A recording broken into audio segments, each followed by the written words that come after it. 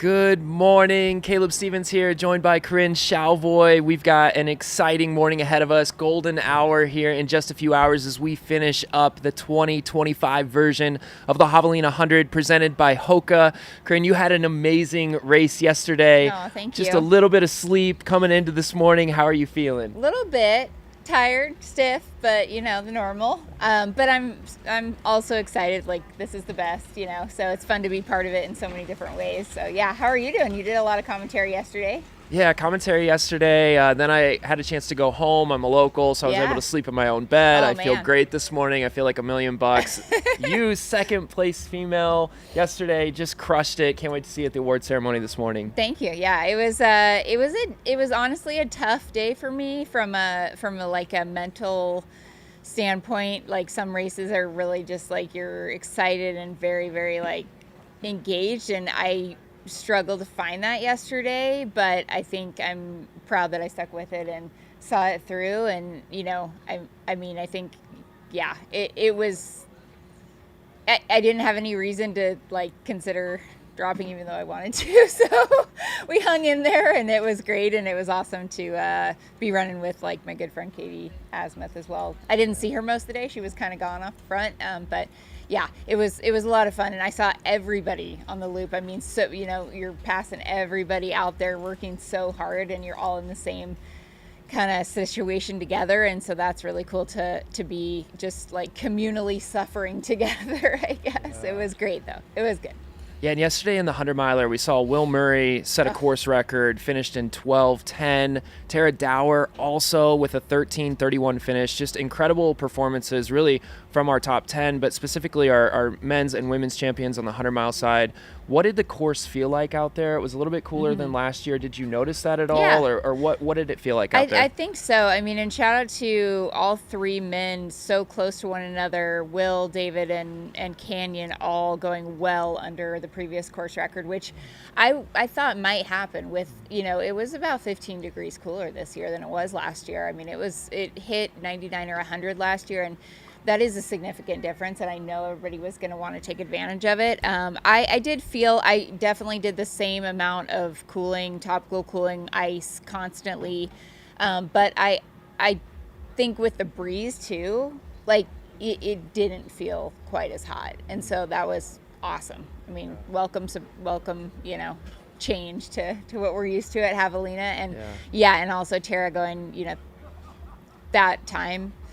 I mean, there was a big gap between the previous course record, Camille Herron 14, I think 03, and like the next fastest time. There was like a 10 or 15 minute gap there. So to go 30 minutes under what was already a pretty significant course record is just huge. And I'm amazed. And Tara, I think, surprises us sometimes, but you never want to underestimate her. I mean, she's, Black Canyon also course record, or like under the course record, even though she got second there this year. So she has some performances that are they just blow you away. Yeah, and I'm sure we'll talk a lot about this over the next few hours, but just like her versatility as a runner, her ability to perform so well in a race like a Black Canyon or a Javelina, and then the range up into those FKTs and, multi-day type challenges that she puts herself in a position to really go and crush, and she does historically just all across the board. Yeah. So I think a real inspiration to so many folks, no matter what style of running they like to do, what type of distance they like to do. I mean, she's just so stout in everything that she does. Yeah, and it's not like you're doing one thing and then a second phase of your career and going longer later. It's like competing at the top level of all those distances at the same time, which is really, really incredible. Yeah. So yeah, anything from you? We're gonna, I think, we're following finishers in here this morning. We're gonna be camera on the finish line and welcoming all the people that have been out there for the entire night. The cutoff is noon, right? I think so. 30 hours. It's 30 hours. Yeah. We're going to be here through that final finisher, and these people are crazy, impressive and tough to have been working so hard for so long, 24, almost 25 hours into the event at this point. Yeah, and a name of somebody that we're going to be closely watching, and if you've followed the live streams for any length of time, you'll be following him too, is Chris Warden. So Chris needs this finish for his Western States qualifier for this year. He's back out on the last loop. His projected finish time is going to be right at that 29-hour, 47-minute mark. So he's got a fire under him right now. He's got to finish this thing off. So we'll definitely be tracking him throughout this morning. I actually coach someone who's going to projected to come 26, 27 hours. So really looking forward to seeing. Shout out to Doug Rainieri. He's going to be coming through. Probably had a 20 to 21 hour finish in him, but obviously he's been battling through some stuff and still working hard out there. So shout out to everyone out there and all the crews too who have been up all night and taking care of these runners. I mean, it's extremely tiring and stressful to be monitoring your runner and not be able to see him for another 20 miles. So shout out to all the crews and the volunteers as well. Yeah, and that's one of the challenges of Javelina is when your runner finishes, and speaking from experience here, it can be a long walk to your car. Very long. And so we're hearing right now the coolers, the wagons, trying to get all the gear out of Javelina headquarters here, over some trails and then up a road. And if you were one of the runners that got to the start line by the skin of your teeth, your car is probably 2 miles away from the starting line. And you've got a long hobble there, and you're carrying a lot of stuff. Yeah. And that is the second race of Javelina weekend that you have to take on. So that's for me, that's probably one of the biggest challenges of this weekend, because you come in, you come across that finish line, and you are just toasted, and then you've got all this gear you've got to get to your car. It's like akin to the mile at Silverton Track after Hard Rock, but it's also like I don't know. It's when it's 100-mile race, but it's 109 miles. It's that kind of thing. Yeah. And I think this course is like spot on. So we just had to tack on some extra mileage, but it's probably good for your recovery too. I mean, just get moving just before you sit in your car for a while. Yeah. Move the legs just a little bit, and it'll probably do you good. Look at this. Jubilee Page is the sun. Love it. Race director Jubilee Page on top of the RV as the sun comes up. She is the sun. That's epic. Her costume game is look at that sunrise, like none other. Wow. And she also just puts on what is one of the biggest parties and shows in all of ultra running the whole weekend, and the stoke level is so high. Last night when they were starting the Jackass 31K at 6 p.m., they had to do a second wave because the finishers were going to come in, so they had to like split it in half. And I went over and talked to her, and she's like, "It's so exciting! Like, we got the Jackass, then we got top finishers, then we got Jackass again. It's just crazy, and I love it." So she is so passionate about her work.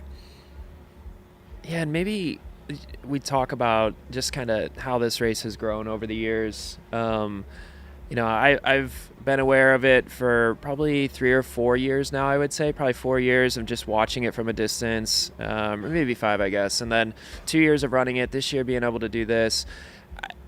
For you, having been around the sport for so long, how have you seen it change, from 10 plus years out? What has this race evolved into, and where did it start from? Yeah, it started a long time ago, and it was still a Halloween party before Jamil and Aravipa bought it. But I've really been involved probably for 5 years. I ran the 100K in 2020, and it was one of the only events that happened in 2020. During COVID, end of October, there was social distancing. We were wearing masks. We had wave starts of only like 10 to 20 people at a time, no spectators.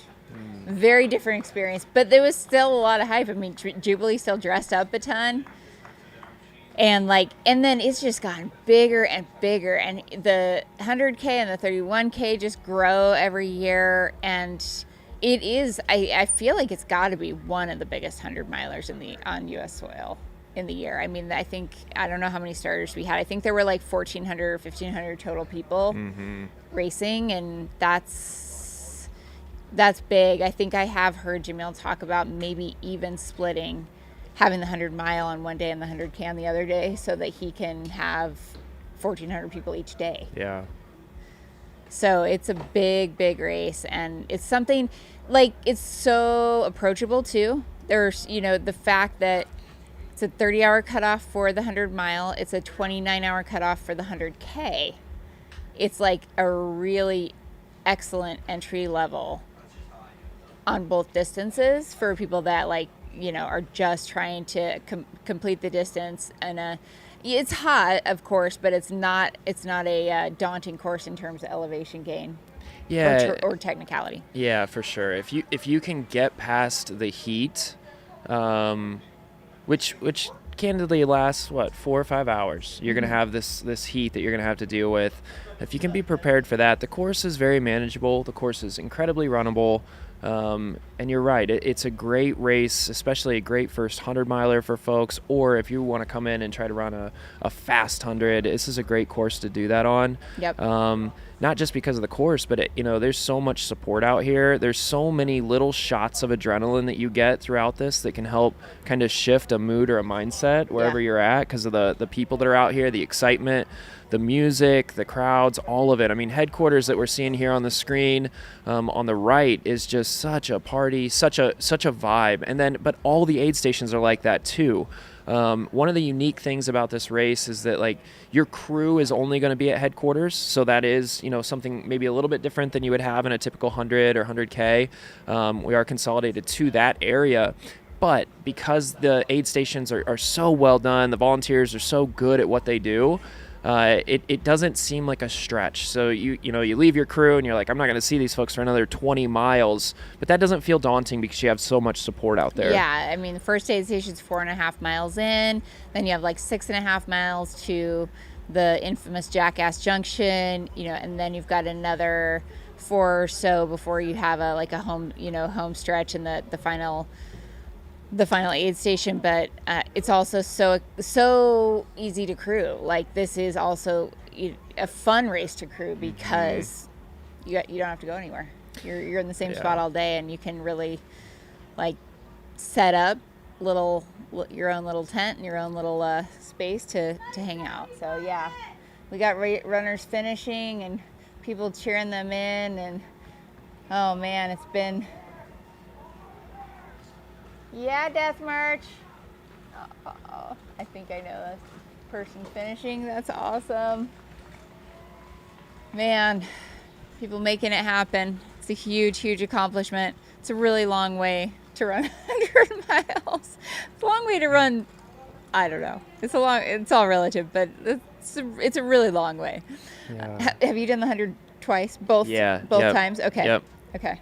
How were your experiences? Were they different or? Yeah, they were very different. Okay. My first one was, I was much more controlled and patient, and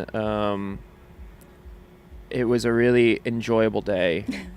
Last year, I just wanted to throw down, and I was having such a great race for the first probably 3 loops, but it was so hot, and I got to a point where I knew I was going to be in trouble because I was having a hard time taking in calories. And then I started getting very hot. And then you start playing that game with yourself of okay, well, maybe a mile from now I'll try to eat this. And then it becomes 2 and 3 and 5 miles and whatever. And you get to a point where you're so far behind that all of a sudden the wheels fly off. And that's what happened last year. And I got into that death march, that last loop, and finished it off, but that was quite a miserable last 20 miles or so. One of those where I looked at Alyssa, my pacer and now fiance, and I remember looking at her and I was like, you know what? I was 10 miles away, and I told her, I said, this might not be a bad place just to drop. Maybe I don't really care so much right now. And the look on her face of you're not going to do this. We're going to continue to go. But you get into those mindsets. And right now, the people that are out there that are trying to finish off this last loop, I have no doubt that some of them are fighting those demons right now too, of I just want to be done, I don't care, and you get into that place. Right now, though, they've got the benefit of the sunrise, which usually can help flip a switch for you a little bit. Those wee hours of the morning can be super difficult to overcome. Once the sun comes up, like you're seeing right here, it changes everything. It gives you a little bit of new life. And so those that are out there that are trying to, chasing cutoffs and trying to get their Western States qualifier, hopefully they've got a good shot of adrenaline here, and it's going to be able to carry them through a 100-mile finish or a 100K finish. For those that don't know, this is a Western States qualifier, and so if you're not familiar with Western States, it's really kind of the granddaddy of them all when it comes to North America running, for sure. That race is very difficult to get into. You can either get in kind of, three ways, I guess, but really two main for most people. One is through a golden ticket. The other one is through a lottery system. And so a golden ticket means that you are, in this race specifically, one of the top two finishers on the men's or women's side. Sometimes that will roll down if somebody already has a qualifier, but that's the criteria for it. If they decline or if they're ineligible. For sure. And if you do get one of those golden tickets, it means you have an automatic entry into next year's race, which is incredible. For the rest of the field out here, what they're trying to do is get a qualifier, which puts them into the lottery.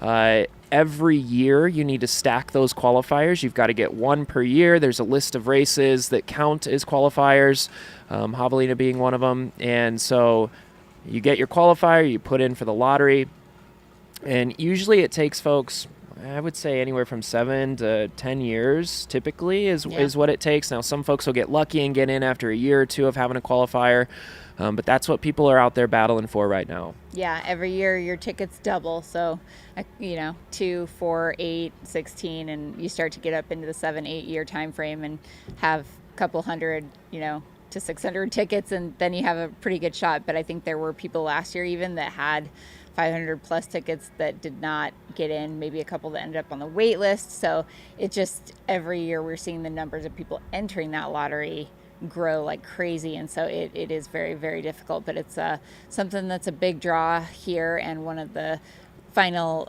opportunities in the year to get a qualifier. And we got runners finishing, people running strong. We got poles out there. Utilizing the poles for legs are gone. Go for it. That's awesome. So shout out to everybody coming through. We are right behind the kind of the horseshoe loop of the finish line here.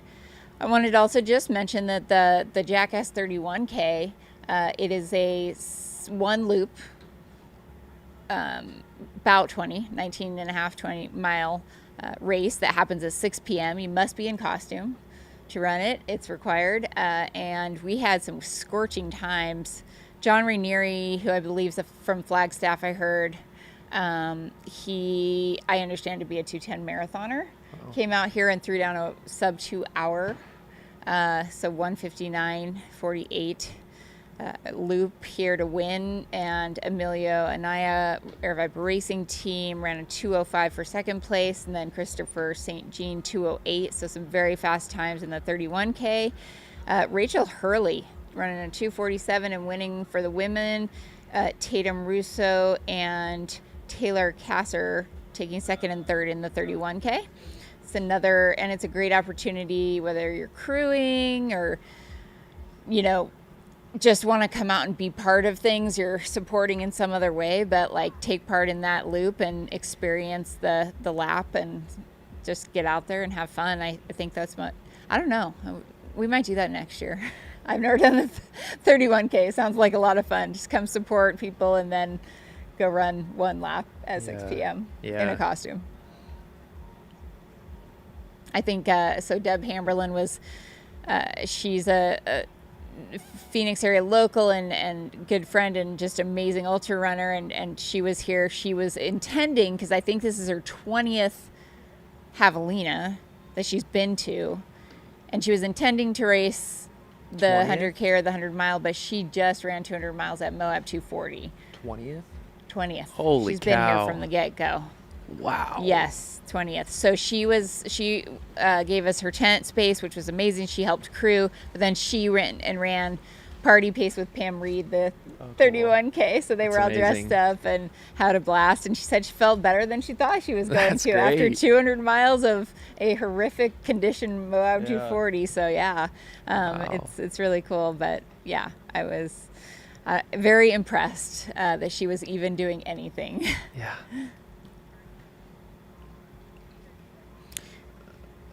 And just for the history, the Javelina was founded by Phoenix ultra runner Jerry Kilgariff.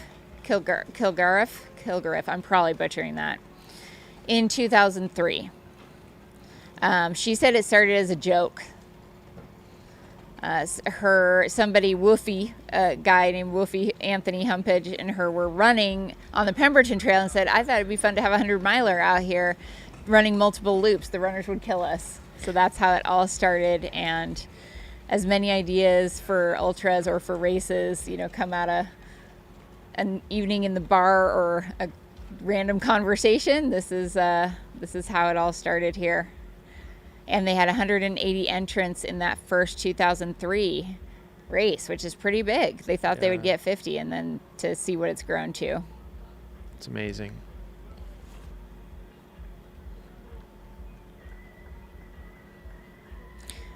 Yeah, if you're following along, let us know where you're joining in from this morning and who you're cheering for. And we're going to do our best, too, to identify runners as they come in. It's a little bit tricky to see bibs and whatnot, but I believe Anthony Cooper just passed by us. Anthony, 34 years old, running the 100-miler, so we should see him coming on screen here in the next minute or so for his finish. He had quite a group of folks with him. I don't know if that was his whole, team or if there were other runners in there, but I did identify that bib as one of them that ran past. Nice job. Nice identification. Yeah. Let's go, Anthony. Get it done.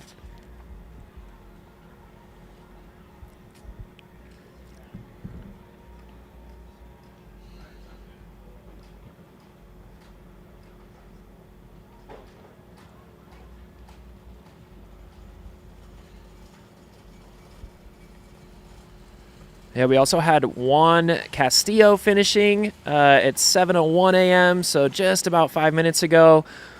Juan is 35, and he finished the 100-miler in a time of 24:31. Congratulations, Juan. Great job, Juan. Want to run through maybe your top 10 of the race if you're just joining us. It was a historic day out there. Top 10 on the men's side, Will Murray with the win, David Roach second place, Kenyon Woodward third, Chris Andrews, Caleb Bowen, Zach Hauer, Sage Canaday in seventh, Alec Klein in eighth, ninth was Noah Dassault, and Brendan Connell in 10th. On the women's side, we had Tara Dower again with that 13:31, more than 30-minute course record. Beth McKenzie, American who lives in Australia, second place in 14:31. Addie Bracey taking third in 14:45.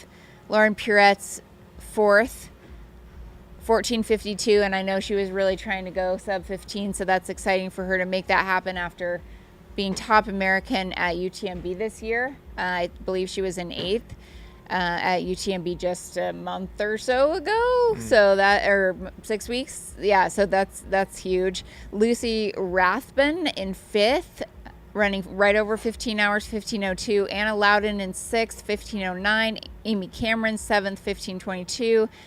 Eighth, Courtney Rouse. Casey Lichtig, woman who's won this race in the past twice. She came in ninth. Great to see Casey out there. And then Nicole Lofton in 10th on the women's side. It's a good group of folks there. Yeah. Some seriously amazing ultra runners in that list. Yeah, the speed that we saw yesterday was just impressive across all the races. But just continuing to show that this sport People are getting faster and faster and faster. I think they're figuring out nutrition, they're figuring out cooling, and just putting all the pieces together on the day. It's really awesome. Yeah, and there's so much teamwork out there too that you see, watching it, the crews that are taking care of their runners when they come into headquarters, and even at the aid stations. But it's just those NASCAR pit stop style in and outs, which every second counts in a race like this when everybody's running so hard and so fast. So that was just so impressive, and you can tell people are just getting better and better and better. Really, that kind of mindset of continuous improvement that we see in the sport. How was that? Did we have eyes on a lot of those those quick transitions here? Yeah, obviously here at headquarters so much, with all the runner follow cams and whatnot, was amazing to see. Everybody has a role. It was almost like some of the larger crews, it was like one person per leg, right? Like one person per arm. It was just like everybody had their exact spot of what they were going to be doing and helping with. It was so impressive. That's next level efficient. Yeah. I'm on the right leg today. I'm on the left leg. That's awesome. Yeah. Very good. And Javelina does a great job of providing ample amounts of ice. You can buy it here at headquarters.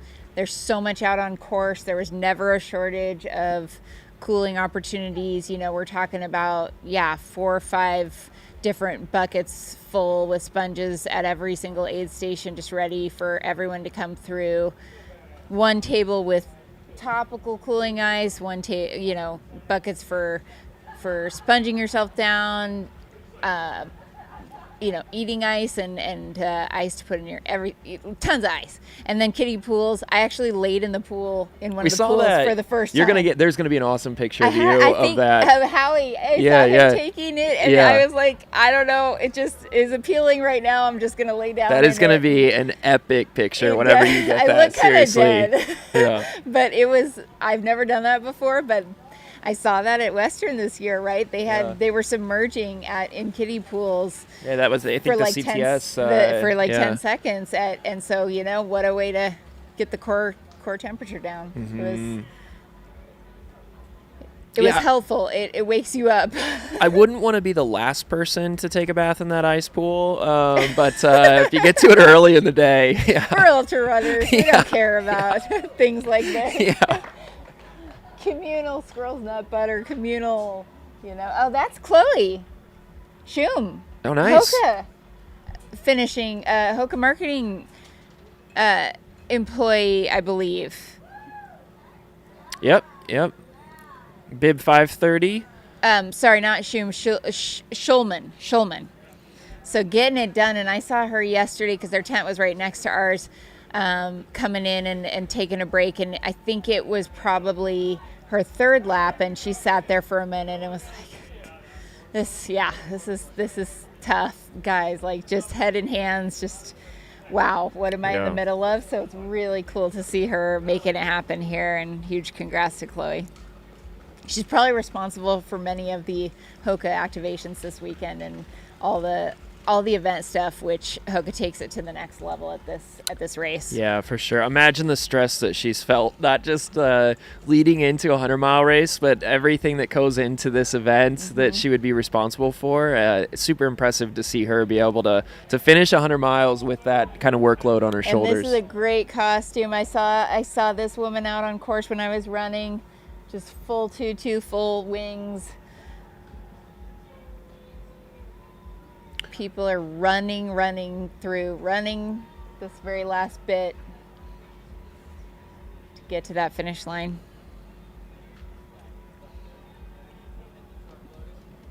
Oh, yay, LFG Chloe, yeah. Colleen Moffat's in the chat. Yes, Chloe's awesome. So really cool to see her finishing it up.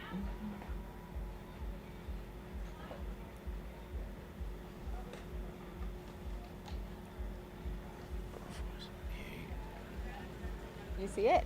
478. Good eyesight.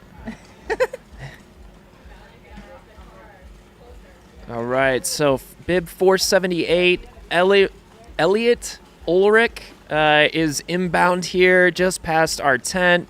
Should be the next finisher. Elliot 50 years old, finishing up his 100-mile race. Estimated time will be 25 hours, 32 minutes. Which he's going to be under that because we're at 25:13. Yeah. So he's going to beat his estimated time here on the tracker. That's always good. Caleb, were there any like standout costumes for you? There was one costume that really stood out that'll be burned in my brain for the rest of my life, which is not really what I would like to have. Is it the pink? Like the G-string with the helmet and like space pads or whatever? Yeah. That one left an impression for sure. Oh, I missed it. I think that was 7-Eleven. Did that? Yep. Yeah, I know that individual is going for the Best Ass Award, which is a thing at Javelina.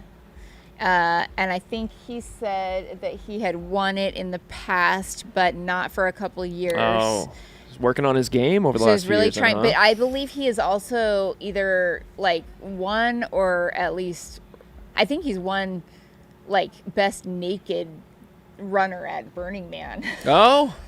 So he's all right. Not full list of accolades. Not unfamiliar. Here we go. This is like are these trolls? Woo! This headwear. I think. And just to be clear, Corinne was talking about runners we just saw, not folks in the chat. Those were not the trolls. Sorry, no, we're not calling anybody out there not trolls. Chat. We actually had literal dress up trolls coming through. No trolls in the chat. The 248 people watching are all great people. Yeah, we love you guys. We did see Gwyneth Taradash. I might be mispronouncing her last name, but she should be inbound here. One of these runners, maybe. She just passed by us. 100-mile finisher.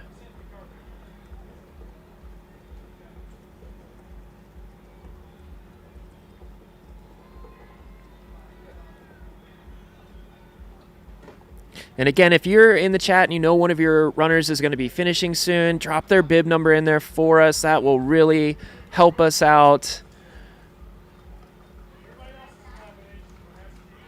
We want to make sure they get the credit that they deserve for all the work they've put in to make this finish possible. Some folks in the chat admitting that they are trolls, though, so that's oh man, we appreciate the honesty. I walked right into that.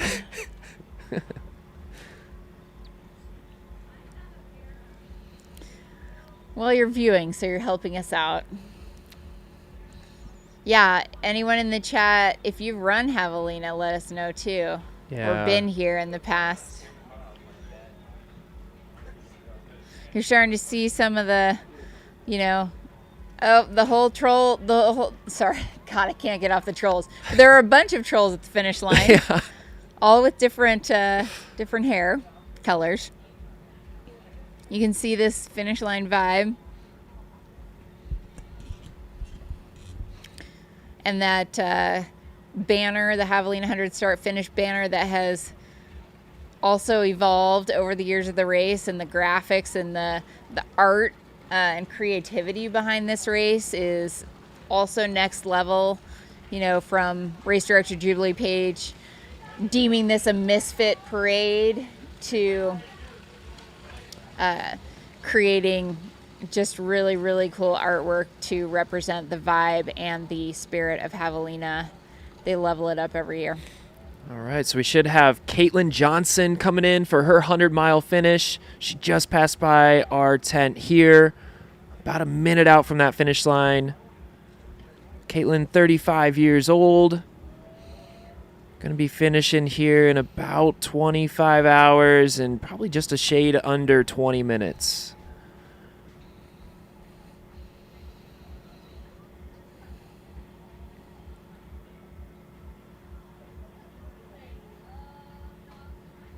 And if you're watching us from the Phoenix area, if you don't have plans this morning, you should come on out, cheer on our final finishers. There's food options out here. We've got coffee and different things. Grab some on the way and just watch folks come in. It's a really, emotional and special time to see those final finishers come across, both for them and for everybody that gets to witness that. Yeah, if you need a general boost of, kind of the best of the human spirit, if you're feeling a little down or you're a little discouraged with general society in the world, coming out here for an hour will do amazing things for you, because you'll probably be in tears and you will have a renewed appreciation for just what people can do. And we're hauling. Yeah, we've got here. Marcella Knapp is inbound for her 100-mile finish. She was sprinting it in. As well as Enrique Garcia.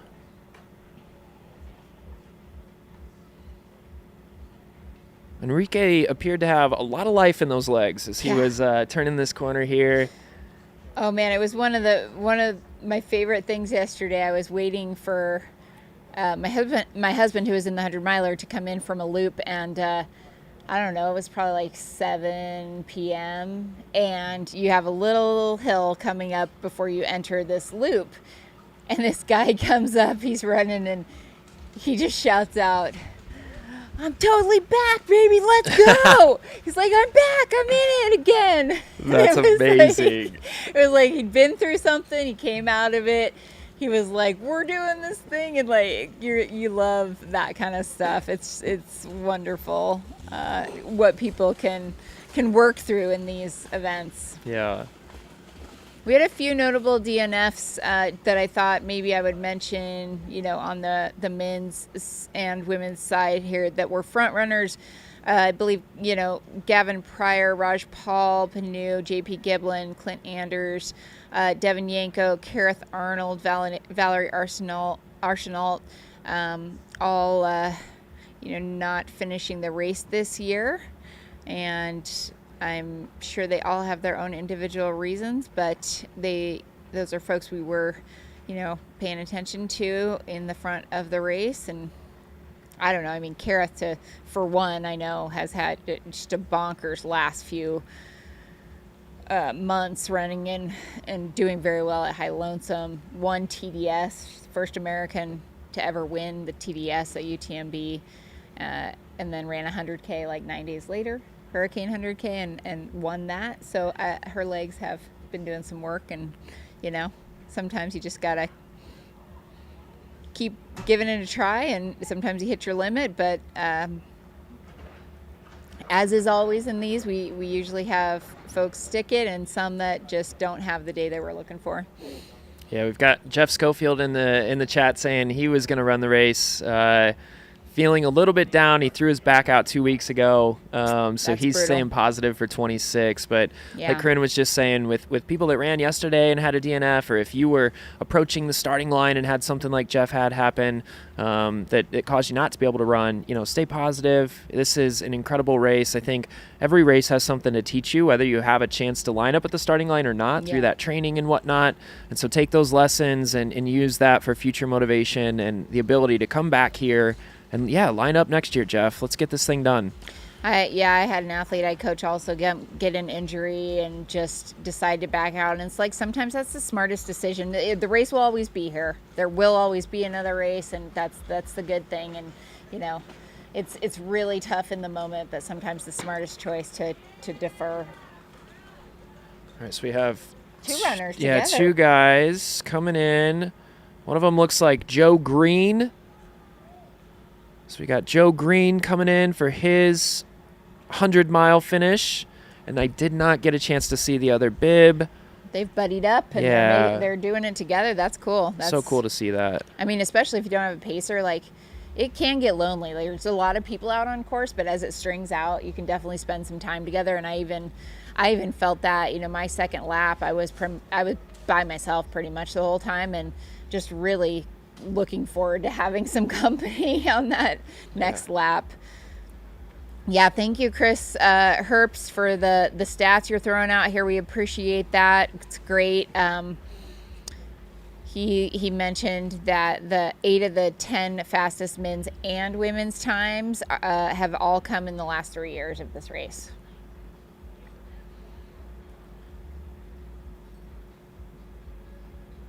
All right, we're going to have Katie Ann Miller finishing her 100-mile race.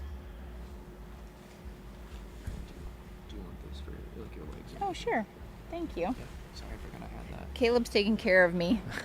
He's giving me blankets. It's cool in the morning desert air. It's very nice, very pleasant. But also, Chris had mentioned here that the female runners in Javelina has grown steadily. 41% in 2024 of the runners were female, and that's incredible. We love that. There always can be more, female non-binary individuals in trail and ultra running, as well as, it's just all sorts of diversity. And this is a race that really, really celebrates and welcomes. So, just the come as you are attitude. Whoever you are welcome here. It's one thing that's beautiful about it. I think one of my favorite memories of all time was seeing Arlen Glick and Ryan Montgomery. Arlen's a Mennonite. Ryan Montgomery is a non-binary individual who had a drag queen at the finish for him, and they came in 1-2, and it was just beautiful. It was just these two totally different, backgrounds and individuals that were celebrating that they had both just. And I actually talked to Arlen yesterday. He's out here crewing, and he said it was such a fun race because they battled back and forth. Like they went back and forth like 8 or 9 times in the race, like trading the lead. And so that kind of stuff is just, you can't make that up. And those are experiences that you really, I think will remember forever. Who was Arlen crewing? Was he crewing Levi? Yes. Yeah, I was really excited. Levi? Yeah, had a chance to the only backyard I've ever done. Right when I first got into ultra running, Levi Yoder. We're talking about. Levi won that event, and he's gone on now. He's become such a name in that discipline of ultra running, and he's been on the national team for that I think the last 2 years. Obviously not this year. He ran this year here, but he's put up like 312 miles I think in that format. Wow. Levi Yoder has. Wow. And so he came on about a month ago and talked to my athletes just about like kind of what it's like to run for 3 straight days like that in that format where you're only getting like 5 minutes of sleep between loops and whatnot. And so I was just super excited to watch him run out here. And I know Levi also paced Arlen at Cocodona the other year, which was featured in the Chase. So pretty cool to see them out here. Levi finished just over 17 hours, I guess last night or early this morning. So a pretty good race for Levi too here at Javelina. We also have a deaf runner coming through right now, and we have an Aravaipa staff, Alin, who is also deaf, doing sign language and communicating with this runner.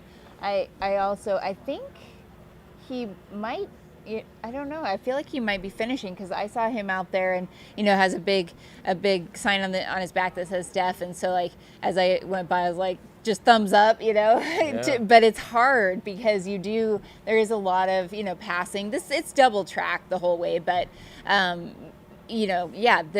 just an environment where, individuals with those kinds of disabilities are able to get out here. Also saw a bunch of the Native women running and Native, I think it was just general Native runners just, out there and really celebrating their culture with their outfits and stuff. And yeah, it's awesome.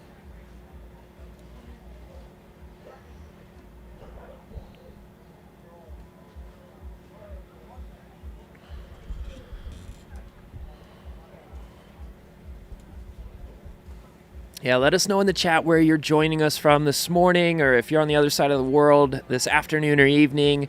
Always fun for us to see how far javelina coverage is stretching and how many people this is impacting. So let us know where you're tuning in from. And again, if you're in the local area here in the Phoenix area, come on out, come see us, come support these runners. They've been out here for 25 hours or a little more, actually, some of them. So they're ready to finish this race off. They need all the support they can get. So if you're local, come on out, have some fun. We'd love to see you.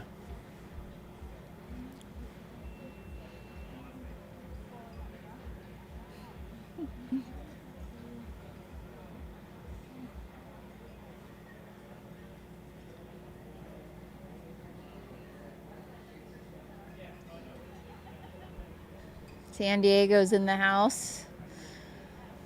We're going to start getting where people are tuning in from here as you continue to watch the party at the finish line, and also a great aerial view of the whole tent city.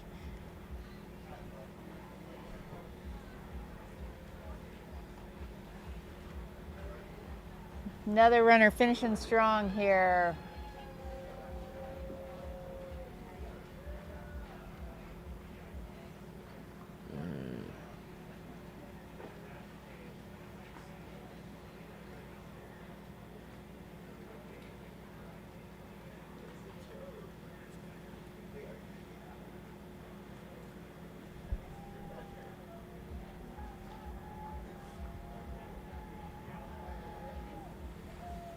All right, we've got Santa Fe, New Mexico, New York, South Carolina.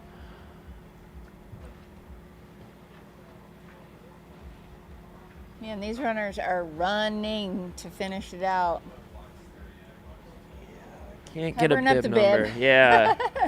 Bib covered up. We can't identify that one, but we will know as soon as he crosses the finish line. But they're coming through. They're in a steady clip here. Mm-hmm.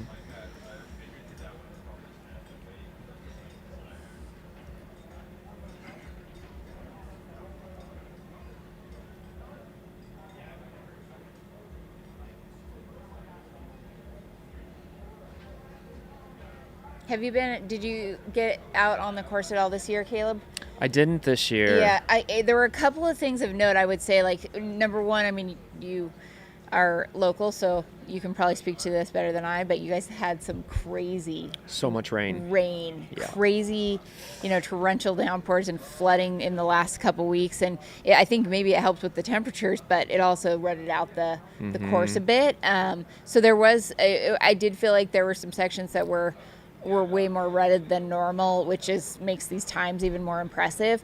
But then the other thing I noticed is because of all of that rain, it was like green. Yeah. There were insane. It was like a green carpet out there, and I'm like, this is not what this normally looks like. This stuff is these plants don't exist most of the time, and things were just sprouting up everywhere, and it was really pretty. Yeah, there's also, it's like grass is coming up all over. Exactly. And you're right. We talked about that a little bit yesterday, of just some of those drone shots where it was you really enjoy what you're seeing here, because this is not normal. Yeah.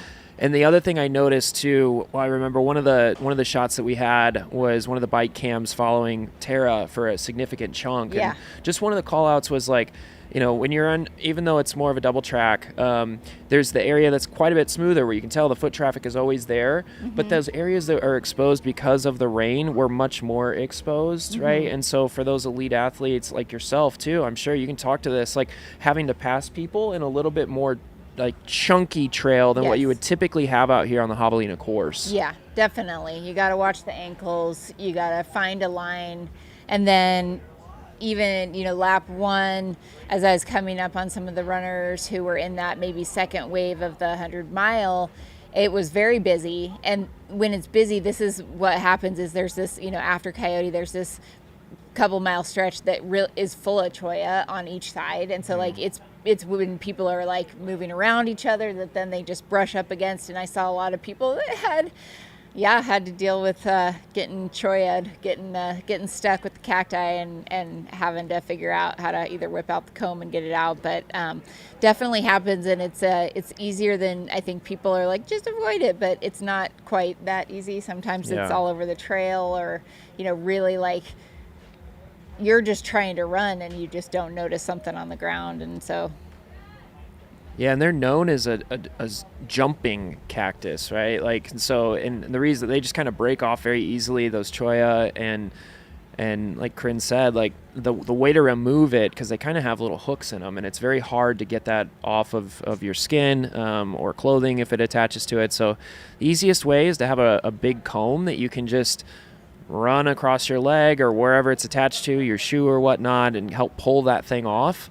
Because otherwise, if you try to use your hand or something, it's going to hook you again, and then all of a sudden you're in this web of a cholla, and you don't want that. Those can be pretty painful. There's an epic picture for those that are kind of just getting into this sport of Tara Dower. I think it was 2 years ago at Black Canyon, if I remember right. Yeah, it was 2 years ago. Of hers, she took a tumble into one and just had significant kind of damage both to herself and to the cholla. So if you look that up and Google it, Tara Dower cactus, Black You'll find Canyon, it. It's a Howie Stern photo. Yeah, it was, and she had to spend quite a bit of time at Jackass getting it removed. Walked 2 miles to get there, and I even saw some people on training runs that had run-ins with cholla, and Beth McKenzie's pacer had some that got on her leg, and then once she removed them, it was all bruised on her leg, and I don't know if that's a normal reaction, but it just looked very painful.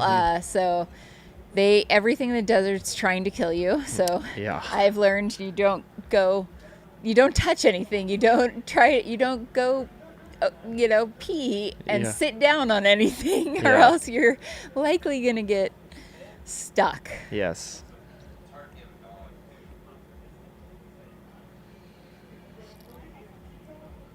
Just two runners holding hands walking through here to finish. It's really beautiful.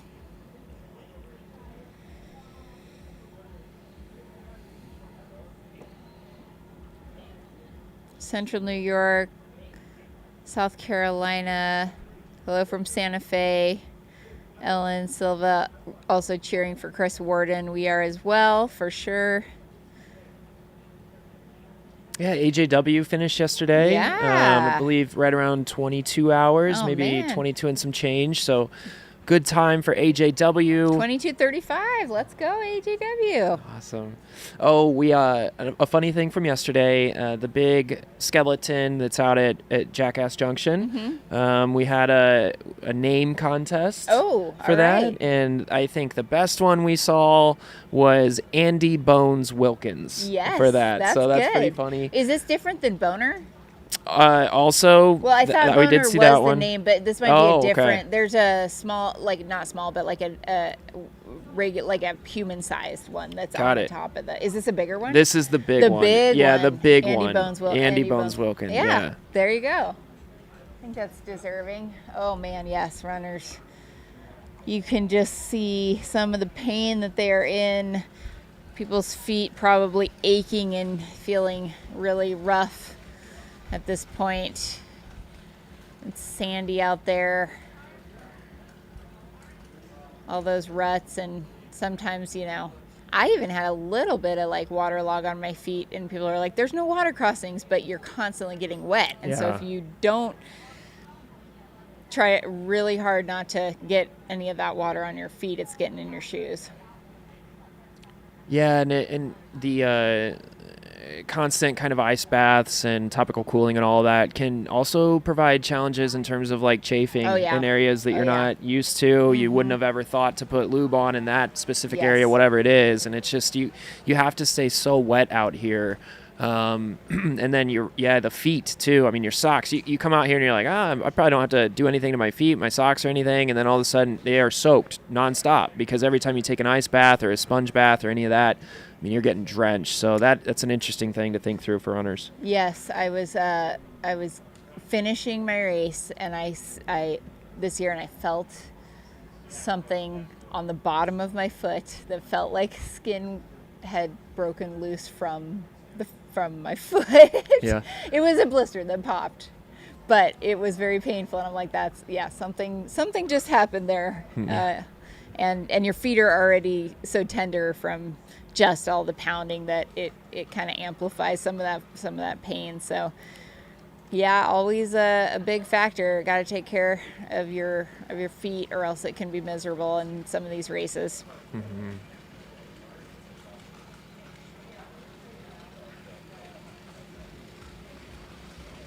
Yeah, we're starting to see some of the tents being broken down from folks that have finished. One of the cool things about this race, too, is even though you have so many people, so many tents, this epic kind of community that gets built here at Tent City, it'll be fully cleaned up by the end of this. There won't be any lingering trash or debris or any of that out here. The community really does a great job, taking care of this area, taking care of McDowell Mountain Regional Park, and making sure that we really leave no trace out here. Making sure we leave no trace out here of any sign that there were 1,400 runners that took part in this epic weekend, plus all the crews, the volunteers, and everything. So well done to all the participants and folks that helped make this race possible.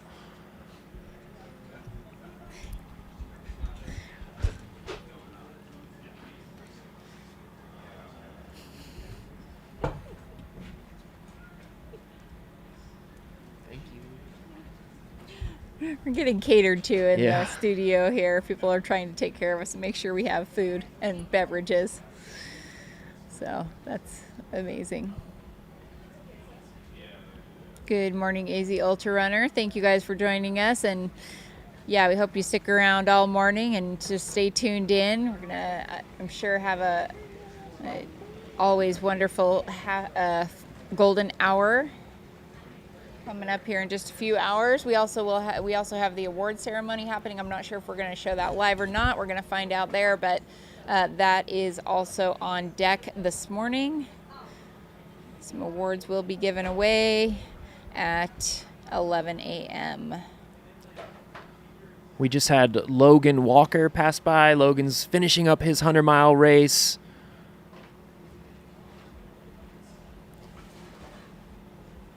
"32 years old, bib number 181. Again, that's Logan Walker. Congrats to him. Yes, Logan.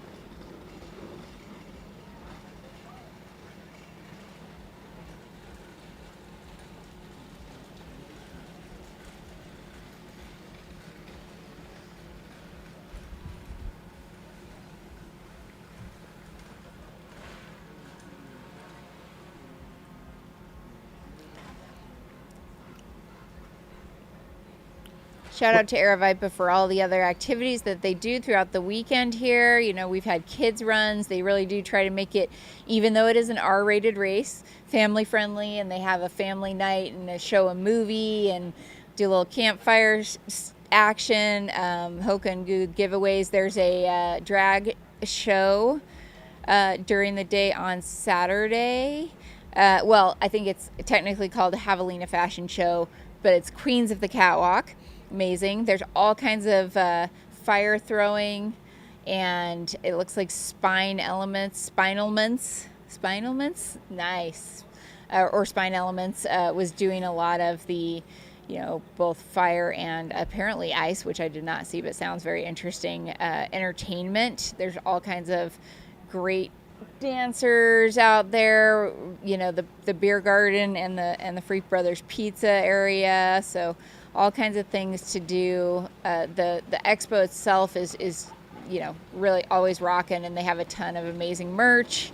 So trying to keep the whole weekend kind of alive, and a lot of things for people who are maybe not running to partake in or watch. You can get a tattoo out here.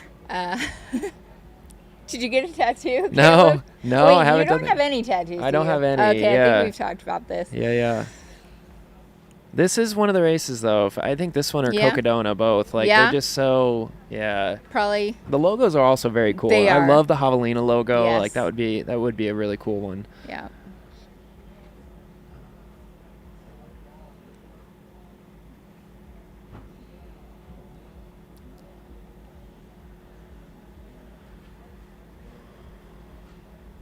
We can hear the drones have been buzzing around, taking off for the morning now that the sun's up. We're going to get some really awesome shots out there on course.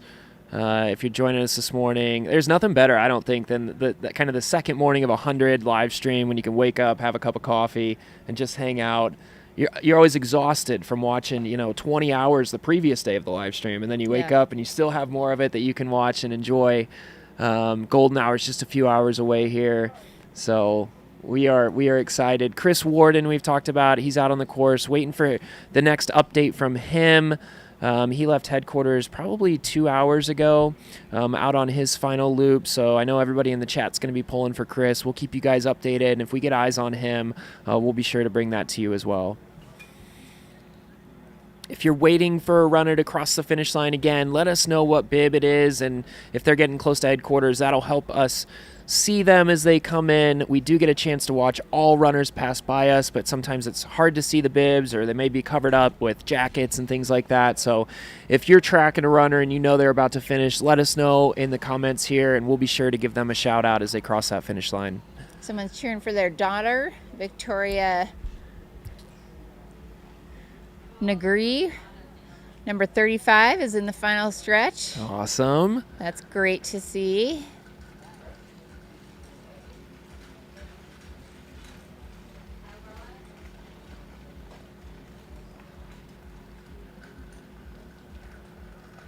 We agree, Becky. Congrats to all the finishers. It is a massive accomplishment to complete any distance out here at Javelina.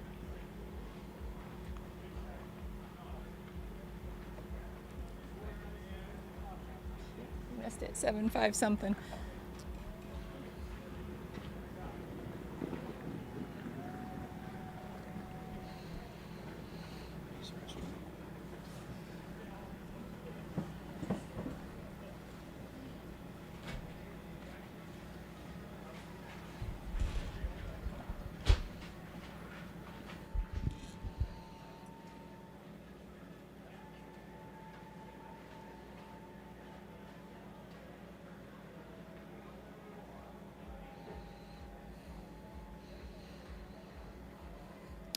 Again, thank you for joining us. I'm Corinne Chalvoy, and I'm here with Caleb Stevens, who just took a super quick break, but he'll be right back. And you're tuned into Mountain Outpost coverage of the 2025 Javelina 100 presented by HOKA. We're 25 hours, 44 minutes into the race this year, into the 100-mile race. If runners started at 6 a.m., there was also a 6:30 wave, so your runner might be 30 minutes behind that time. And we've got runners finishing in a pretty steady clip here, making their way around the final stretch and into the finish line chute, where they are welcomed by dancers and DJs and all the vibes and a giant skeleton to celebrate what they have just accomplished.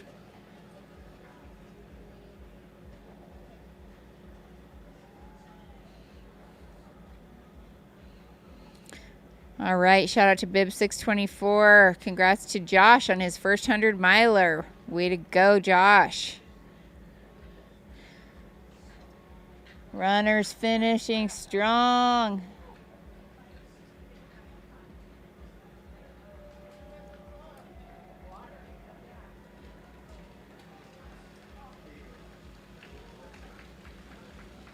Oh, we got a sprinter.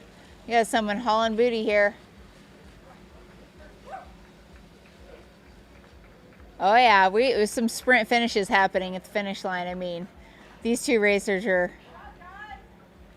10 seconds apart from one another.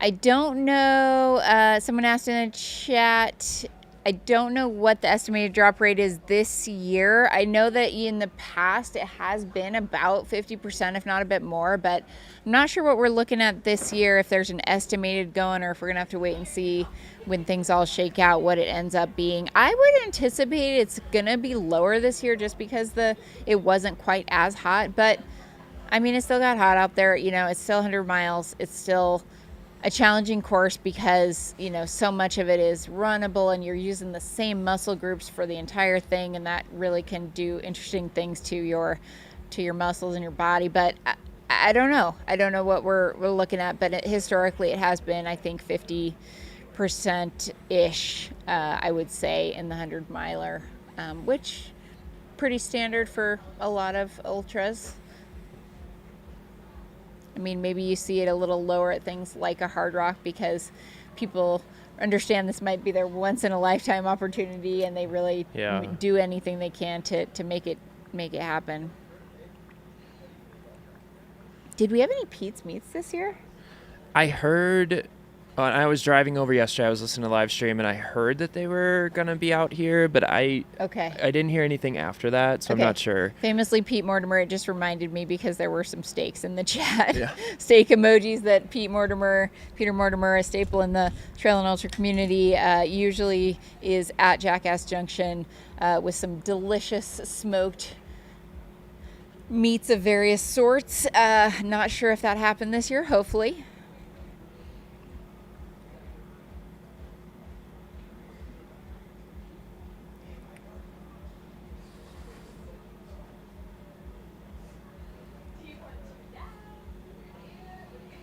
All right, Caleb, if you had to pick between kind of increasing speed and working on, running moderately and at a decent clip for a long period of time, or heat training, which would you pick if you had to only pick one in preparation for Javelina?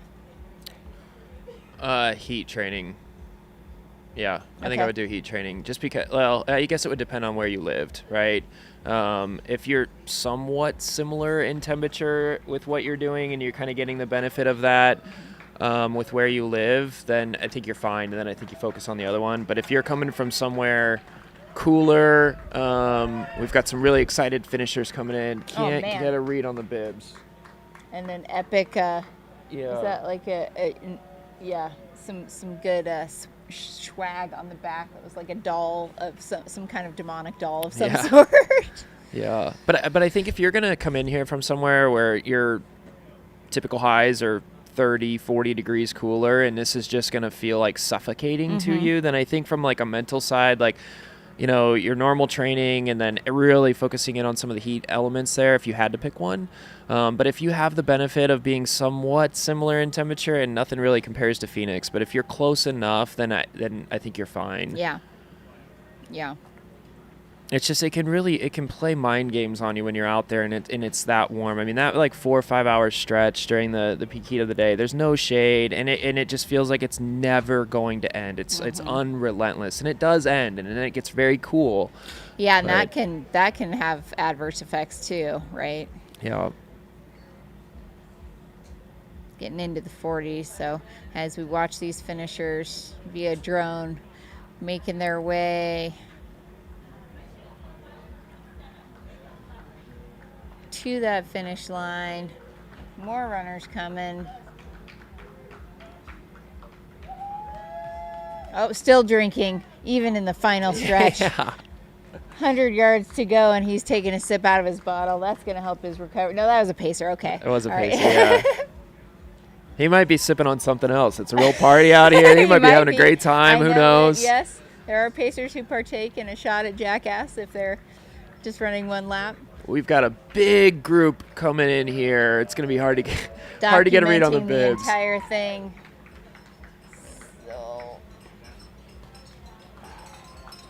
Oh, I know this group. This is a group from Colorado. Lindsay Amon is in that, not the runner, but I don't know what their runner's name was, but Camille Ackman, maybe? Okay, yeah, could be. Very good, yeah. Yeah, I think that's Camille Ackman. 33 years old, bib 1414. And you can see there on the left side, you can see it on the drone shot. Big crew rolling in with her. So much support there. You could tell by the looks on their faces. They're just so proud of Camille and what she's accomplished today. This is going to be a 100-mile finish. We'll get this epic shot following her in. Yeah, and then we're going to get to see kind of that front side here on the screen on the right of what that looks like.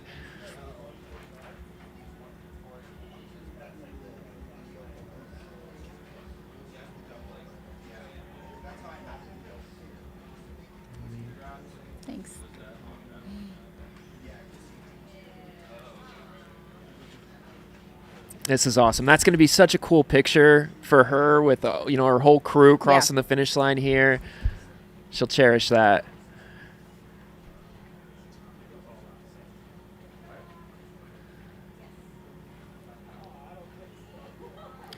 Again, if you're just joining us, thank you guys for being here. Hang around. Let us know. Did you have a runner that ran in this year's race? Are they still out there?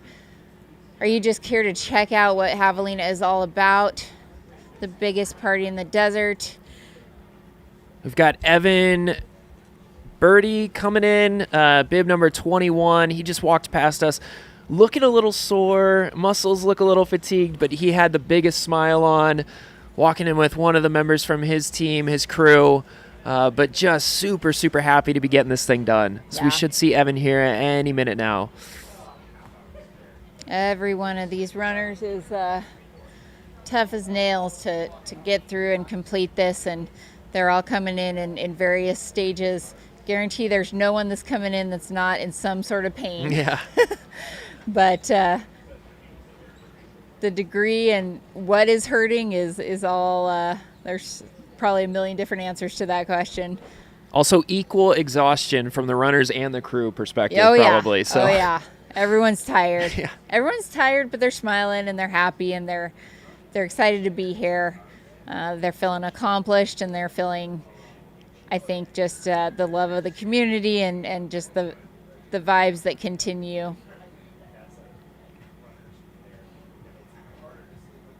I saw a whole family at the finish line, like, mom carrying a baby dancing away at the finish line and young kids eating pizza while they're dancing, just cheering people in. And I don't think they even were waiting for anyone in particular. They were just out there having a little dance party. And I don't know, it was awesome. It's kind of what it's all about.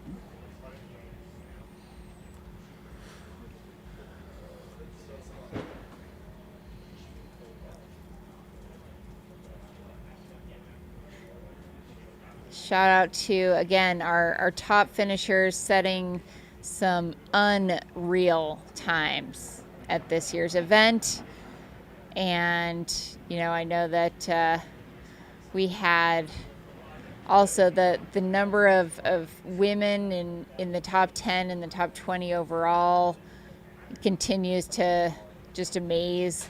I'm going to try to pull those stats exactly, but there were so many, especially on the women's side, masters athletes and runners that did exceptionally well here, just proving you can really keep succeeding into your 40s and beyond in the sport. So that's really cool as well.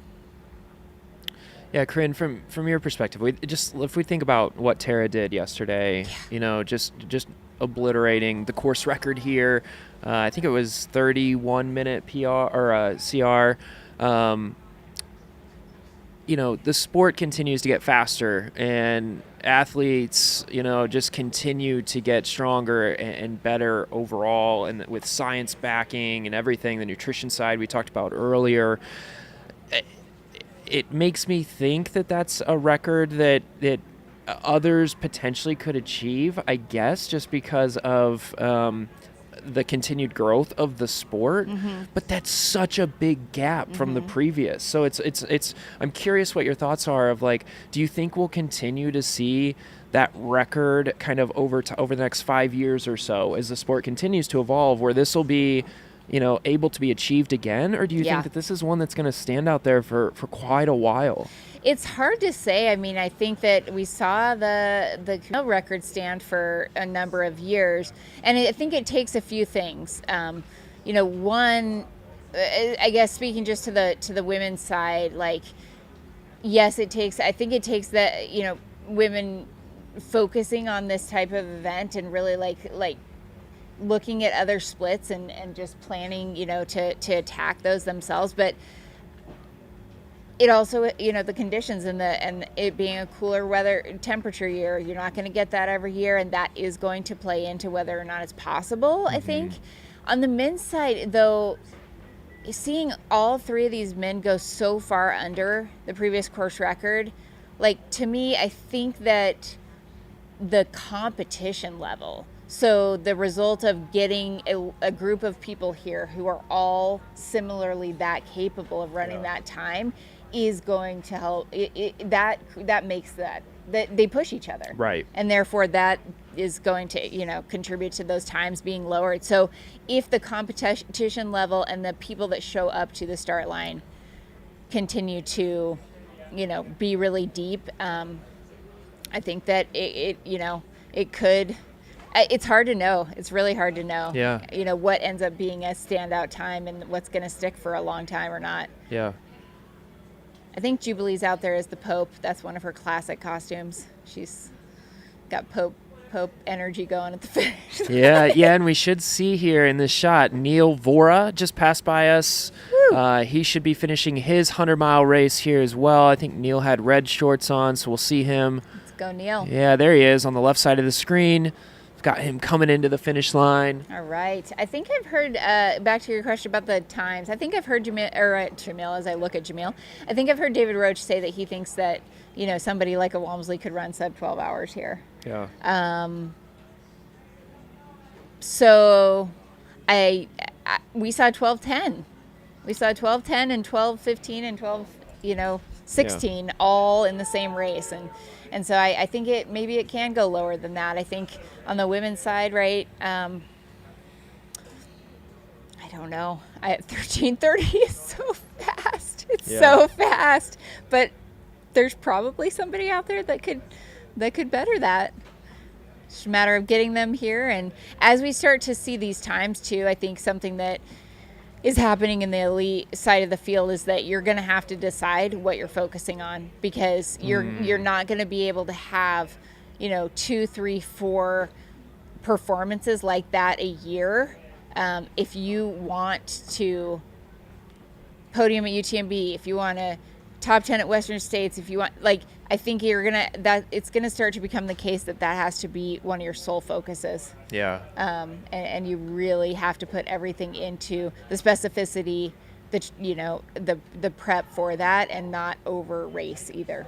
Yeah, and we saw that from Tara, right, with Mammoth and 426. Yeah. Let's see who that is.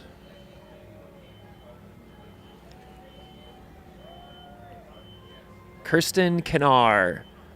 In a fantastic, yellow sun-looking suit also coming in. So, yeah, you're exactly right. Back to the Mammoth. Yeah, we saw her make that decision, to say, hey, Javelina is my priority here. I'm going to focus on this. And then was able to do it. And yeah, you just think about what she's done. I mean, she's just – and to the competition aspect that you referenced, I mean, second place in the women's field this year was an hour behind her. And so just being able to tap into, for Tara, one, she knew she had that thing on lock for quite a while, but continued to just push and push and push. And then you wonder how much of it starts to come into her mind of I want to push up the podium or I guess the top 10 as much as possible, right? Or if was it the course record? Or I'm very curious. What was driving her? Yeah, when she had was that far ahead. Yeah, she had to have something there that was just that motivation. I feel like course record was definitely one of those. I think it was probably a piece of it. And then I think you get into this mode of I'm just going to keep pushing, and I'm just going to push it to the limit. And when you're in that kind of headspace, it's pretty crazy. It's what makes it just so impressive to see these kinds of things happen. I mean, is it up on, well, she was Strava Dark. Tara, stop being Strava Dark, just real quick. But she probably put this on there. It'd be great to see what this overall pace was, because I feel like it's got to be low 8s or something like that.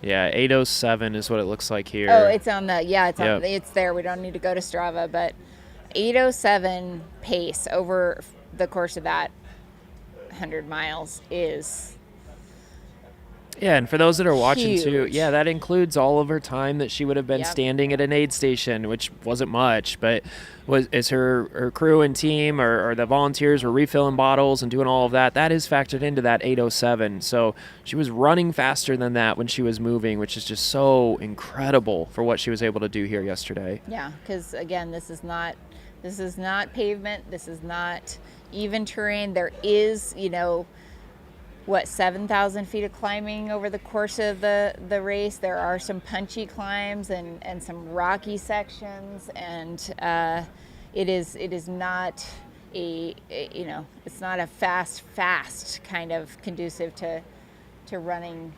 You think 8 minute mile and then you try to do it out here, and it's a different thing than if you were doing it on a bike path.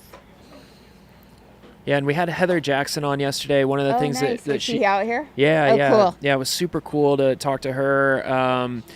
One of the things that she brought up is, this is, a flatter, faster terrain, but something that people maybe don't appreciate as much is you still have these little rocky areas and things where you're kind of twisting your core more a little bit, and it's not the same as obviously pavement. It's much different, and so there's like slippage on each step. So it's that kind of stability aspect of it, that you're constantly, all these small muscles throughout your body, or just even if you don't notice it while you're doing it, and that'll help wear you down too. So much different than if you're on the roads or if you're on a track or you're doing something like that. So to be able to maintain that just 8 and change pace for Tara yesterday on the women's side, it's just mind-blowing what she was able to do. Again, a 31-minute course record over Camille Herron, which had stood for a number of years, and Tara just kind of dominated the field from start to finish.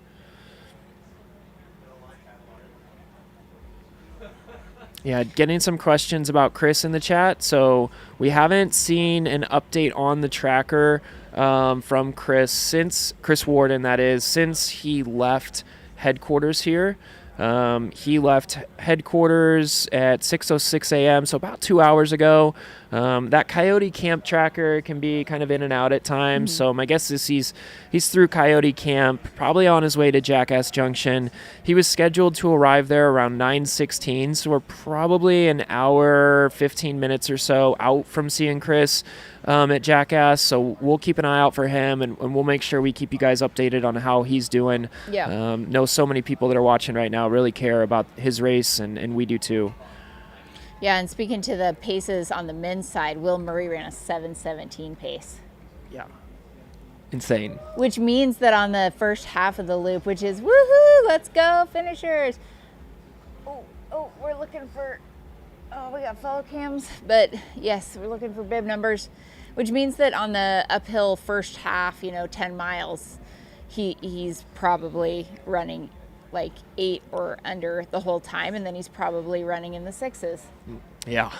On the, and maybe in the low 6s at the beginning of the race, because there's definitely going to be that fade. Well, I can pull it up because I have the Strava file right here, but that is crazy fast. Somebody in the chat too. Wait a second. Isn't that Corinne Chalvoy on the air? Wasn't she F2 in the 100K? Corinne, you have some serious energy. Yes, she does. Yes, this is second female finisher in the 100K yesterday. Yeah. Yes, she is on air right now. And yes, she is doing this on minimal sleep. So we'll get a chance to see her celebrate her second place finish here at the award ceremony later this morning. Really excited for that. And congratulations again, Corinne. Thank you, Caleb. Yeah, thanks, Monica. That's very nice of you. But I love this race and this sport, so I wanted to come on air too and just talk with everybody and celebrate these are tough runners that have been out here all night through the heat, battling the desert, and they're incredible. Every single one of these people is absolutely incredible. Corinne, one thing yesterday that I was thinking about, I was as Will was out there, really just kind of on cruise control, and when he would run by, our station here, he just looked so smooth and bouncy, and you could tell he wasn't faking it either. Sometimes, from the elites, so you got to look like you're feeling okay even if you're not. Yeah. And it reminded me when you and I were on air for Cocodona, Dan Green leading kind of, the majority of that race. And you and I talked a lot about the pressure that he had to be feeling. And I remember we interviewed Jeff Bronco at that point. He was talking about like how challenging that is to hold that lead for that long. He had that experience at Cocodona as well, and that just kind of the stress that puts onto you. And then I was reflecting on that as we were watching Will kind of go wire to wire there with David on his heels, the defending champion. What do you think that was like for Will? Kristen, let's go. Sorry. That's an athlete I coach. Amazing. Sorry. That's awesome. Yeah. No, awesome. We'll see them finish here in just a second. Okay, so we were talking about kind of wire to wire. Yeah, and like what do you think that pressure was like for Will with David on his heels, leading for the majority of the race, or at least the back half of the race, knowing that he was right there? Man. I mean, he had such a great pace going out the whole time, but he knew David was there. And what do you think that was like? So was it wire to wire for Will? It wasn't the full race, but I would say probably he was leading most of it. 60, 70 miles, Man, it seemed wow. like. That's crazy. Yeah, I don't think I'd want David Roach chasing me. Yeah. I mean, and I think, I guess it just speaks to kind of, Will's, maturity level with it and confidence. And, at the end of the day, I interviewed Dakota Jones for our podcast called Ultra Uncovered, and we talked about his race the year that he won, and he was like, people were speculating in the live stream, was I playing some game? He's like, there was no game being played. I was running as all out as fast as I could.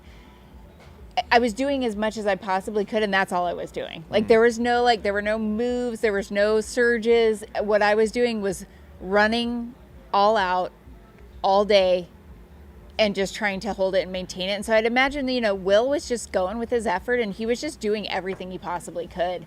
And that's all you can do. There's a lot of miles out there. I think, I'm sure it was a motivator to know there were people right behind him or potentially right behind him. But it's probably a level of poise, too, for him to just be able to hold that. And I know that he famously got second at Black Canyon and got that ticket to Western, and then was unable to run the race due to multiple factors. And so he really, I'm sure it was just top of mind to him that this is my goal. I'm going to get back here. He went and lived in Colorado for a number of months to do altitude, and obviously has leveled up even more as an ultra runner. So it's also maybe a little bit of padding that, I'm here in first. I just have to get second. I just have to get first or second. So it almost removes a little pressure that you have one spot to give. Yeah. Maybe.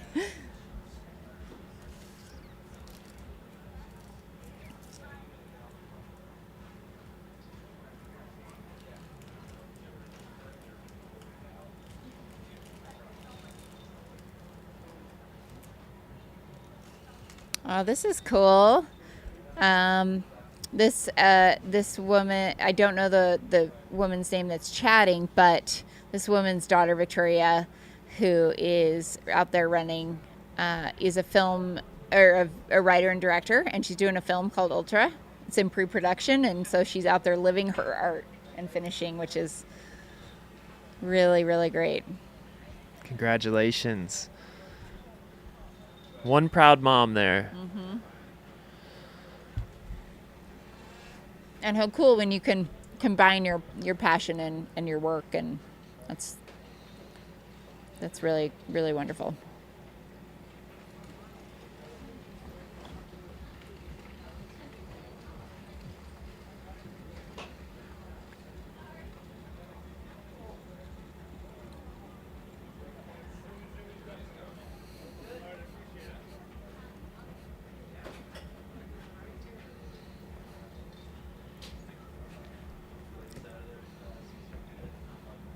All right, yeah. Shout out to Peter Stragan, bib 1000. That's a cool bib.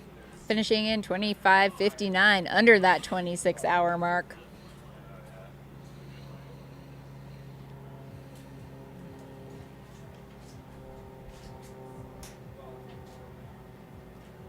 Corinne, would you ever run the 100-miler here? Or have you ran the 100-miler here? Yes. What year was that? Year. Oh, last year. Yeah. Yeah, that's probably one of the best races in my whole life. Really? Oh, yeah, I ran a 15:24 and wow. got fifth. So That's I was amazing. A couple of spots off of a ticket, but it was after doubting my abilities at the 100-mile distance, it was a really I felt like I had a dream day, and it was awesome. So. Which experience, yesterday or last year? Like, by far last year. Yeah. Last year.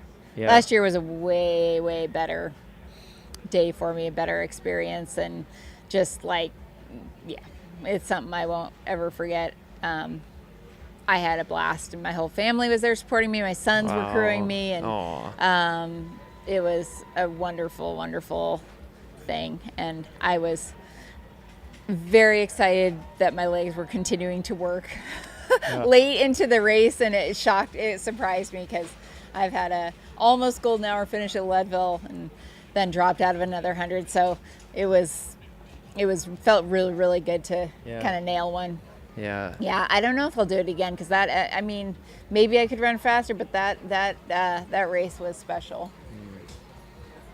Continuing to follow these finishers in, and Javelina was my second 100K ever too, so in 2020. So a lot of history with this race.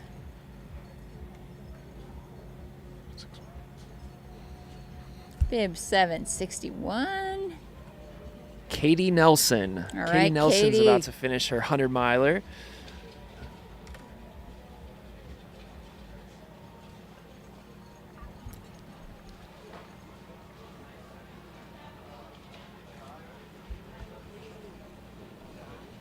How about you, Caleb? You coming back? I don't know. I do love this race.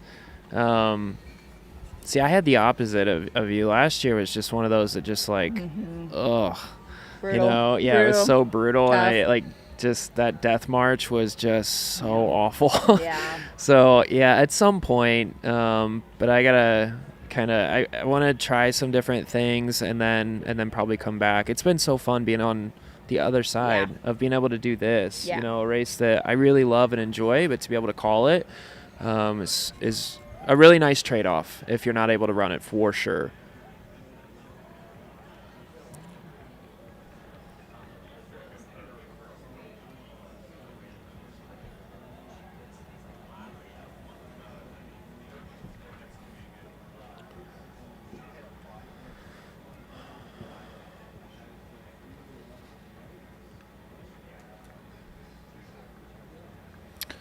Again, this is the Javelina 100 presented by HOKA.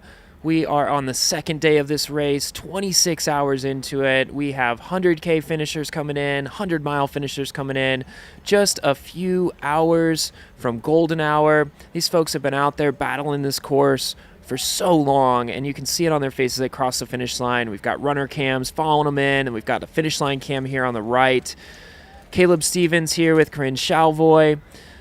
Exciting day ahead of us. We're looking forward to cheering on our friend Chris Warden as he makes his way around the course, kind of the voice of Aravaipa on a lot of these races. So I know so many of you guys are excited to follow him in. We've got some other folks that we care about that we're watching too.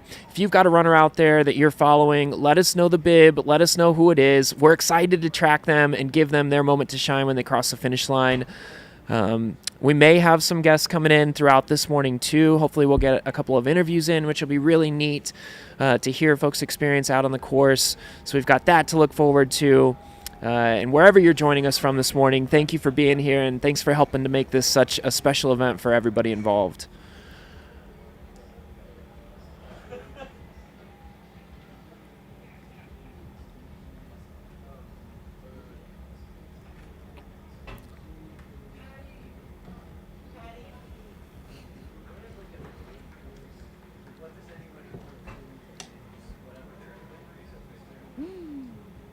I just heard there are burritos.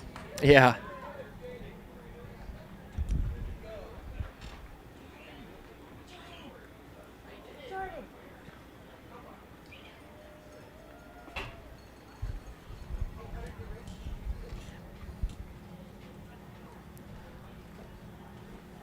Did you run? 30.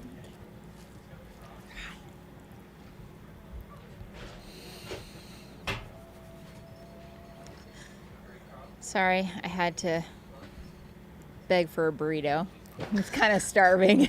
A bit famished this morning. So we got burritos in the studio.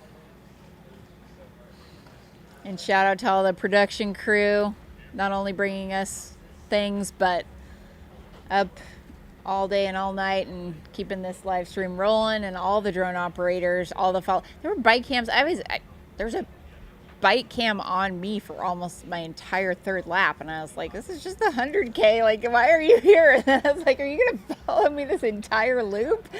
It was pretty crazy. So there were a ton of and those bike cams, man, they were having to navigate all the runners.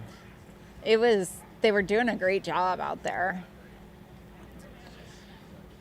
Yeah, it's pretty cool to see, what the Mountain Outpost team is able to pull together with this. At large stretches of Arizona, it's hard to even be able to send a text on your phone. Yeah. I mean, cell phone coverage is almost non-existent, and in a lot of areas, and out here included. And the number of drones that the team has, follow cams, bike cams, all of it. I wish you guys could see what goes on behind the scenes here. So much. Corinne and I have such a good vantage point of the whole team that pulls this thing off. Monitors everywhere, cables, cords, cameras, all of it, and they continue to troubleshoot anything that arises. It's insane to watch, and we just have the pleasure of being able to sit here and talk and talk about what we see. Everything's set up. Yeah. You don't have to do anything. Yeah. The mic's right here. Yeah, and we just get to enjoy this, and so it's incredible to watch the team pull this off year after year, and it gets better every year. Oh yeah, definitely gets better. We've also got some great aerials here of Tent City, as they call it, slowly being dismantled and broken down. All the 10 by 10 tents, but there's a whole plethora of tents where people are camping, and then you've got the RVs out here, and so all that's starting to kind of get less and less over the course of the morning. An incredible drone shot here. Yes, of the course. Yeah, and Corinne, you were talking about this earlier, the color of the desert right now. Yeah. For those that aren't aware, we've had days and days and days of rain probably 2 weeks ago, and the desert is so green and lush right now in a way that I've not seen it. I've been out here for about 2.5 years, and I haven't seen the desert this vibrant. So really cool on these drone shots. And what did you see on the course? What stood out to you, having run a lot of races out here in Arizona in the desert? What was it, a stark difference for you? Oh yeah, just so, I mean, we saw it when we were driving up too. My husband was like, man, just green. It's green. What is going on here? It's usually so arid and brown. So yeah, green carpet, just like you were saying, the grasses and the ground coverings that have just popped up out of nowhere. There was a big burn area that happened just a couple of years ago, or even last year maybe, that had made part of the course very Mars, surface type feeling and looking, and that was different this year because of all the green. Yeah, it's like it had there was rebirth out in and we got more runners coming in, striding it out to finish.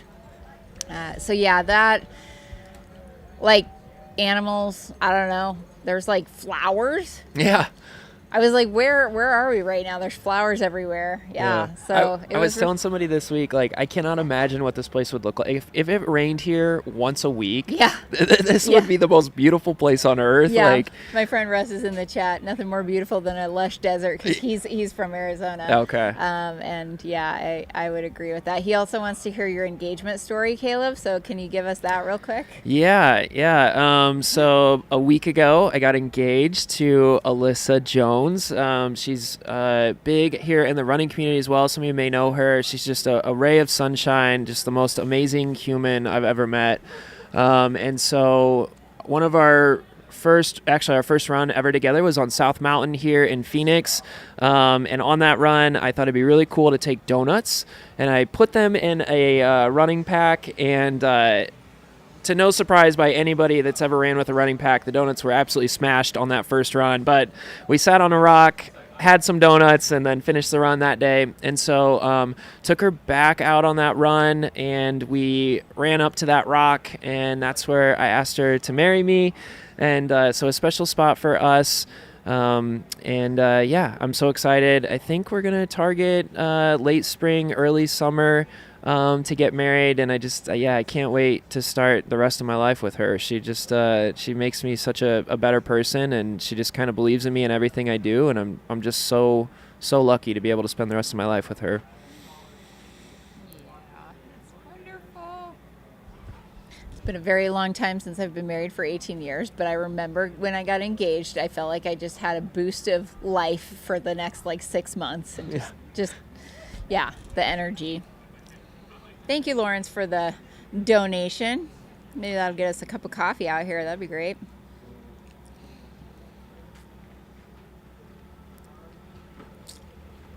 Oh, no. Not confirmed yet. People are speculating about Chris DNFing, so we'll see if that's... Yeah. Oh, hopefully not. But, man, brutal. He and my husband can share some more stories that both DNF'd around the same mile mark. So maybe, unfortunately, it does happen.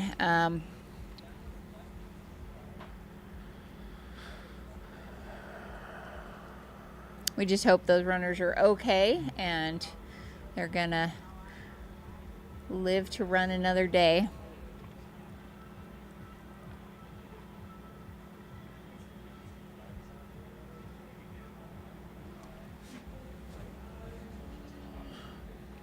Yeah, let us know what we can share with you guys about the race if you're just tuning in, or if you or let us know how we could be helpful in kind of sharing what happened over the course of the last 26 and a half hours. But we did see course records go down on both the men's and women's side significantly this year. And 3 men go under the previous course record, running 12:10-ish, 12:15 and 12:17, 12:10, 12:18, and 12:19. Previous course record was 12:43, I believe. And then on the women's side, we had Tara Dower set a new course record in 13:31, and that was previously held by Camille Herron. I believe it was 14:03. So again, by another similar to the men's, around 30-minute course record. We've got some more runners coming in here. We'll get a bib number if we can. Maybe 154. Let's see. Or 6? I think it was, Ian Floyd. All Looks right, like 33 years old, 100-miler. Ooh. He's running now. That's who's on the follow cam here, or I guess the lead cam on the left side. Lots of energy this morning from Ian. He is stoked to get this thing done. The new day has brought new life, and he's rolling in.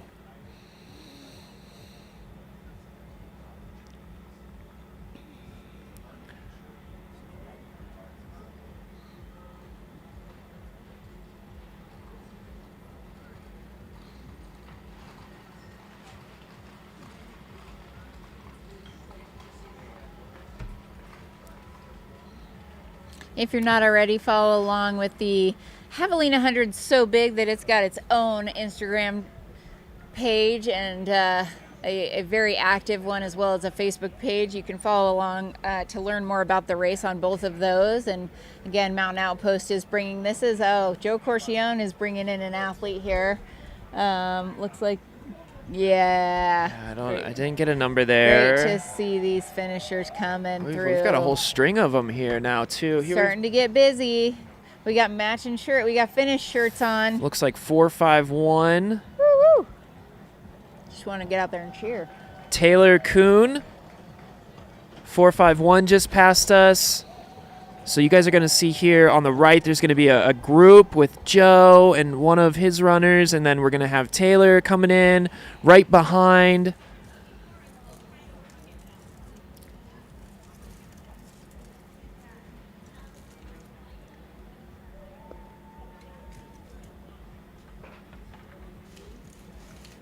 Yeah, and Jenny in the chat said, thanks so much for the incredible coverage. Because of you all, I'm attempting the Sedona Canyons for my first ultra in May. Yeah. Good luck, Jenny. That's so exciting. Let's go, Jenny. Woohoo.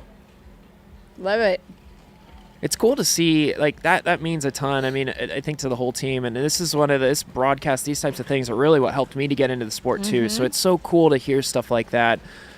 These live streams and the passion behind it from the runners and everybody involved just continues to open doors for people to come into this amazing sport and to try big, scary, hard things like you're seeing this finisher here at Javelina. And Jenny, for you at Sedona Canyons 125, that's going to be amazing. So good luck in your training, and what a fun race. Yes.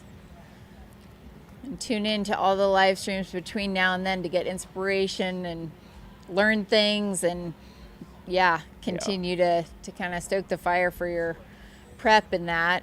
I also got someone following Kevin Lombardo, and apparently he is getting ready to finish, and got a fan of Kevin's in the chat, all watching from multiple fans. They're all watching from Colorado, and this is his first 100-miler. So way to go, Kevin. Congratulations. And this is your whole support crew out in Colorado is watching you get it done here.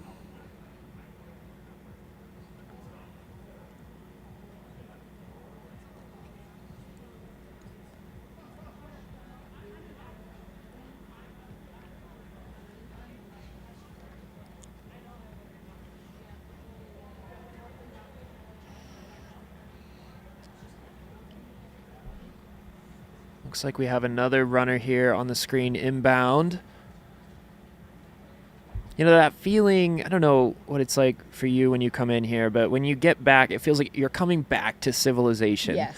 And even though this is a looped course and in your limited time kind of out on your own in between these aid stations and whatnot, you definitely feel secluded out there. I mean, you're in the middle of the desert. Yeah. And so when you come back into Tent City, it's amazing, and it just really lifts you up, especially on that final approach. It totally does, and I mean, even though it's a short loop, it's 20 miles. It's multiple hours out there, and sometimes with other people and sometimes not. But it's a lot of time to be out there, you know, making your way through the landscape and through the desert, probably alone at some point. So it is very welcoming to get back here and hear the music and the energy. Another finisher. And this looks like 2:04, who we've got here on the left side of the screen. This is Charlotte Ferrant. Congratulations, Charlotte. This will be super special for her, being able to come back and rewatch this video of her final quarter mile, half mile. She becomes a Javelina 100-miler finisher here in 2025. Charlotte, bib number 204, 52 years old. Looks like she's going to be third in her age group. So really impressive stuff there from Charlotte. What age group is she in?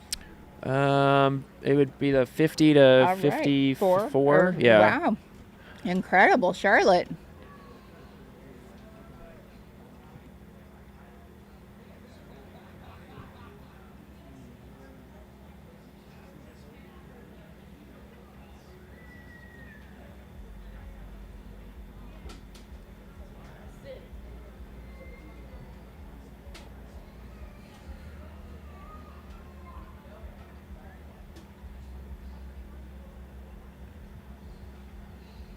Yeah, I mean, it's just, you really can't underestimate the grit and the determination it takes to do these events.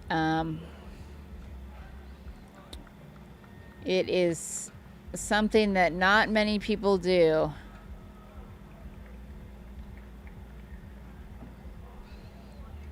And there's like 1% of the population that runs a marathon, and then you add ultra marathon on top of that. It's a very small group of people who are doing something that is really, really incredible and just should be celebrated. Every single one of these individuals is an incredible athlete.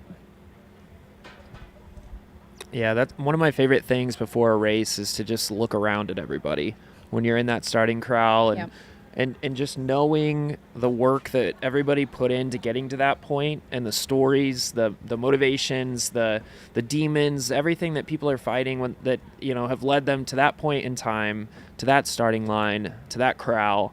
And just being able to look around and realize, hey, we're all in for this like crazy adventure together. Who knows what this next 24 hours is going to have in store for us, but also like the hours and days and weeks and months and years of fighting to get to that point is so cool. So, as you're watching these finishers, like think about that too. It's not just that they just like finished a race. It's the distance, it's the difficulty of it. And for most of the folks out here, there's something that's happened in their life that has led them to this point, that they've fought through.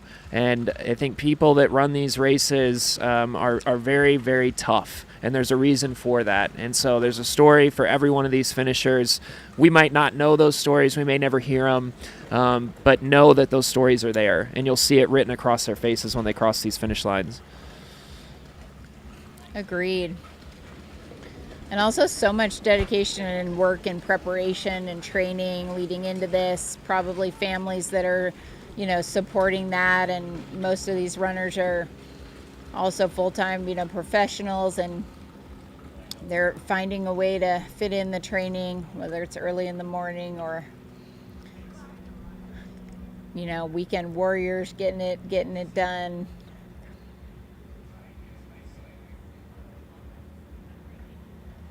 And for those that are watching this, that are thinking, you know what, this looks like so much fun. I don't know if I could do it though. Maybe I live somewhere, a concrete jungle in a big city, or I live somewhere that's cold, or just not the right climate. I don't know if I could do this.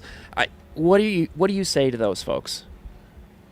Yeah, I think you can, and I think you can do way more than you think you can. And it starts with having the desire to want to.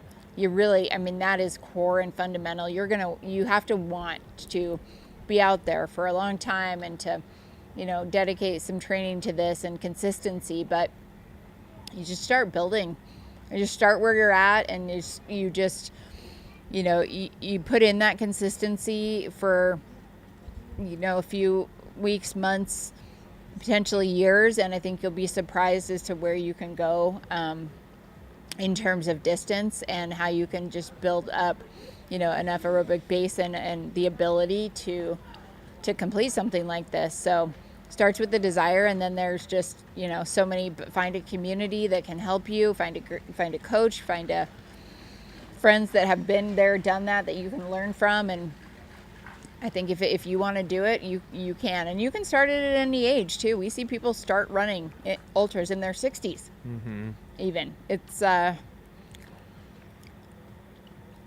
something that is approachable. Start with a shorter distance perhaps, and then just see what it's all about. And yeah, if you want to build, maybe you do need to invest a few years into it, but you can make it happen.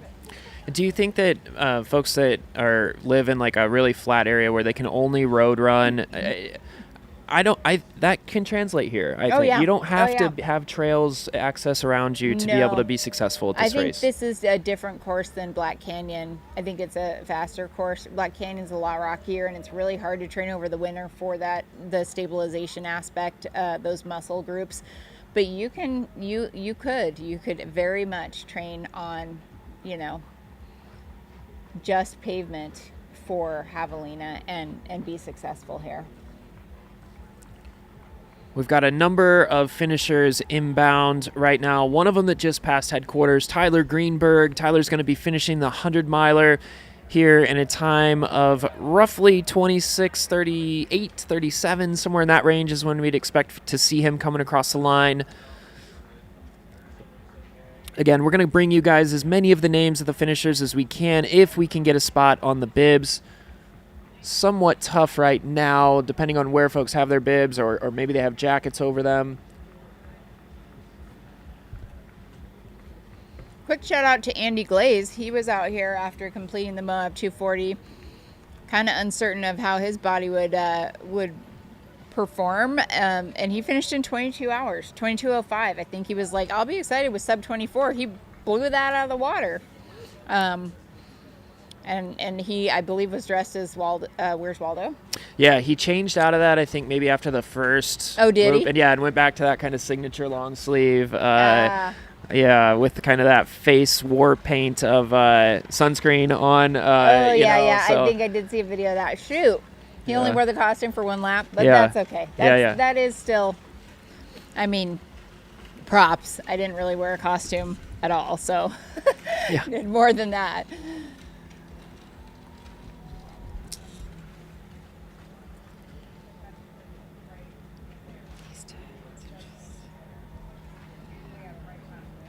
I was just looking at Will Murray's splits, and these times It's insane. are mind. These splits, I mean, he ran a 6:54 last mile.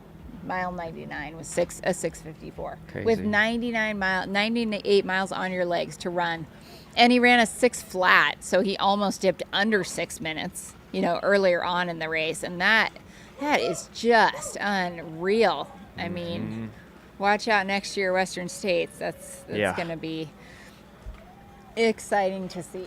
Brian Stevens just passed by. Yeah, Brian. He'll be finishing up here. All right, and we hear Tyler Greenberg, 655's coming in strong. Joanna Rodriguez is currently passing by the Man, tent. Busy. So many finishers. I love this shot here on the left side of the screen showing Tent City. Some of the tents are starting to be cleared out as folks are packing up and heading home, those that have finished, but still gives you a really awesome perspective of just how impressive this area is, this race, this setup, all the logistics that go into it, the thought process behind all of it.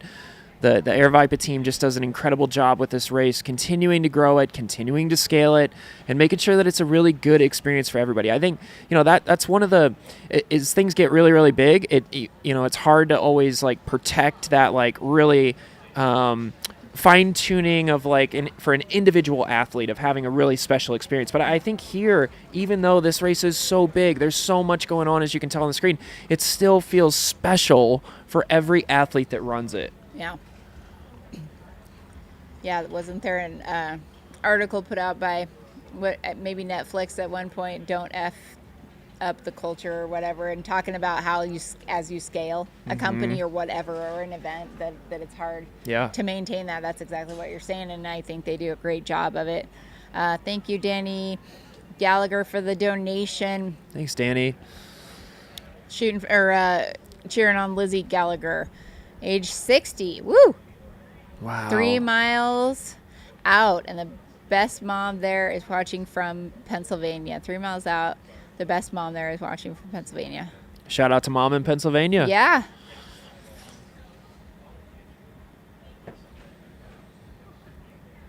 We agree, Russ.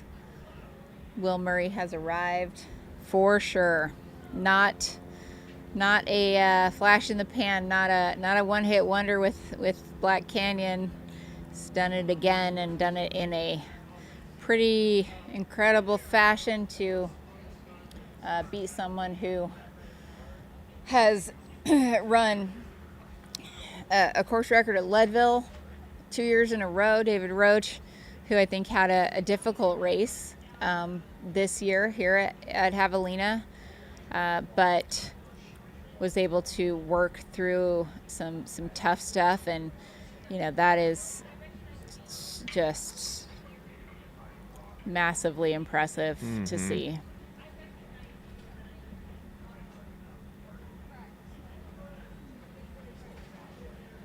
Yeah, the storylines out of this year's race, I mean, it's not in most races you don't have the top men's time and women's time be crushed so thoroughly. Like equally. Yeah.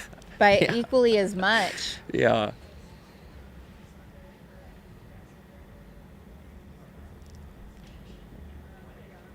Wonder if our friend Liam, 8th Station Fireball, predicted that.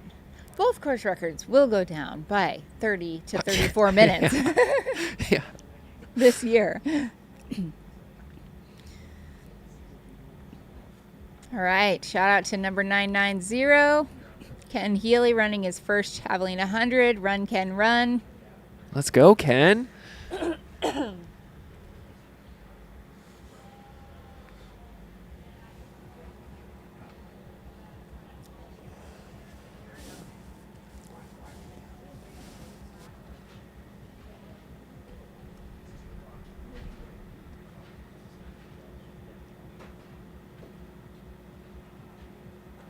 If you're in the chat and you've completed this race before, either the 100K, the night run, or the 100 miler, just let us know what year it was. That'd be interesting to see. We can maybe think back on what those years were like, different temperature ranges and different dynamics of the race. And it'd also be fun to see who in the chat ran this race the longest to go. That'd be fun to think through. So yeah, let us know what year it was. You got to add yours in there, Caleb. Oh yeah. Yeah,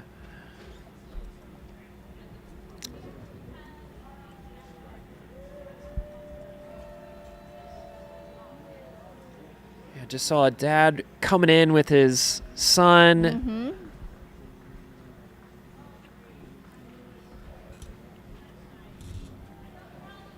Nice. Congrats on the finish, Sophia.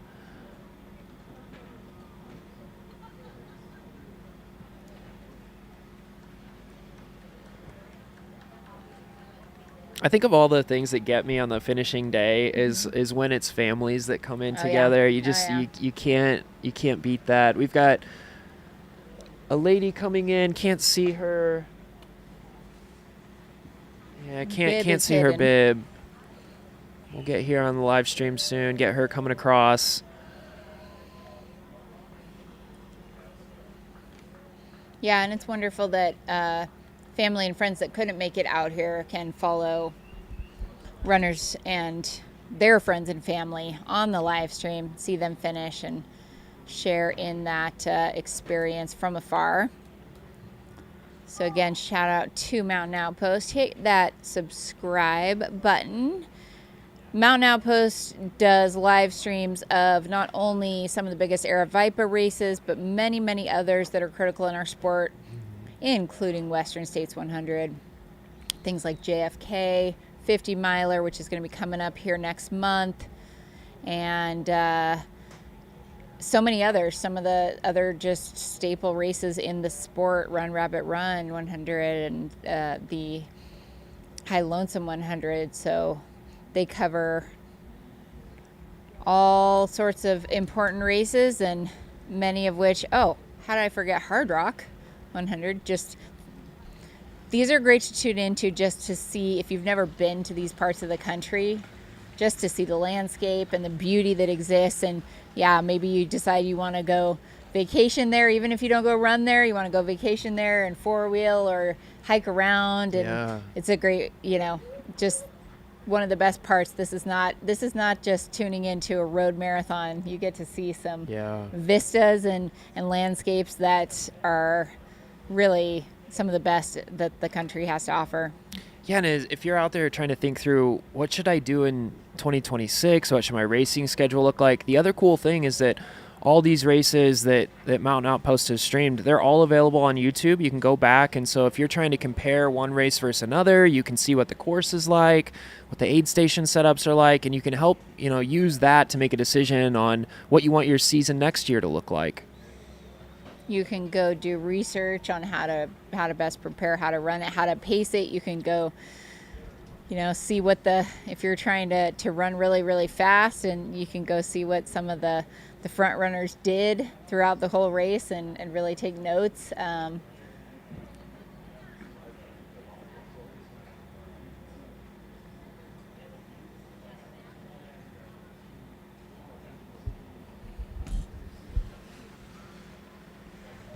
That is our tent there on the left side of your screen. That's where Corinne and I are stationed. You can hear. Yeah, we can hear that drone. Yeah. Oh, wow. Look at that. Oh, there's Mike. He just caught it outside. I can see him catching it right outside the tent. Awesome.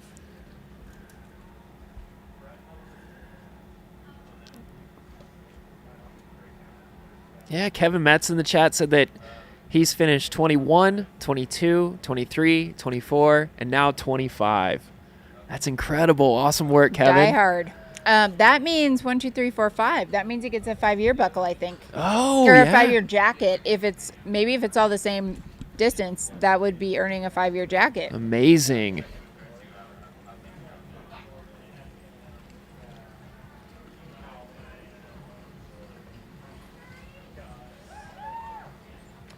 Didn't get a bib number for the lady that just passed, but somebody did chant out, "Go Sherry." So we've got Sherry coming in with her pacer.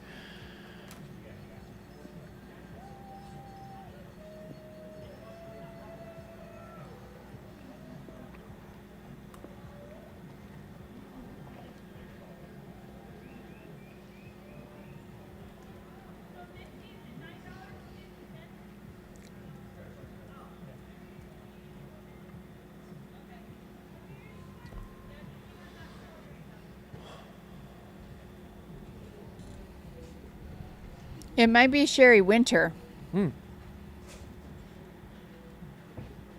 Might be Sherry Winter making her way into the finish here.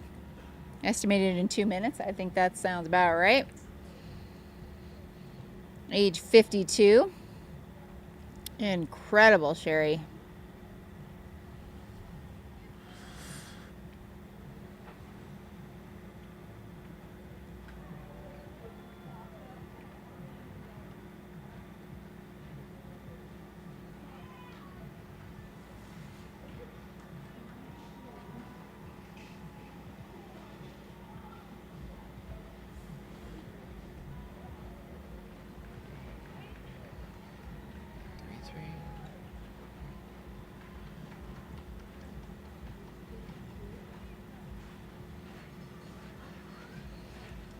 We've got Ashley Daunt coming in, just passed by, and then we have another guy that is absolutely blazing. And he's pushing it to the limit. We're talking Zach Miller style here. Yeah. Audible grunting and absolutely digging everything out of his being. That's a great comparison. To crush that finish line. There was some Zach Miller breathing going on, and it's awesome. I mean, what an accomplishment, for these runners. Something they're going to cherish. They're going to get a really, really cool buckle, both in the 100K and the 100 mile. You get a Javelina buckle with a rad, design on it. It's very kind of abstract looking. Really there he is. Unique buckle. There he is. This is it. Yes. Full gas all the way across the finish line. Good juice left there at the end. Yeah.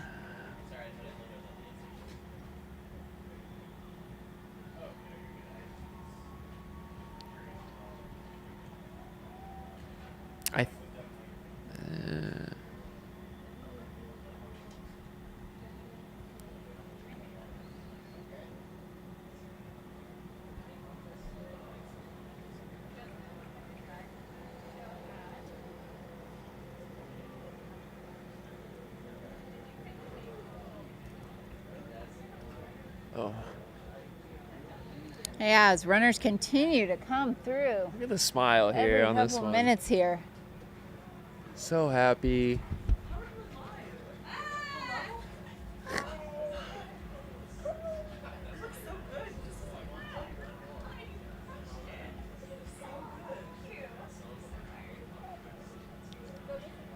Corinne is currently being congratulated. She's got a fan section here. Just came up behind the tent. So cool. Congratulating her on an epic race yesterday. Second place female in the 100K distance. So getting her flowers from some folks back behind us. Really, really cool. really cool to see. Cool to be sitting next to you today, showing you. Well, up, we're putting the work in. Oh, thanks, Caleb. We were also congratulating Chloe Schulman, who finished the 100 miler this morning. You know, staple of the HOKA team, and her whole crew they were right next to our tent. They had a great vibe going. I think they had a Life of an Ultra Girl tent, you know, decked out. Wow. Playing off the T-Swift theme here. And Chloe, I don't know if this was her first 100 miler, but I think it was one of them, if not the first, and she got it done. We got runners coming in, getting some documentation by their family and friends, and 2 runners so close to each other. Basically a sprint finish happening here. We'll see if someone decides to throw down the hammer, clip off one more spot right at the very end. You're gonna see that live on the camera here in the finish cam. It's probably a quarter mile around this loop, I would say. Would you say? Yeah. Okay.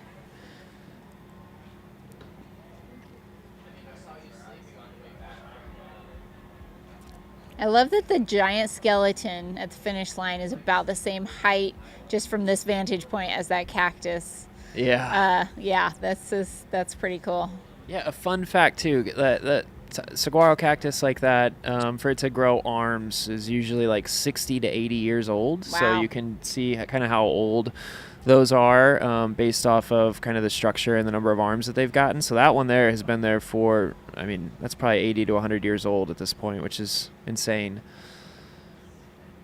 That's awesome.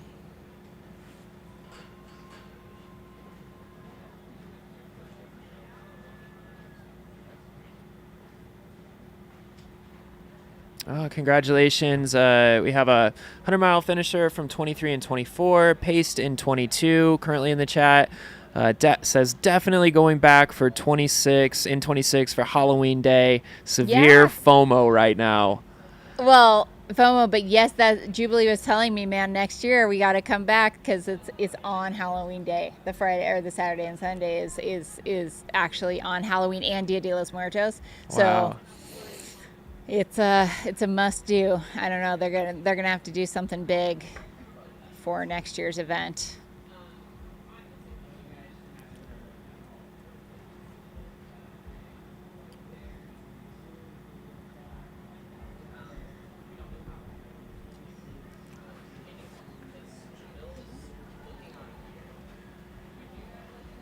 All right, cheering from New York for Julie Farina, bib 753. Sorry if I pronounced the last name wrong. Her first 100 miler. So many people's first hundreds, and it's awesome. Way to go, Julie.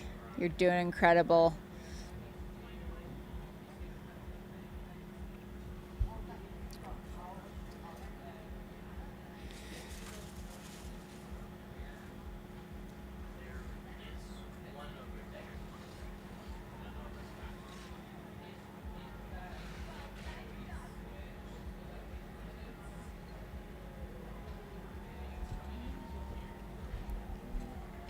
I have exciting news. Around 10 a.m. this morning, we're going to have Addie Bracey, third female, and Will Murray come in. Wow. Do some short interviews before they get awards. Amazing.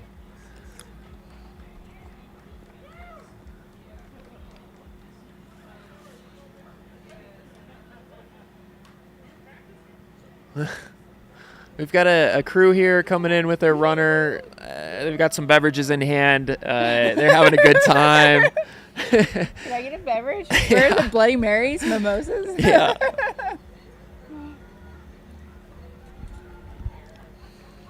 That's just so Javelina to be finishing with your runner with a beer in your hand. Yeah.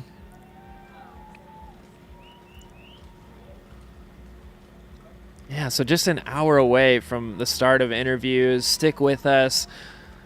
That's going to be so cool. We got to start thinking through our questions here. We do. This is a cool opportunity. Man, Will Murray just absolutely threw down yesterday.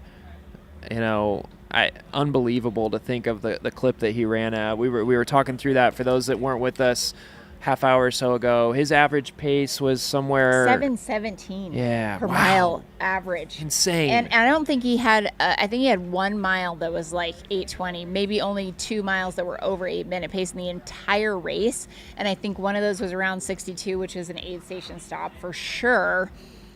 So who knows what the actual running time was in that, but the consistency.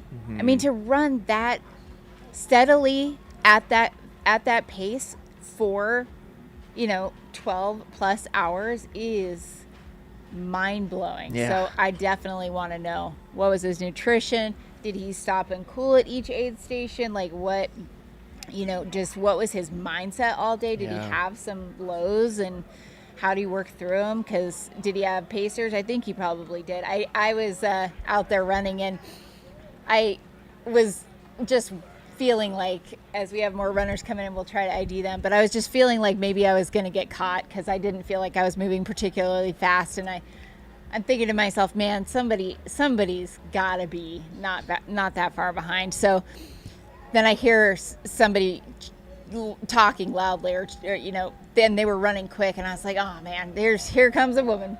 Who do we have? Okay, so this is Madeline Ryan on the screen here on the left side. This one, when I pulled it up and seeing her run by, she is 67 years old. Wow. Finishing the 100-mile race. Wow, that just gives me chills watching her do this. Gives me chills too. Oh, wow. Seeing her run by our tent here. 67. And then on the screen, just an incredible performance. Wow. Incredible. Absolutely incredible. This is what it's all about. We talked about it on the same course, same distance that Tara Dower threw down. We also have Madeline Ryan throwing down as well in her own right, 67 years old. Yeah. So cool in this sport that you can have the best in the world, and you can join that turf with that person too, and you can run the same race, do the same distance, experience the exact same climate and everything. Madeline's first in her age group. She's first. She is winning her age group. She is going to get first in her age group in the Javelina 100. Huge, mad respect for Madeline Ryan here. Average pace, sub 16 minutes. Wow. At 67 years old, out here on the Javelina course. That is solid. And she was running. She was running it in. Here she is. Oh my finishing. Goodness. Yes. Oh. Good, Ryan. Madeline. Woohoo. That's so cool. So cool to see. So wonderful. Oh, I can see the smile from here. Just amazing.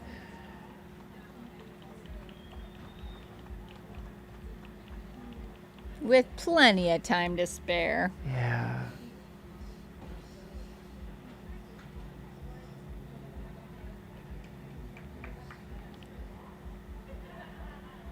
That's seeing her do that. It's one of those things where when you think about yourself and you're like, well, I don't want to get a run in today, or I don't want to do this or that. It's kind of like, what's your excuse? With what we just saw her do, just amazing. So inspiring.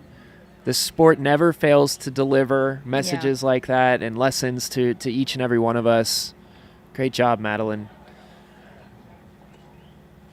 So back to my story, there were these runners coming up behind me, and they were definitely very loud and animated, and they were moving quickly, and I thought maybe it was a woman. I'm like, oh man, that would suck. But, I feel like maybe I'm moving slow enough that somebody could definitely catch me. No, it was David Roach and his pacer, and my favorite part was that his pacer in front of him had this shirt on that on the back, just in bold, like Sharpie, was FAFO, which is their F around and find out saying. And so David's just staring at that the whole time. Like, that is the mantra. Like, you don't even have to think of it. I'm just looking at this the whole time as I follow you. And I've never heard him, we got runners finishing strong. I have never heard him be more animalistic. I got a giant let's effing go from him, and he doesn't do that kind of stuff. He's usually like you're awesome, you're amazing, you're but this was animalistic. So it was really fun to see and witness out there. That's incredible.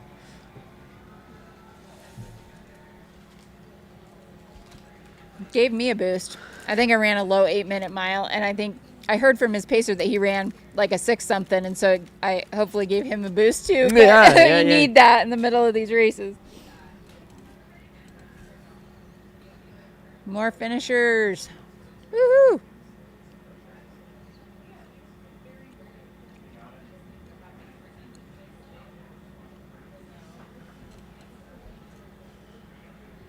We need a sign right here that says "Yell your bib number" as you pass. Yes, we do. We should do that next year.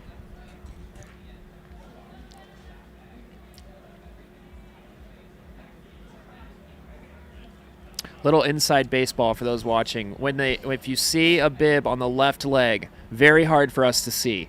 If you see, or on the back, if you see a bib on the right leg or on the very front, right over the belly button, we can catch it. But Caleb can catch it. He's got good eyesight, and he's a little closer to them. But yeah, trying to scope it out, but it can be a little challenging. So we're doing the best we can, and we will get you all the names that we can.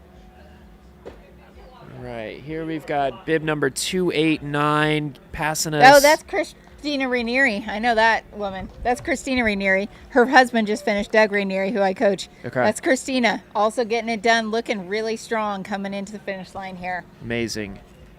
Let's go, Christina, to Castle Rock Run Club, folks. Woo-woo. Castle Rock, Colorado represent.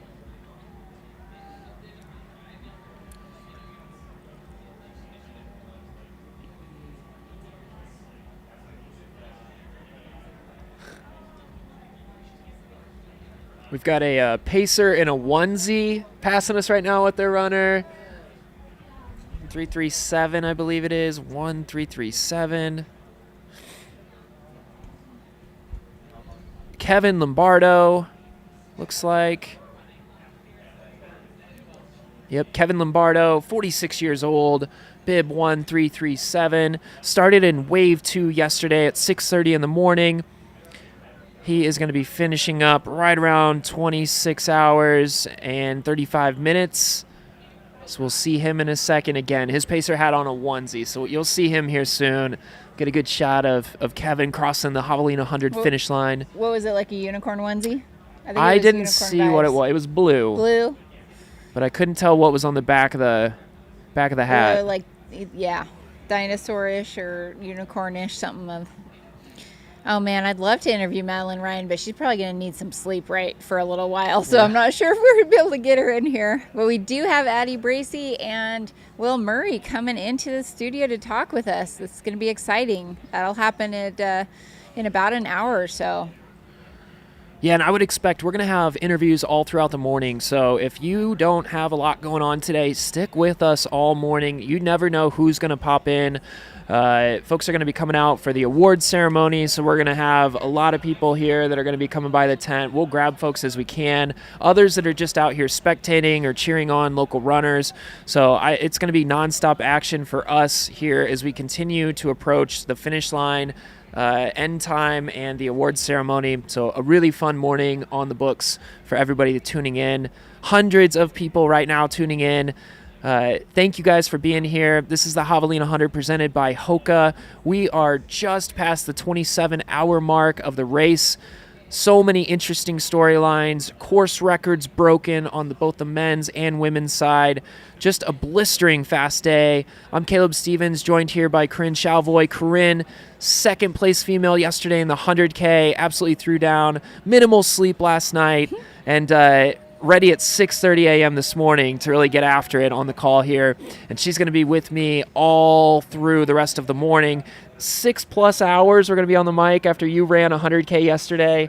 Just I mean, my flight's not till this evening at like 10, so what else am I going to do? A true feat of endurance. Just sitting here, as long as I can get food and caffeine in. There's a picture. When we were, Corinne is showing me the picture of her yesterday at Jackass Junction. She did kind of a backwards body drop into the into the pool, the kiddie pool. And we were on air, and we had it on camera. Oh, you did? Yeah, and I was like, go back and find that. And I saw the photographer. I saw Howie taking the picture, and I'm like, that is going to be the most amazing, iconic picture that she has. So he came cool. over. I think I was gasping because I lost my breath because it was so cold, but it definitely woke me up. All right. Woo, woo, woo, woo, woo. Oh, man. 1110. We now have our follow cam. Here we go. Telling it. Yes. Tell us. 1110 coming in. Chris Barber. All right. Is who's on the follow cam right now. 100-mile finisher. Big smile on the face. We've got cheers. We've got finger pointing. Everybody's stoked for Chris.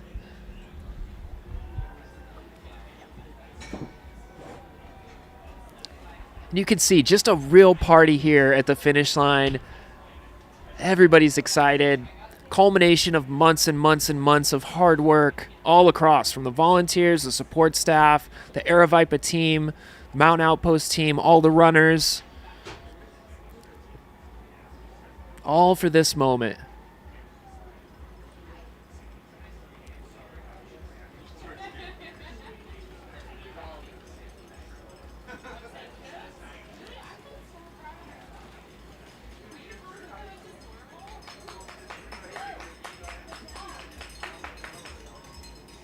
All right, bib number 765 just passed by the booth. That's Andrew Gobb. Andrew Gobb coming in, finishing his 100-miler as well. Bib number 765. Andrew, 45 years old. Started yesterday at 6 in the morning, wave 1. Just about a tenth of a mile left for Andrew to finish this thing off. Oh, wow. We've got runners coming in like crazy right now. Absolutely awesome. We'll see if we can get some more eyes on these bibs. Bib number 296 rolling in with her whole crew. 296. This is Rose Eckerd. Rose Eckerd rolling in deep with the team. 27 years old. A Javelina finish here for Rose.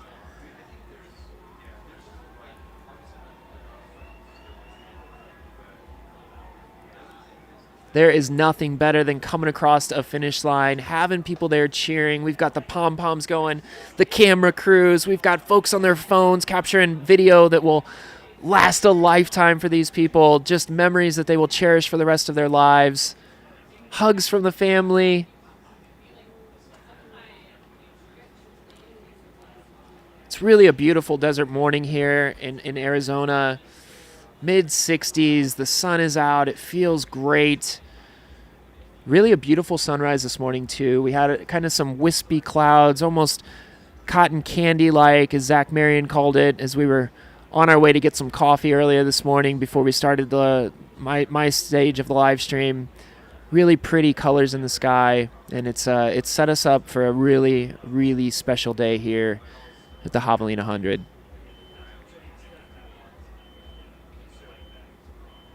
And this is Rose finishing her 100-mile effort.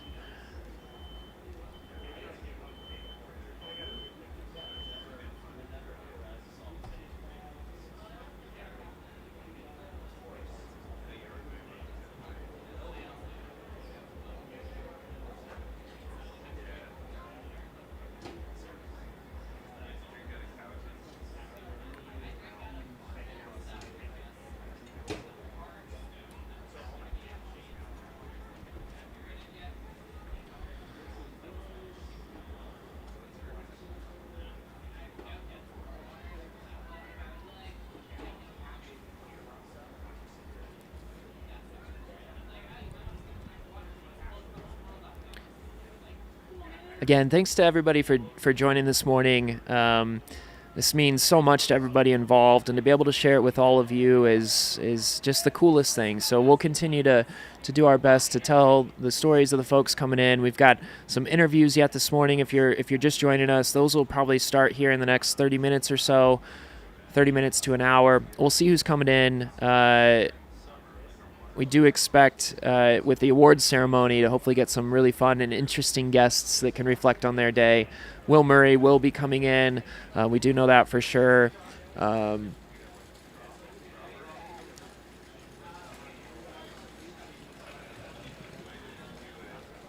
If you have questions for our guests, let us know in the chat. Give us some ideas of things that we could discuss, things that you're curious about.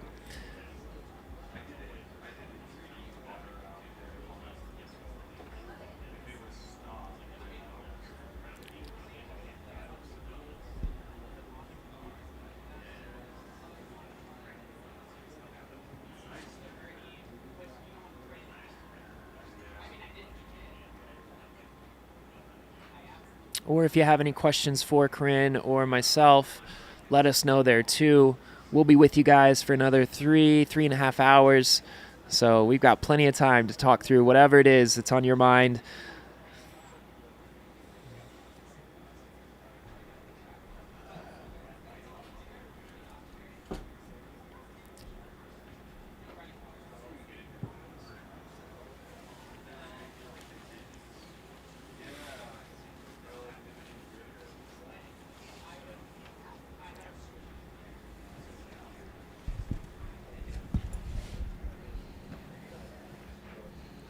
Okay, I'm back.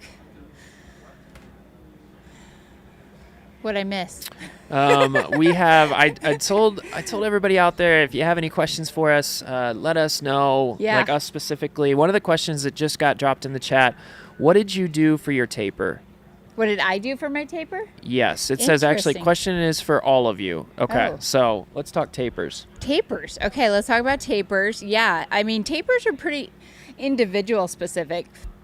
I'm a really slow twitch athlete from a muscle fiber standpoint, which means like I don't have a lot of power and innate like sprinting kind of speed. And that has contributed to how my coach Megan Roach and I have decided to have me taper, which is I have a very hard taper. So I will say that about 10.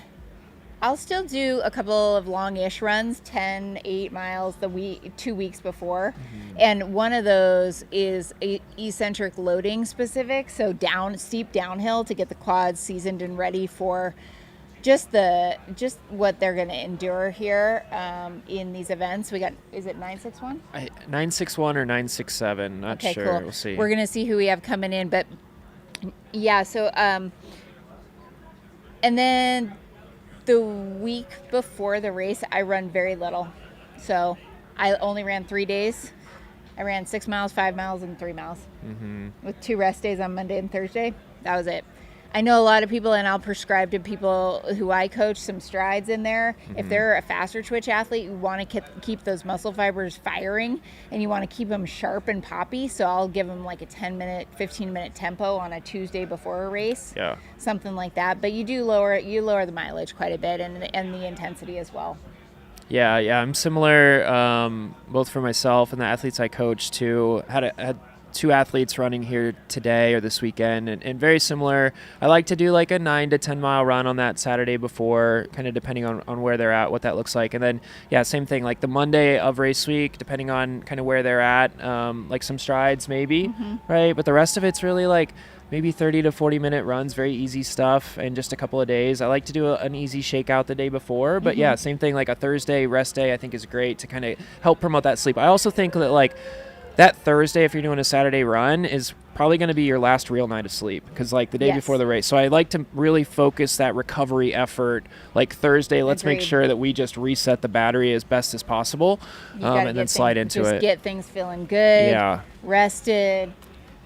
You're going to have taper tantrums no matter what, and things are going to pop up and feel funky, and you're going to think you're hurt. Most people do. Right before, but I think I totally agree with you. We're on the same page there. And then you're not going to gain any fitness in the last 1 to 2 weeks before a race, and therefore it's about staying healthy. You know, preventing that injury and doing little specific things too. Race specific things. So, you know, the eccentric loading kind of runs, I think really, you know, that repeated bout effect of just getting your muscles ready for that is important. And then like heat training, you know, maybe up until the week of the race or a few days out from the race, depending on how tired it makes you feel, because those are race specific things that you really need to do right before to have them benefit you. 604? Yeah, we just had John Hartland finish, bib 967. We've got bib 604 about to finish, which is Adam Stacy. Congratulations, John and Adam. Yeah, John and Adam, way to go. Incredible. Can we explain the setup of the area? Camping tents in the middle. Yes, camping tents in the middle of this, and then 10 by 10 tents around it that are crew and support tents, and also some vendor tents. And that is the setup out here, as well as RVs that you can't really see on the camera lining the real outer edge of the park and the lot here. We've got Matt Campbell. He just passed by the tent. A close person to him has been kind of waiting outside of our tent now for probably 20 minutes, and he just was, as he was running up, he said, "Are you ready?" And they just took off together. So a really special thing to see. Matt Campbell will be finishing here, the Javelina 100. Woohoo! Finishers coming through, getting their moment. We had a question about longest run you would do to prep for the 100 miler. So for Javelina specifically, that might be different than another 100. That's going to be a lot more time on feet, the answer to that. But I think it depends on where you're coming from, what your background is with running. But I don't think that, you're never going to get close to that distance in training, or else you're going to have to spend 2 weeks recovering from that. So you don't even really touch things like that. Some people do a 50-mile race or a 100K race. That would be their longest effort, and that might be 4 to 6 to 8 weeks out. But from a training perspective, I don't think you're going to really want to do a long, there's a range. So maybe I would say maybe that range, and Caleb, you can provide input. We're both coaches here, is I would say for me, the range is probably 22 to 31 miles, 50K.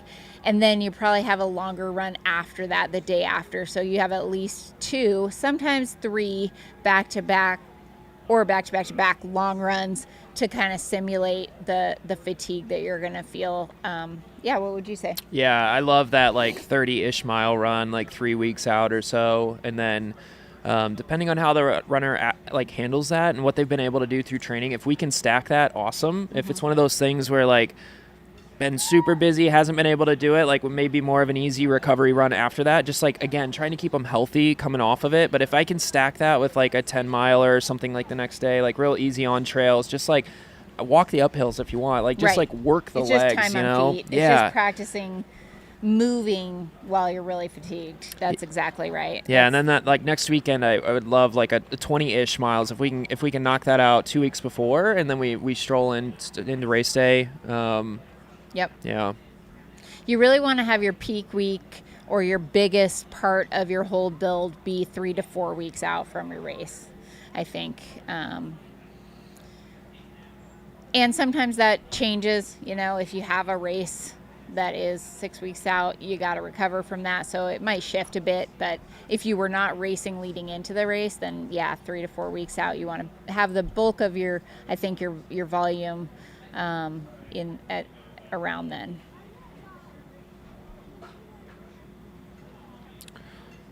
Is this the last Western? I was looking up. I was going to look up. It's close if it's not the last one. I think it is.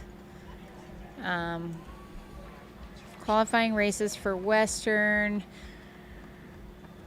All right, we've got Harold Benally getting ready to finish. Harold looks great. He's actually here on the drone shot. You can see Harold there.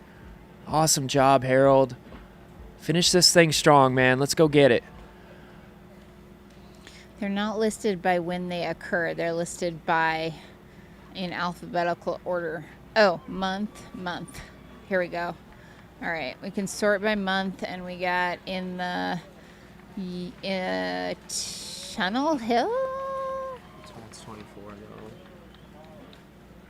So would it be Pinhoti in November. Maybe the Pinhoti 100 mile might be the last qualifier in the U.S. Is Rim to River? That's a tough race, Pinhoti. Rim to River and Rio de Lago also are in November. So, I think in the U.S. Brazos Bend and Hellgate. Oh, but that's 24. Yeah, 24. Oh, so Rio de Lago and Rim to River. Maybe there might be a couple in November, but this is definitely one of the last ones.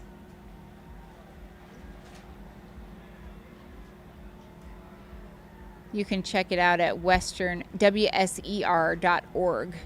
Has the qualifying races there.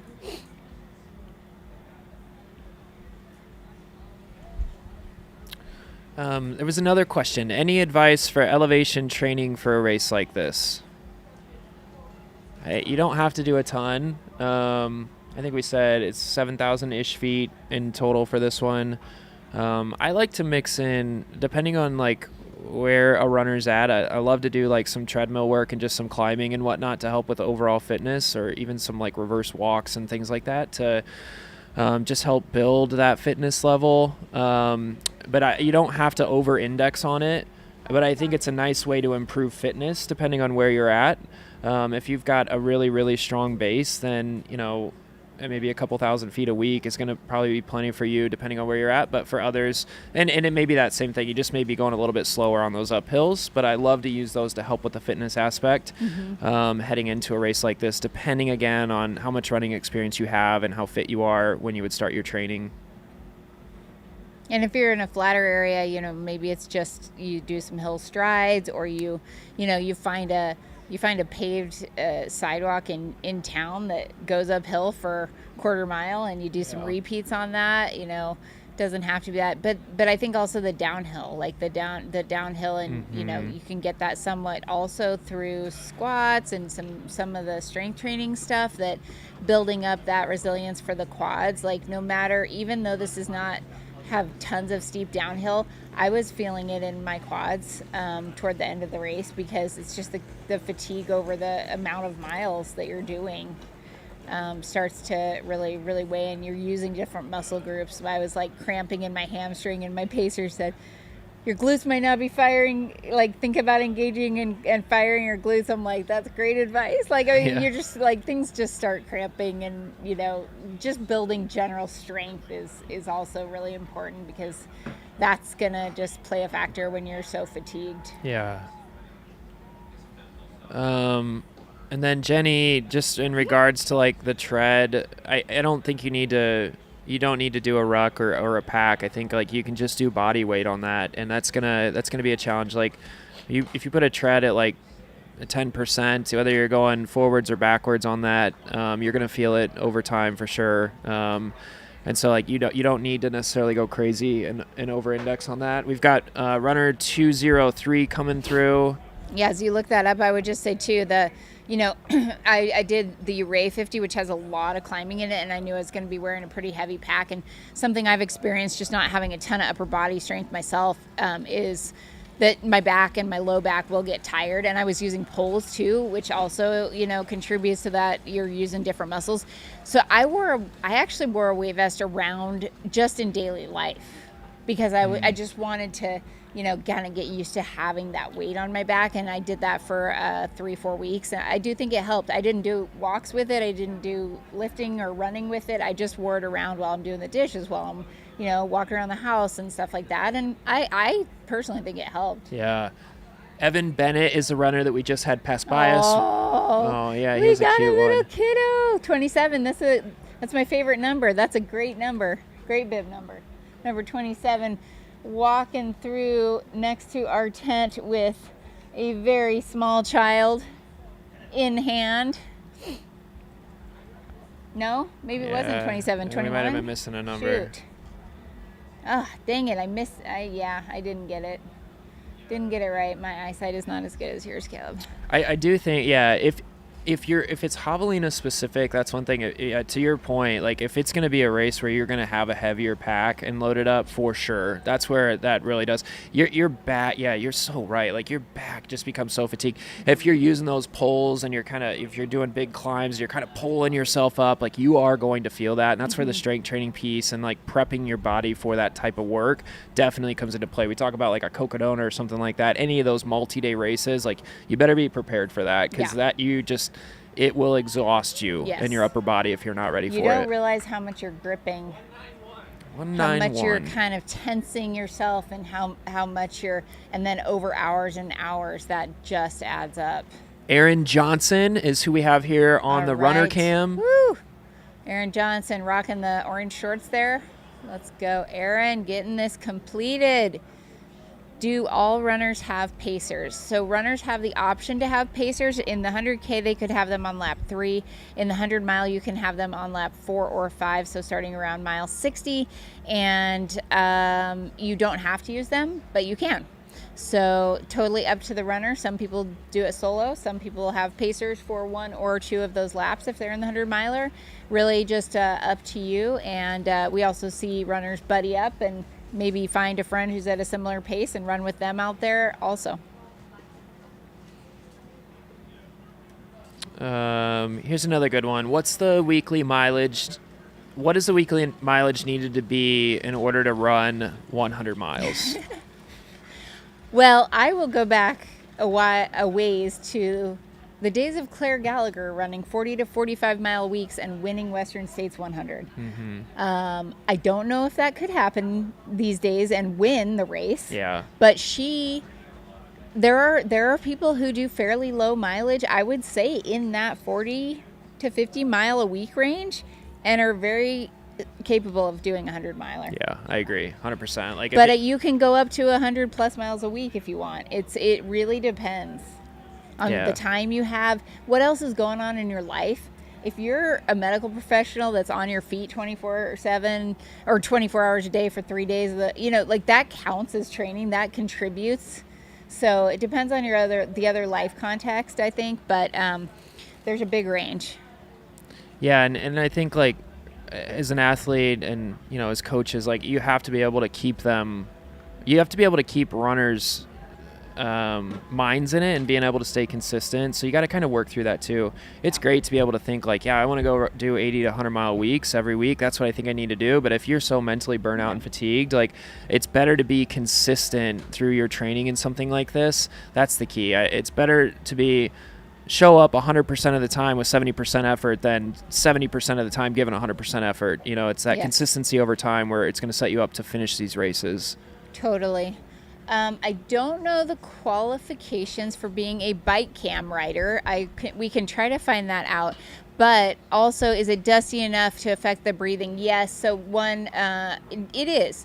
And one little story from that.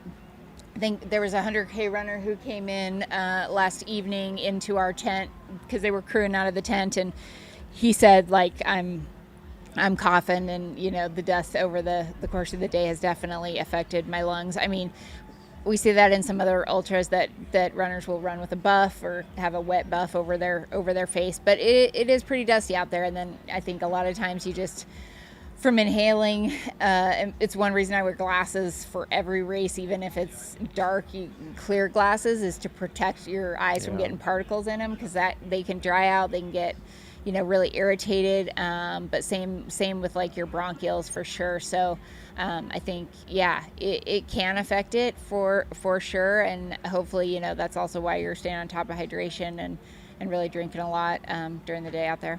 Yeah, and you don't notice it, you can't see it during the day just how dusty it is, but at night when you have that headlamp on, you just see all of the dust in the air, and you realize how much is out there. Yeah, great point on the clear glasses. I'd also recommend, for those of you that live in cold climates that are going to be dealing with snow here soon, those clear glasses are great for keeping flurries out of your eyes as well. Totally. When the weather's a little bit wonky. Yeah, we know now that also, according to Walter, wears glasses at all times. Famously, she went, I don't know if that's the technical term, but ultra blind. I mean, sometimes you can lose your vision. In Run Rabbit Run, she lost her vision, and from that point on, you see her put eye drops in her eyes at every aid station. You see her wearing glasses all the time. A lot of people wearing those clear glasses. So I think, protecting your eyes is critical. I've also heard people that have LASIK, sometimes it affects them a bit more. But yeah, your corneas can get so dehydrated that you lose your vision temporarily.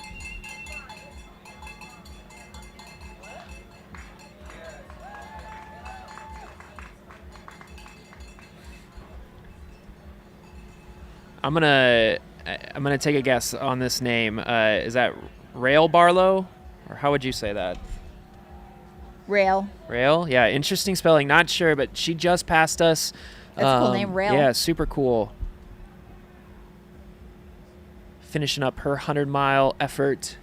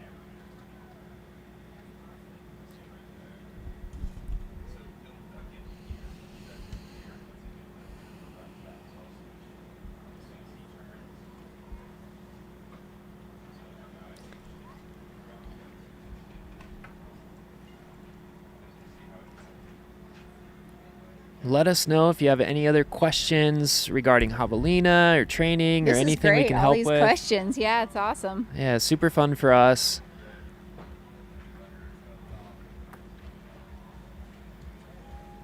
Or if you have races that you're contemplating signing up for. Between the two of us, one of us has had some experience with most of the races you'd be contemplating, would be my guess. So we can help you out with that too. Or we know somebody who has. Yeah. More runners coming in here.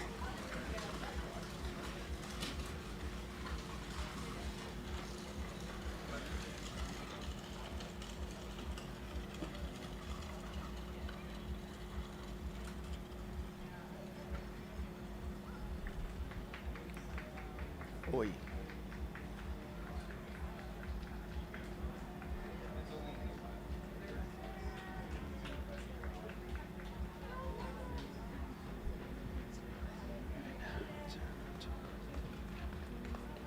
And you can just see the amount of work and the pain and suffering, but the grit that these runners are running through. You can see it on their faces as they come across. They've been out there for 27 and a half hours or 27 if they started at 6:30 and just have battled through, but they are about to cross the finish line when we see them here. Yeah, we just had Stanley Wong pass by. Super motivated to get that finish for him. He was digging hard for it. Deep in that pain cave.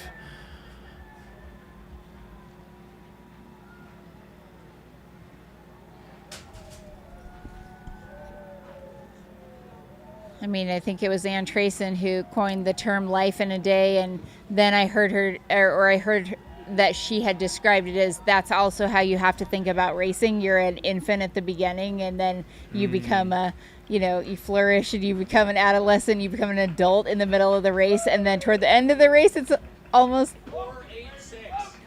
like you're an elder, yeah. And you're broken down to the end of your life. And some of these runners resemble older individuals hobbling, even if they are young. Yeah. Because of what they just put themselves through. Yeah, and I was definitely on my deathbed last year at Javelina is how I felt when I crossed the finish line. So I've been there, man.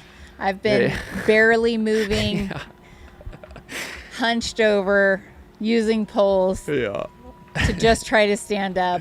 But, in that experience, we just had Ador run past us. He's on the follow cam right now. It's those experiences, though. Once you get home, you get a shower, you get a little nap, get a little food in, your mindset starts to shift of what that day was like. And when you immediately finish, you're just like, that was brutal. That was awful. I never want to do that again. And then it takes probably 6 hours for that to start to shift. And you're like, that was so incredible. I'm so glad I fought through that and I got that finish. That is the name of the game here at races like Javelina. And the body's incredible. It then repairs itself, and you're back to training in a couple weeks, and it's amazing that we can do this. We are definitely animals that were built for endurance, as evidenced by all of these runners right now.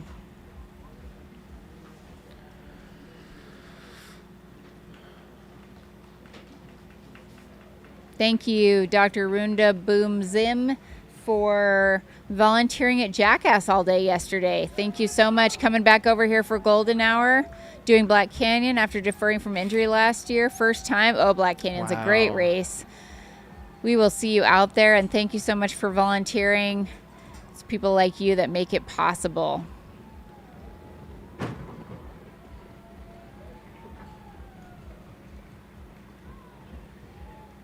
You think it'll snow this year, Black Canyon? Boy, that was wild. That was awesome. I mean, it was cool. I was like, wow, this is definitely a unique, and I didn't mind the snow as much, but did you run it that year? Yeah. I didn't mind the snow as much, but the mud. Yeah. The mud was tough. Yeah. Because it was super soft, and you were just slipping and trying to not work too hard in the first 10 miles of the race to kill the rest of your race. Yeah. And then the start of that morning of just like, because it had gotten delayed and everything, it was such an experience of the mental mindset shift of like, okay, now I have an extra whatever amount 2 of time. hours, and crazy. It was delayed because the buses couldn't drive because the roads were icy, and it was a very unique experience that year at Black Canyon. Mm-hmm.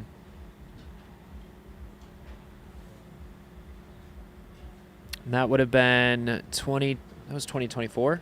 Yeah. Yes. 2024. So for those that aren't familiar, Black Canyon, a race that occurs, also a golden ticket race. That race occurs in February on the other side of Phoenix. So I don't know, probably an hour and a half from here. So north. Yeah, and just a really beautiful race. You've got the Bradshaw Mountains that you're running along. Really, really good views. A fun race. Much like a Javelina in terms of the coverage and the excitement. Although it is 100K instead of a 100-miler at the top end of that one. But, last year it snowed the night before, and so the first, I think it was 5 to 10 miles of it, were just cactuses covered in snow and on the ground, and it wasn't a ton, but it was enough where it was just a stark contrast that you really don't get to see often in the desert. It was really beautiful. It was really pretty, and just like all the rain this year, it's like the desert doesn't absorb stuff, so it just created like the mud, in 2024, and just like it created, Moab 240 also had these rivers that were just created this year because nothing was being absorbed, and there was so much water, so much precipitation. Rules for drop bags. We had a question about that. A size, weight, and how many. So it's marked in the runner manual which aid stations you're allowed to have drop bags at, but I believe it's all of them. Your headquarters here is obviously a crude one, but I think all of the other aid stations you're allowed to have drop bags at for Javelina, and I don't know that there's a limit on size. I think you can have one, but size and weight, I don't know that there's a limit. I mean, I think it needs to be marked a certain way, but you can definitely have drop bags out there. I think I remember famously one year that Lisa Roberts ran, or was it this race or Black Canyon, and she was coming from a triathlon background, didn't have a crew or anything, and had drop bags and was doing these quick stops, with drop bags. So they try to do everything they can to set you up for being successful. Expect our next finisher to be Shane Butler.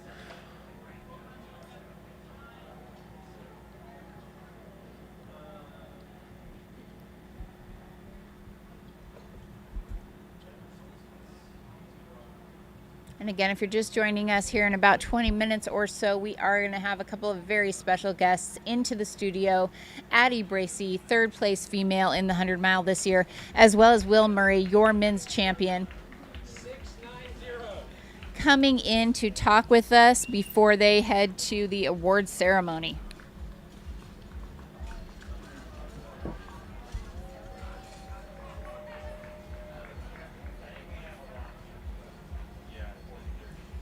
All right, on the runner cam here, we have bib number 690, Bud Wilson, as he makes his way towards the 100-mile finish line.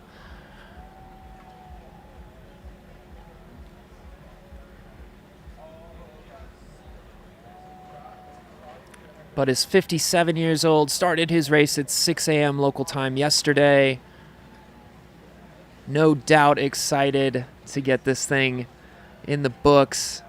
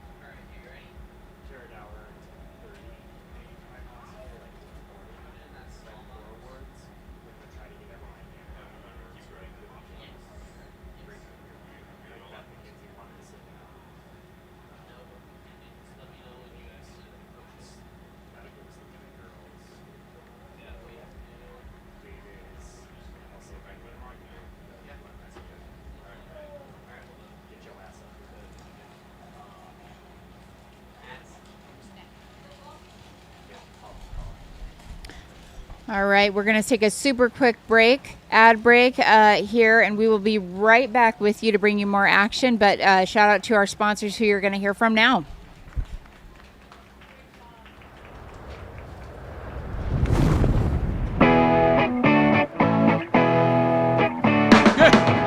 Go fast, hair speed and now. Head crash, come and watch me now. Heartache, got me out my mind. Big time, put me in the sky. Over, it gets me over. It gets me over. Over, it gets me over.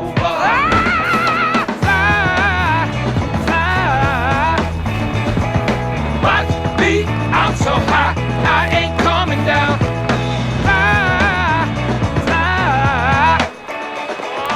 But me, I'm so high, I ain't coming down. Yeah, come on.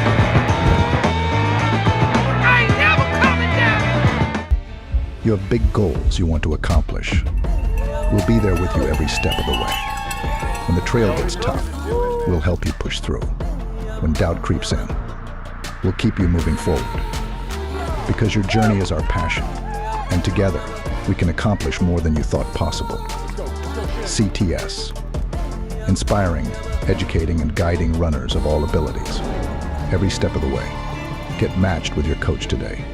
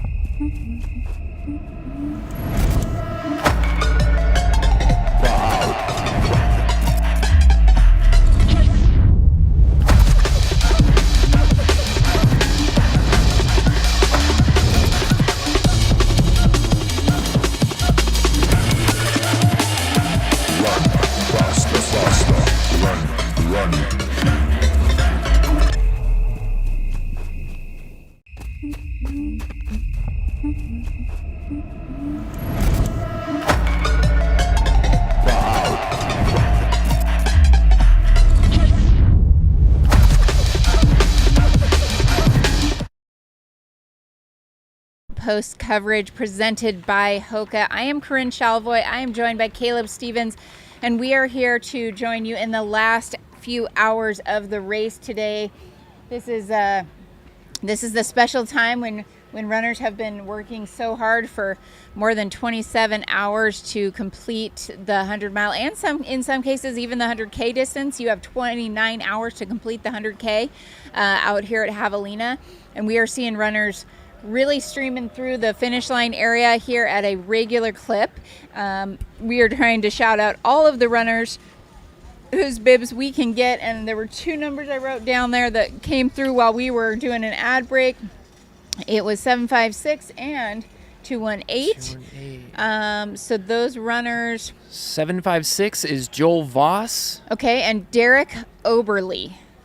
Joel Voss and Derek Oberly both finishing out their 100-mile experiences here.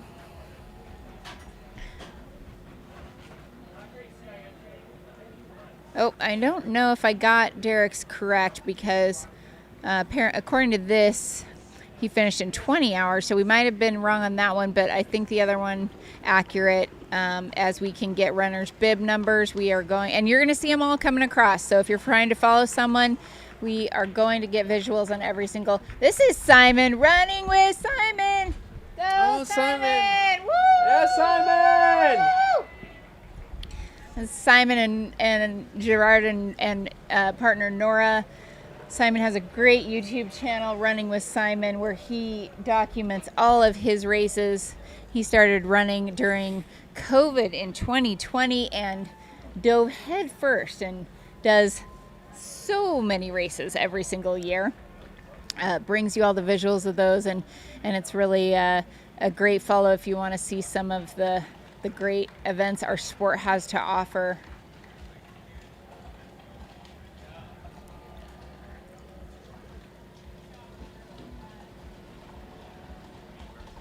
Amy Quinn just ran by as well. Amy looking fresh.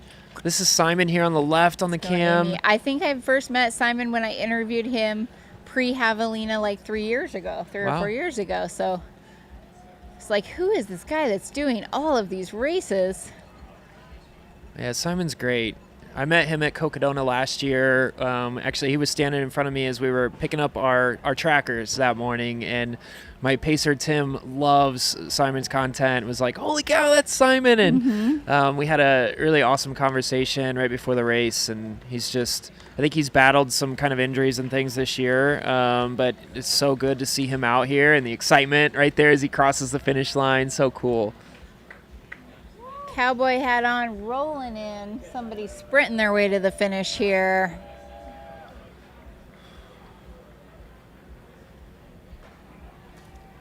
Got some exciting interviews coming up with some of our top finishers from yesterday's race. We're going to have 2 to 3 of those happen before the awards ceremony, which is at 11 local time, and then potentially a few more after that as well. I believe we're going to be able to sit down and talk with this year's men's champion, Will Murray, as well as Addie Bracey, 3rd place on the female side, possibly also Beth McKenzie, who is 2nd female, and in her debut 100-miler. Yeah, how lucky are we that we get to have these conversations? Yes. Yeah, we get to hear directly from the incredible athletes that ran yesterday, what their experiences were like, what was going through their minds. So if you're hanging in here with us, some really exciting stuff coming up. Let us know what questions you have for these athletes, things that are on your mind, things you're curious about, and we'll make sure that we get those questions asked.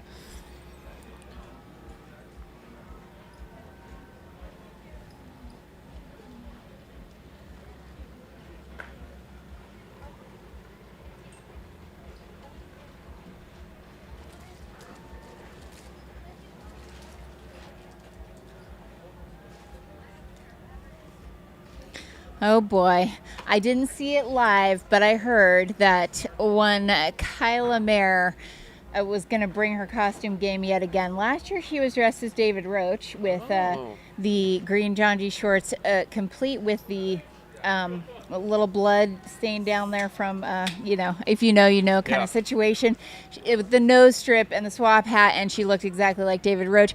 This year, she was Mr. Gordy Ainsley. Wow. And this is the costume. You can see it on Instagram if you want to check it out at Kyla Rose Mayer. That's incredible. Yeah, very, very epic. The short blue split shorts. We got a shirt that mimics a lot of chest hair because usually Gordy Ainsley is shirtless. We got a beer in hand and a Western States hat and the beard.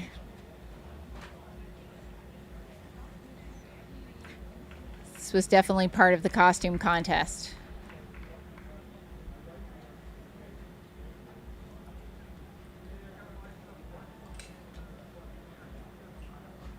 And this may be Jeff Garmeyer dressed up as a horse, the Gordy Ainsley's horse, I'm assuming. Oh, yeah. So she came with an accessory individual. Oh, and then on stage they killed the horse because his horse famously, I think, died during, which is why he finished Western States. Insane, yeah. That's Jeez. hilarious. We had a whole skit. Man. Hopefully that's on video somewhere. Yeah, I'm imagining it is. They brought their A game. That was definitely Jeff Garmeyer in the horse costume. Love it. Love it. Love it. There is a costume contest. There is a best butt award out here.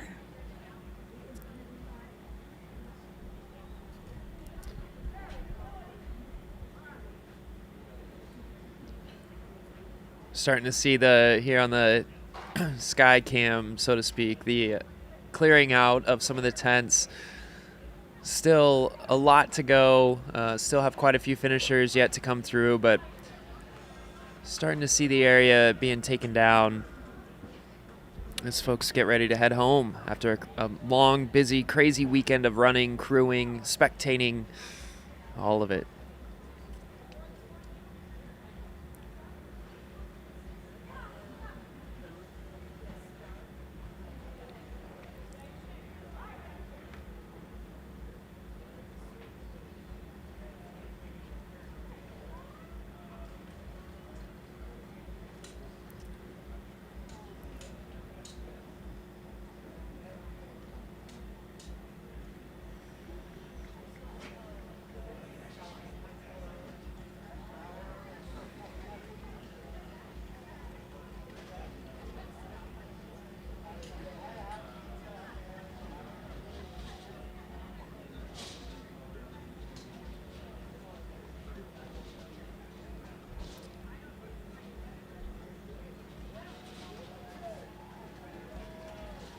More runners coming through. We are going to be welcoming them all the way through noon local time. Hello, it's my husband.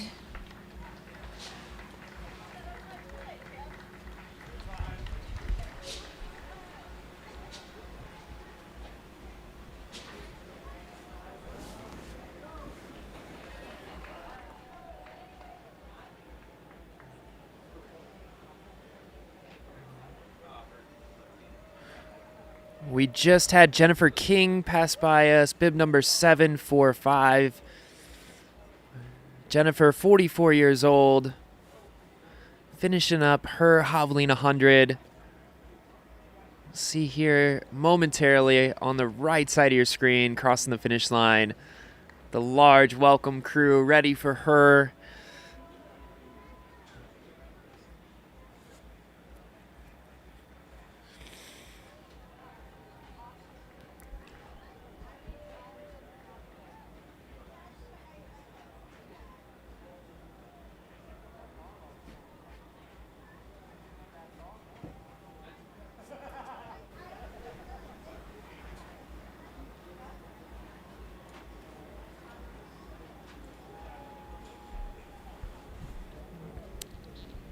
Oh man, going back to running with Simon Gerard, who just recently finished. Like I said, I think he started running in 2020, and he's since done 5,700 milers. Crazy. So many races. someone who does things all the way when they do them. Yeah. All the way. Yeah, and this is Jennifer King finishing on your screen now. We've got another crew of runners passing by. Couldn't see a bib on any of them. 106 possibly. No, missed it. You'll see him. You'll see him coming across. Crossing that finish line. The 2025 edition of Javelina Jundred was one for the books. Course record set on both the men's and women's side by 30 plus minutes, and 3 men going well under the previous course record as well.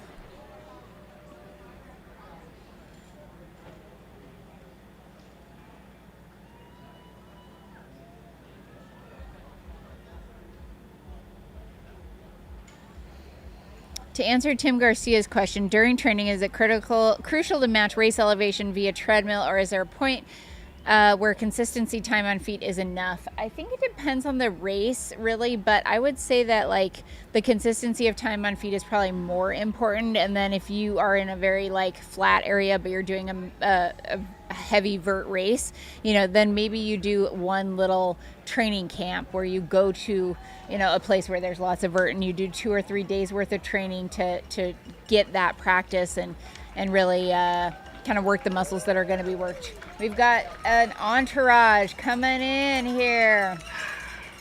9 something. Yeah, I thought maybe 917. Yeah. You got it? Yeah. Zoila Bella Callow finishing strong.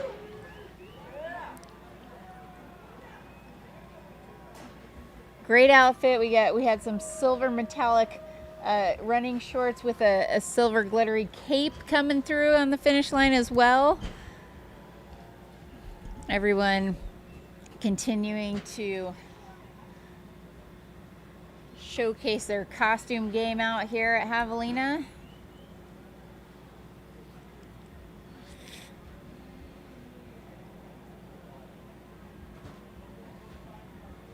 I didn't see Mikey Mitch's best, his costume, because apparently he was going for the best butt award. Did you see him? I did not. Rave Twink. He's pretty famous on the gram, as they say. Probably more on,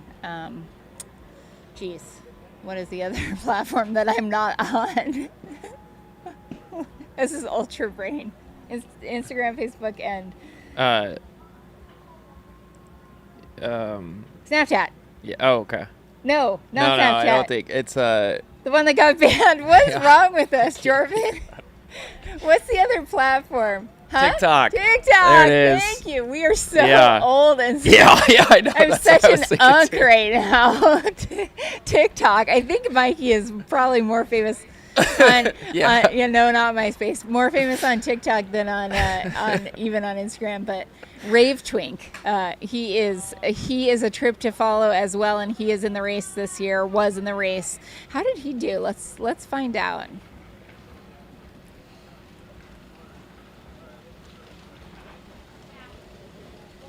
Michael Mitchell, 1830, not bad, running an 1830. I'm sure on Instagram there's some photos.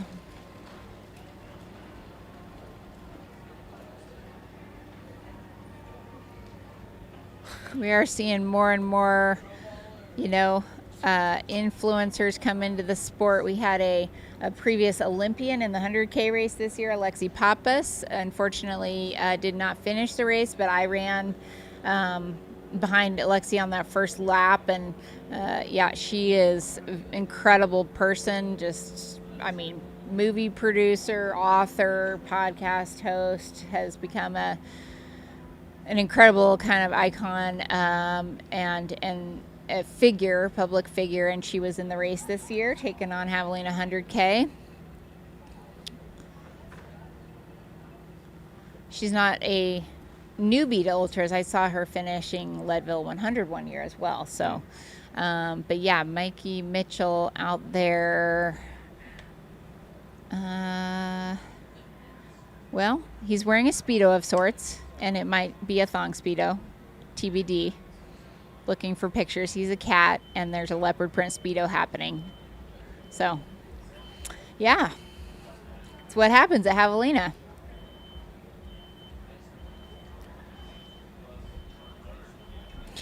Also rocking a crop t-shirt that says, "Your dad is my cardio." Oh, wow. Bold. Bold. Wow. Not a person who's afraid to let their freak flag fly. Let's go. Love it, and gotta see it. But also running Javelina for charity. Partnering with Aspen Out to raise money for the Jack Raff Fund, and the fund provides mental health resources for LGBTQ plus youth in Colorado. That's wonderful. So nice. Thank you for doing that, Mikey. Using your platform for a great cause. Again, if you're just joining us, I'm Corinne Chalvoy, joined by Caleb Stevens, and we are very excited to be here in the last few hours of the Javelina 100. Yeah, we've got a number of awesome interviews that are on deck. We'll get to those here shortly as those athletes start to trickle in for the awards ceremony. So we're excited to bring that to you. And then also we've got about 2 hours left here of athletes as they try to hammer home this finishing stretch on 100 miles or potentially 100K. Again, this is a Western States qualifier, so a lot on the line for these athletes as they go just above and beyond even a 100-mile finish, but also for some out there, they need this to get that lottery ticket for Western States. So, yeah, somebody said, I want to see Des Linden out here next year. She is running Tunnel Hill, right? I think she signed up for Tunnel Hill, yes. At one point, I felt like she had talked about maybe also Javelina, like the 100K. I kind of, at one point, maybe I thought I even saw her on the list because I just was keeping an eye on who was running the 100K, and I was like, well, that would be epic. Let's run against Des Linden. She also paced Joe Stringbean McConaughey at Western States last year, has publicly said she definitely wants to explore the trails. We've got Santa Claus Holy cow. himself. Oh, my gosh. Santa Claus himself, probably the pacer, which is still epic. Santa Claus coming through in capris. Santa's wearing capris. Capri wow. Santa. That is Mr. Jeff Gartmeyer. Oh yeah, Jeff. Finishing. Woo! All right. Woo! Finishing with 411. Is that 411 or 011? Kyler Hallmark. Okay. Yes, Kyler. Let's go. Getting it done. 411. I like that bib number. 411. Yeah.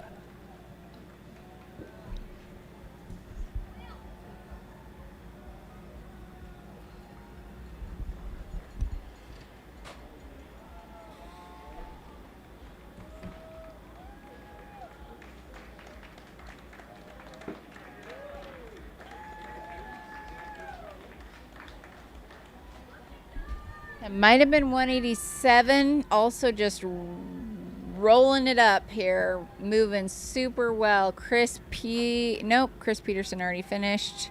Getting my numbers wrong. Sorry for the misidentification, but that runner was running too fast toward the finish line for me to ID their bib, which was on the opposite leg from where we are sitting.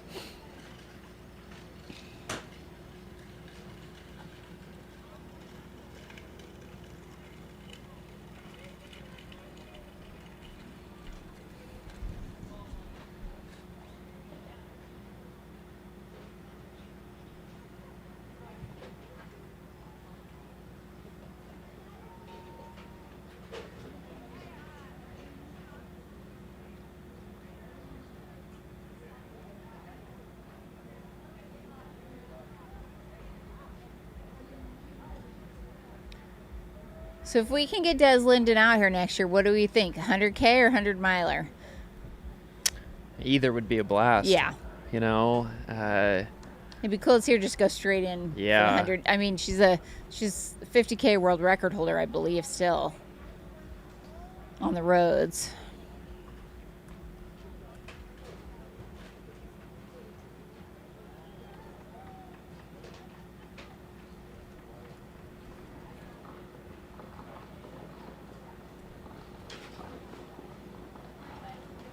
It is, yes, sub 3, 2 hours, 59 minutes, and 54 seconds. Des Linden set in 2021.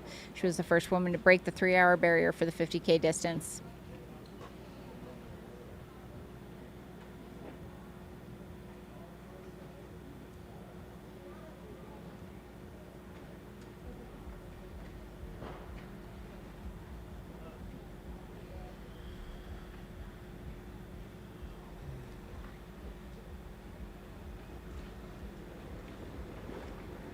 Yeah, one of the special things here too is like it's just there's still people at the finish line that are bringing the party. So it's that same finishing experience no matter if you finished yesterday at midnight or this morning at noon, you know, for example.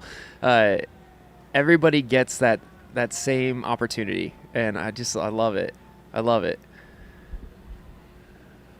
There's enough people out here we can rotate the dance crew finish line. Yeah.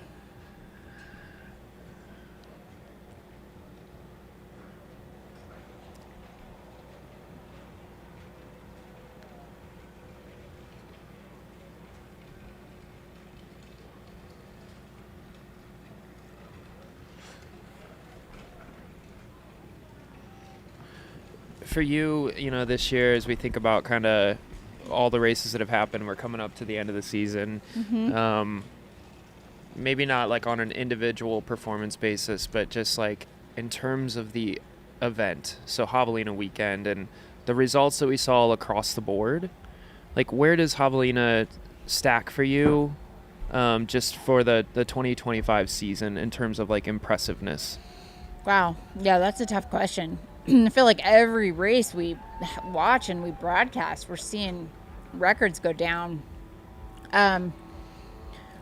It's up there because so many men running so fast and Tara breaking the record. I think it's definitely one of the top contenders. I mean, I would also say that, you know, Western this year was, especially on the men's side, just wild. And I was there in person, and to see, you know, Caleb Olson and Chris Myers running so close to course record time. Again, another course record that people, you know, thought or think is untouchable. Those were mind-boggling to see. So I think, I don't know, I mean, Black Canyon's up there with both Riley and Tara going under previous course record. Yeah. There's been a lot. Have there any stand out for you? I just, like, start to finish, I think Javelina has to be, you know, I don't know if there's been anything that's been more impressive as a race than Javelina, right? Yeah. Maybe equal to it, but just from what we saw on both the men's and women's side and such a well-rounded field, and the course records being crushed, not they just were, like they were eclipsed, crushed by a crushed. lot. I mean, Leadville, we saw an Ann Trayson 18-year-old record. Yeah, that's fair. Yeah. The Ann Trayson untouchable Leadville record, you know, akin to kind of what David did last year, and then David did it yet again this year. So both sides at Leadville 100 this year. Yeah. Also, it's just been a historic year in ultra running, really. Incredible. Yeah.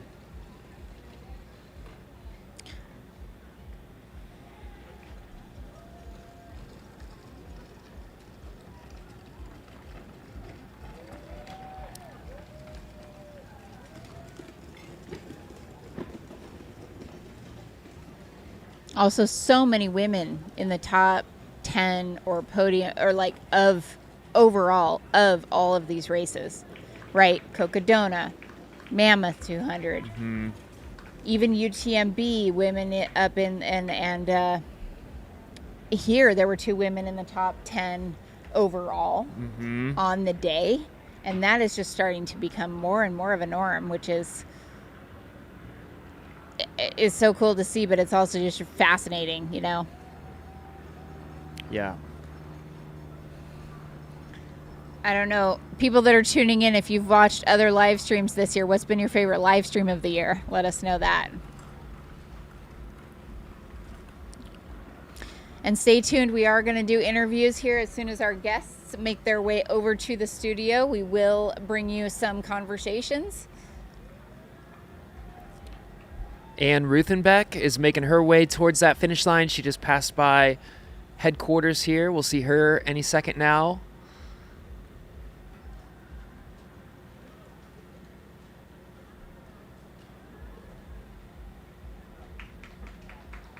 Believe that's Ann we have on our screen there on the left side, bib number 388.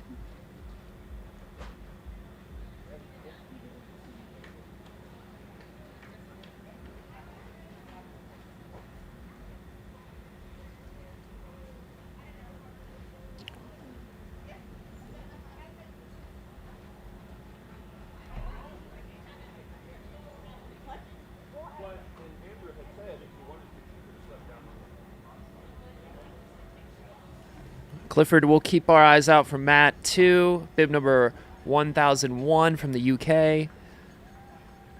Yeah, agreed, Jenny. The start of Cocodona was insane this year. That whole race was insane. Corinne and I had a chance to call several hours of that together, and it was just such a blast. What a race. What a week. The storylines there. Yeah. Just that was so fun. It was fun. It was really, really. Okay, we've got bib number 259 and 279 running in together. 259 is Brian Swain. And Rachel Swain. Oh, wow. Assume they're either brother and sister or married. Let's break it down. Either way. It's great. Brother, sister. Wait, I think I remember seeing that they were going to run the whole race together, step for step, and that I think I saw a little interview preview thing about the fact that they were doing this 100% together. And was it brother, sister, or do you remember? I think they're married. Can you imagine how that would test a relationship? Well, we've talked about it, and we're like, do we do this or not? Is that 742? Yeah, I've talked about this with Graham, my husband, and whether or not we would do it. And it's so hard because it's like you're going to feel good at different times. Do you stay with each other? Yeah. Inevitably, if one's doing better than the other and you want to let them go and have a good day, like, what do you do? So it is a commitment for sure. But probably also an incredible way to spend time with your partner. The thought, though, of my sister and I doing a race like this is literally making me about to lose it. We did my sister is not a runner, but we did do a half marathon together at one point, and it was in Chicago.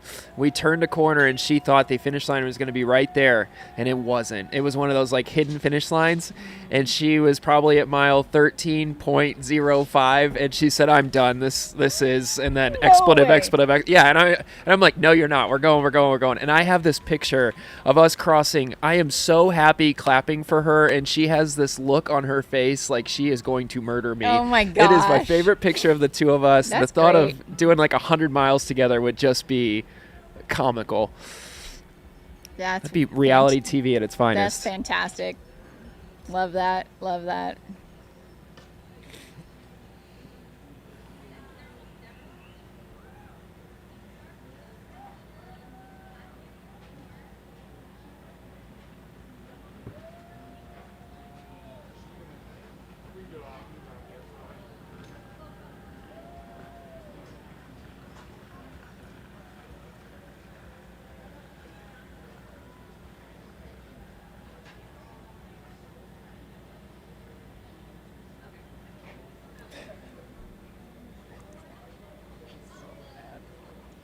Oh my gosh, I just saw the picture that Caleb was referencing. That is so, yeah, she looks pure angry. Yeah. But it's great. Yeah. She's probably good, I mean, in retrospect, so happy. It's one of our favorite memories, together, yeah. I agree, Jenny. The start of Cocodona this year was insane. It was. We were like, what is happening and why are people running so fast right now?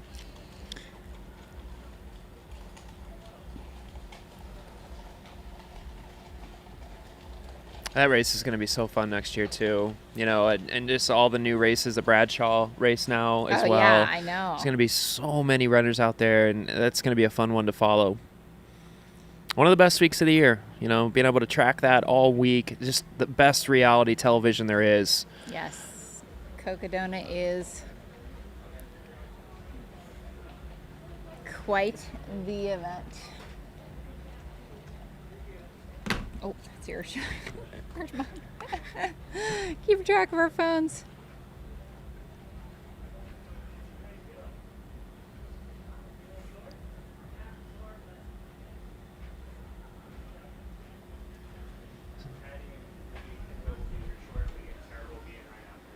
Awesome.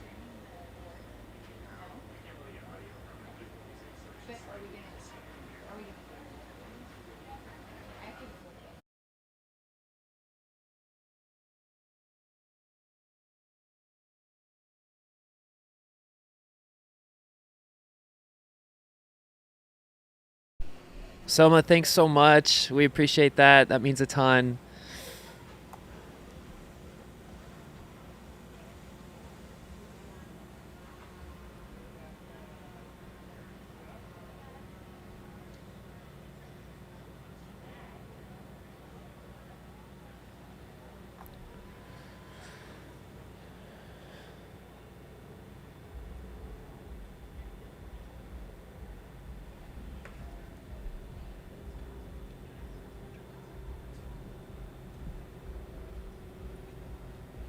And as we approach the end of this year's race, let us know who you're waiting on to cross that finish line. We want to keep eyes on everybody. If you're watching to see your runner cross, what a special day this is, and we want to be able to tell their stories as they come. So let us know the bib number in the comments and who that person is, and we'll keep an eye out for them.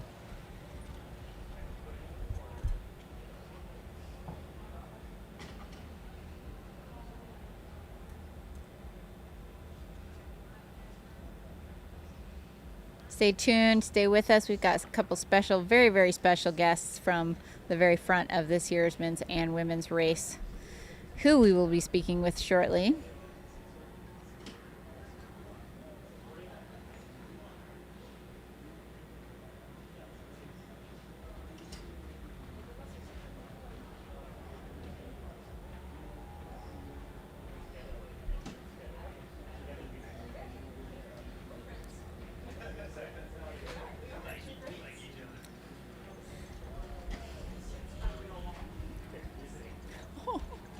Congratulations.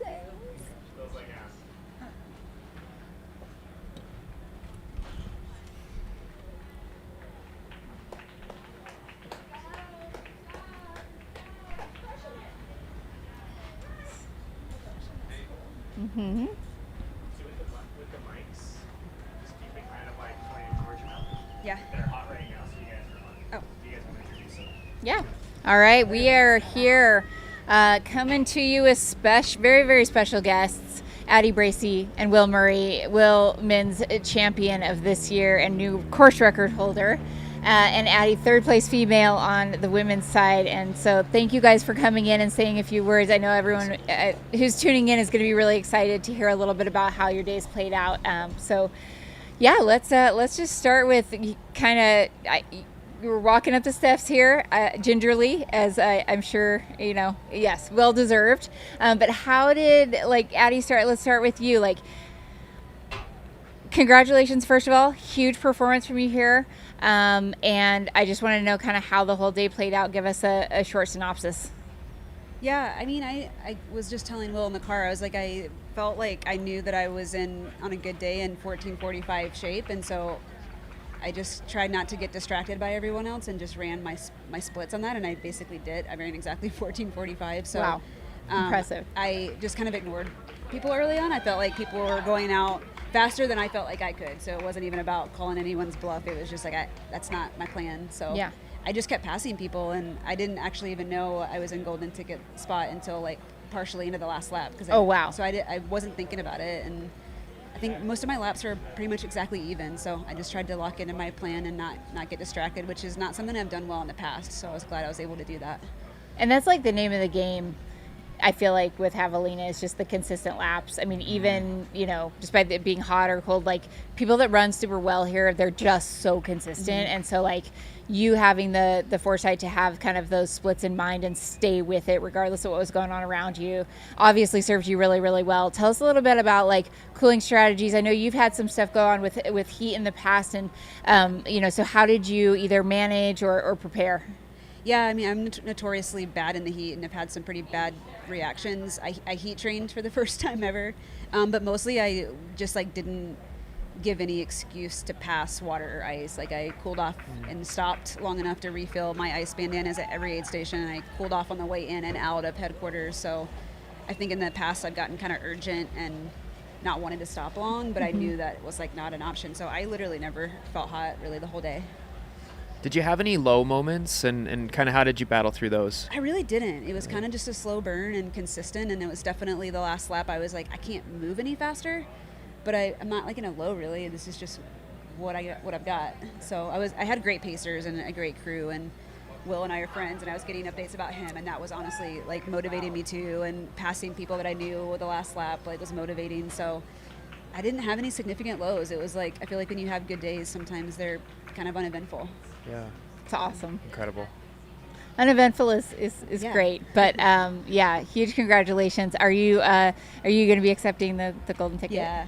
Yes. Congratulations. 2027 Western States, 2026. Sorry, I'm like forecasting. Like I'm definitely not signing up for 2027. We're not going to think that far out. Because so what does that mean to you to go back to the race? A lot. Yeah, I actually got pulled for heat exhaustion, heat stroke the last time I was there, and I've always felt like I wish I could go back and like redo that. So I honestly, I wasn't expecting to get a golden ticket yesterday. That's not really, wasn't really on my mind. I mean, it was peripherally, but it wasn't my focus. So I wasn't really thinking about it. So I'm more excited than I maybe even thought I would be to like get to go back and just be smarter. When that shift happened yesterday, when you started to think about the reality of the situation that you were in, like, do you immediately like have to pull yourself back? Like, do you get this rush of adrenaline of like, okay, now I'm also competing for this, like now this becomes a focus? Or did you just like continue to put that in the back of your mind and say, no, I'm sticking to my plan, I'm here for a reason, and this is what I'm going to do? How'd you handle that? Well, my pacer told me a few miles into the last lap, he was like debating whether or not to tell me.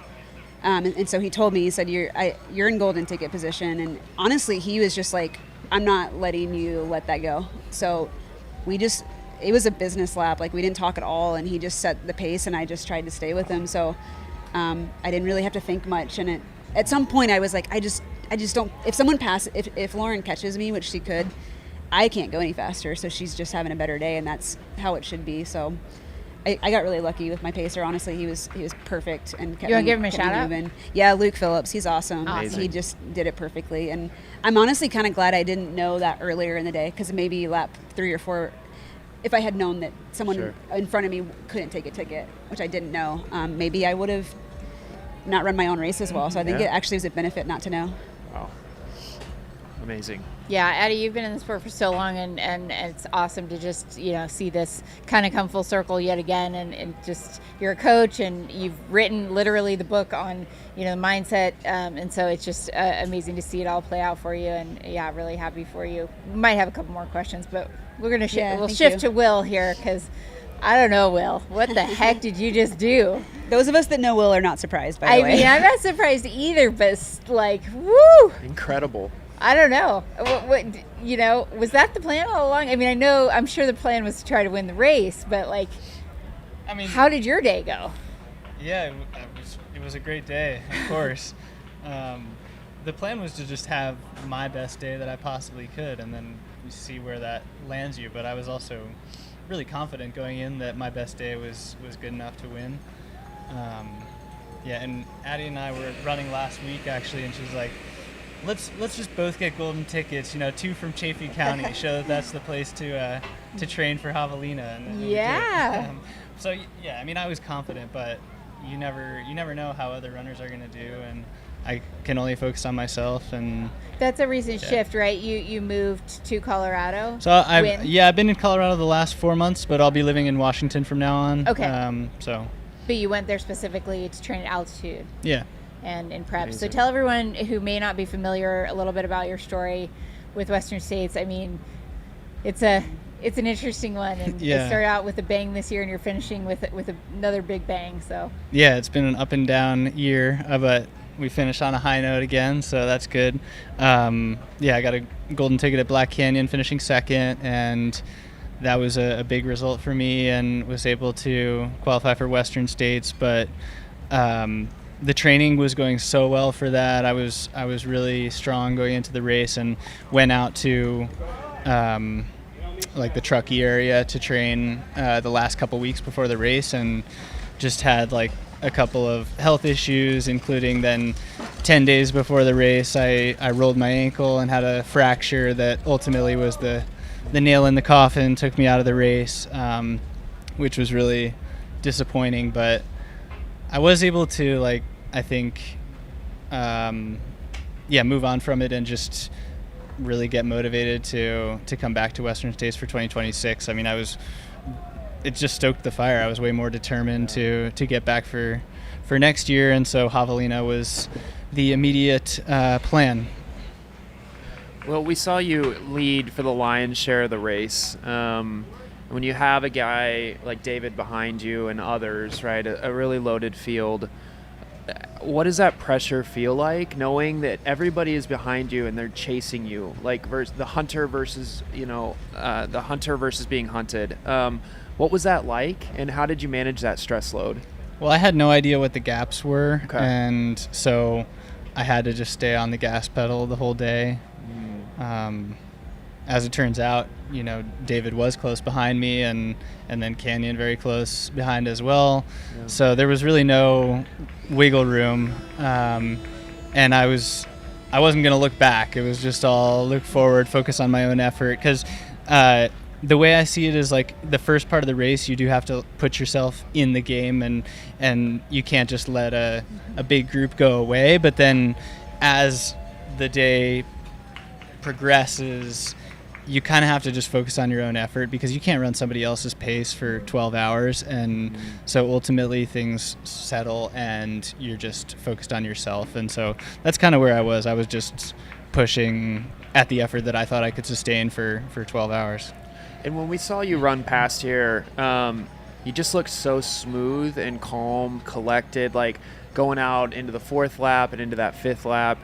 How much of that gamesmanship comes into play in a race like this, where you're passing people and you have to kind of think about that? I want to look strong, I want to look good, versus like maybe how you're feeling. And you guys can both answer this. Like, does that come into play on a race like this when you're passing each other in headquarters?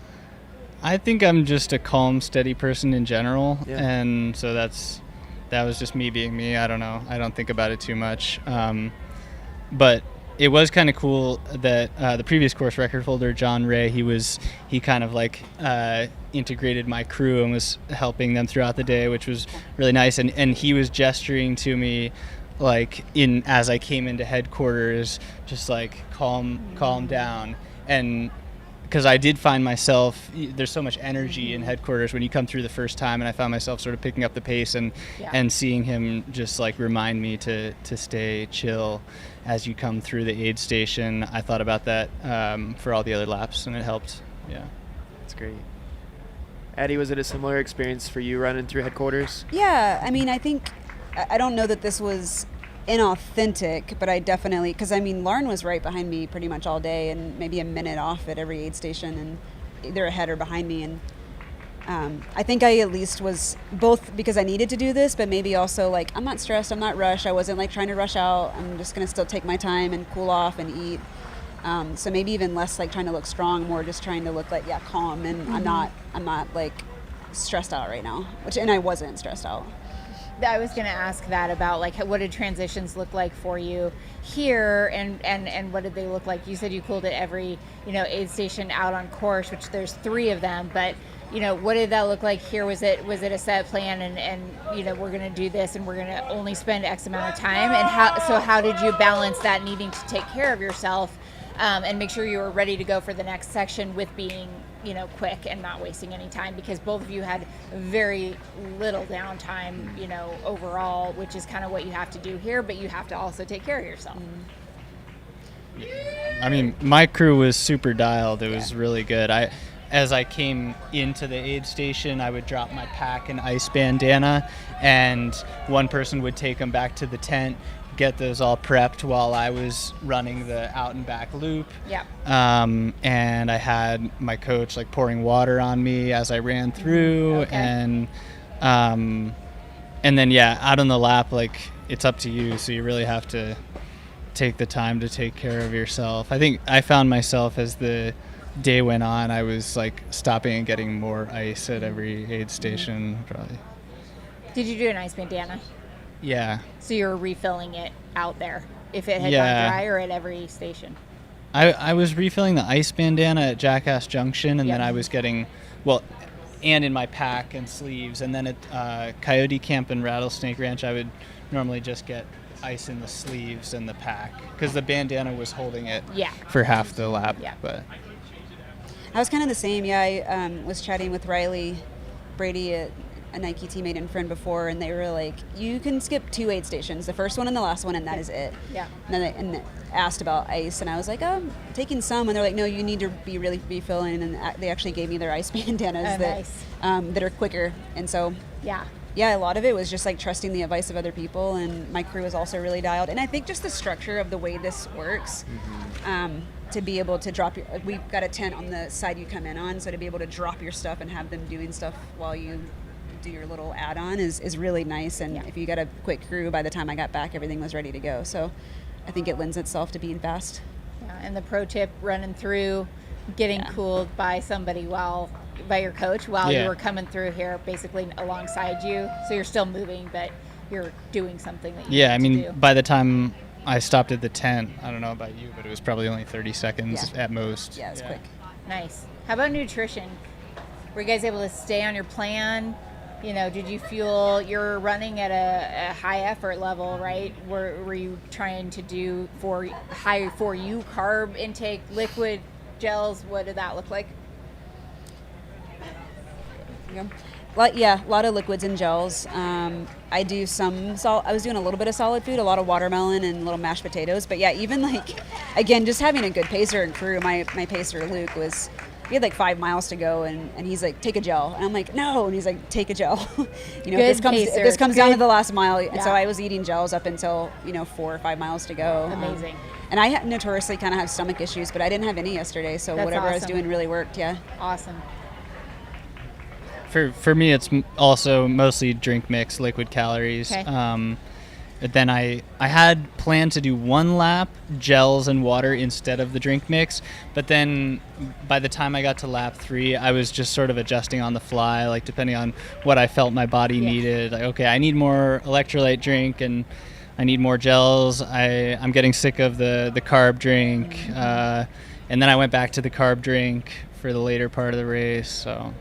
Do you also need a lot of fluid? Because sometimes when it's a carb drink, it's hard to intake that much fluid if it's all carbs. So do you do one of each, or were you all carb in the bottles? Well, I brought a pack, and I had 3 bottles in the pack plus 1 handheld. Okay. Because I need a lot of 3 in the pack and a handheld. And a handheld, because I need a lot of fluid. Okay. I need to drink like 1.5 liters per hour. Yeah. Wow. But then I would refill with plain water. Okay. At the aid stations out on the lap. So it was all carb drinks when I left the aid station, but then I'd get water out there. Makes sense. Was there a moment for the two of you in the race that you'll kind of look back on and cherish, like something small, maybe it be with a crew member or a pacer, a memory, or somebody out on the course, like just that little nugget of, oh, that was my Javelina moment. Obviously, crossing the finish line outside of that. Anything that stands out? Well, I wasn't originally planning to take a pacer, or I had one on call, but I was thinking, okay, I think I might not take a pacer. But then I got convinced to take Payson, my friend, as my pacer for the last lap, and it was a necessary decision. It made the lap way better, and it was just really cool to share that last lap with Payson, and especially winning the race. Like, that's going to be a memory that I think we have for a while. So that's awesome. For sure. Yeah, I mean, I think what's so cool about ultras and hundreds is like it's not over until it's over. We were even talking about that. Like, I didn't really think I had it until I could see the tents, but it's cool that once you can savor it for the last mile. So running in the last, when we could hear the music going, and my friend Luke was with me, and we were just like, oh my God, we did it. It's cool to like feel that for a little bit. And even just like I said, Will and I are friends. Our other friend Zach had a crazy day and was 6. It was his first 100, and we were all staying together, and it was just like, I mean, it'll definitely be a really memorable weekend for a long time. It was a really great weekend, and we all did really well, and our crews crushed it, and it's just been really special to, I think, all have a good day together. Yeah, that was really cool. That's awesome. Amazing. Well, huge congrats, both of you. You're going to get your awards here soon, but just recover well, and you have so much time between now and Western States, which is one of the benefits of getting a golden ticket this early. So can't wait to see what both of you do next year, but congrats. Yeah, congratulations. Thanks.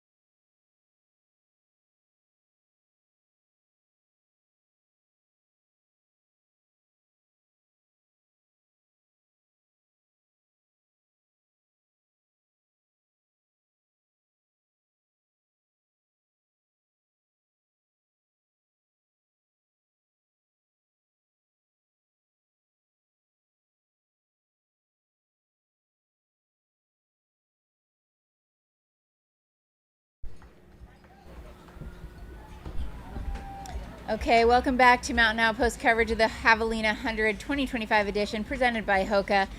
I'm Corinne Shalvoy with Caleb Stevens. We are here and we're going to let her take one more little bite with your women's winner, champion, and new course record holder, Tara Dower. Yeah. Woo! Welcome, Tara. Thanks. How It's you nice doing? I feel fine. I've only slept 2 hours, but I'm fine. I know, you're have a just pizza. amped. Caffeine, it happens, right? I took 800 and 900 milligrams Woo! in 13 and a half hours. Whew, that's a lot. Wow. That's David Roach level right Yeah. there. It helps so much. Yeah. I'm usually I drink like 1 cup of coffee a day.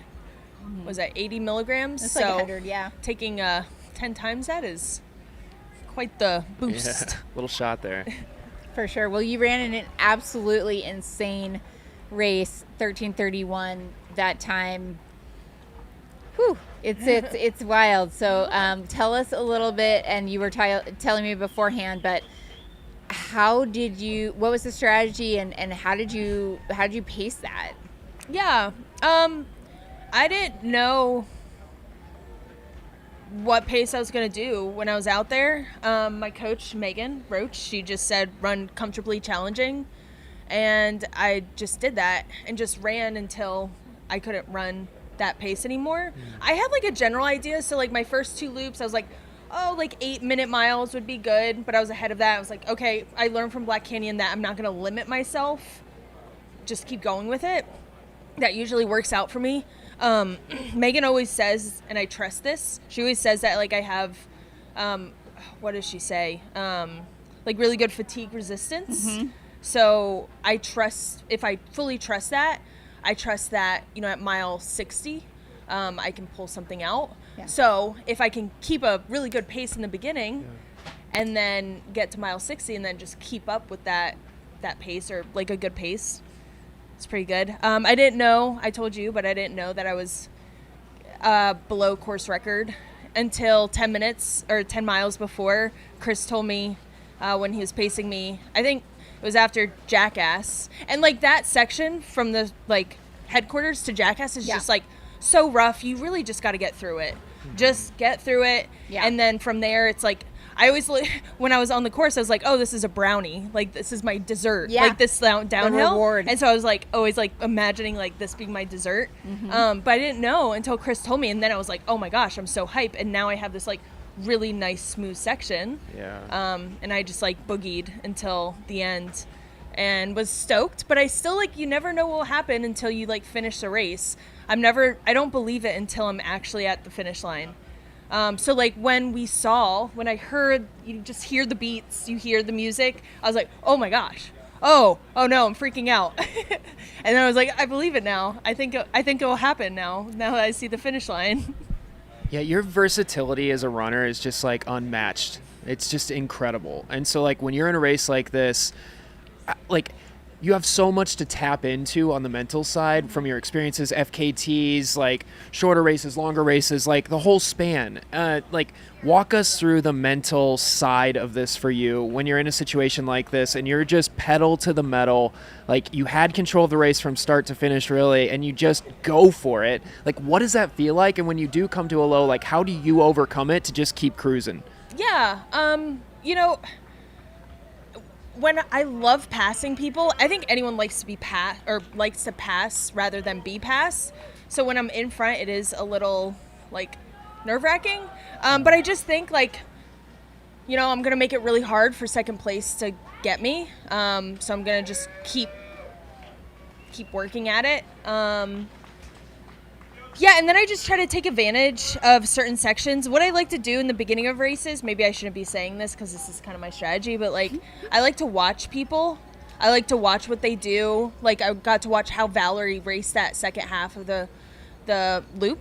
I got to watch Carla and Beth, who I recognize as like the main competitors. I got to watch how they like raced it, and I just watched them for the first loop, and then I can like, when I'm in the second, third, fourth, fifth, I think, okay, where can I take an advantage? And where I saw a place to take advantage was just keeping up a consistent pace, not walking at all in that first section. The start to Jackass is just really hard.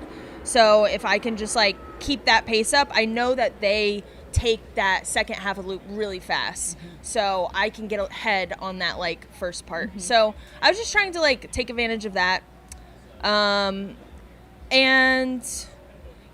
being passed is gonna happen, but how are you gonna respond to it? I always imagine like being passed and like what I'm gonna do, and I mean it's not over at that point. It might be mentally like tough, but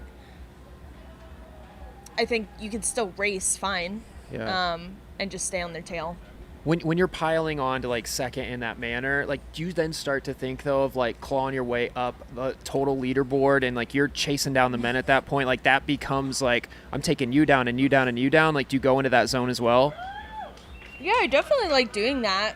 I didn't really know. I think my crew told me when I was coming through for like leaving for the 5th loop, they're like, oh, now you have to go hunt the boys. And that's exciting. Yeah. It's always fun to hunt boys. Yeah. A couple We'll of them just tried end to the interview right there. a couple of them tried to like keep up.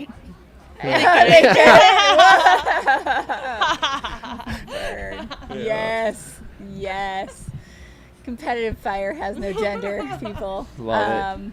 So I'm kind of curious here to compare like Black Canyon. I saw you finish Black Canyon. I saw that effort. That was also a course record run.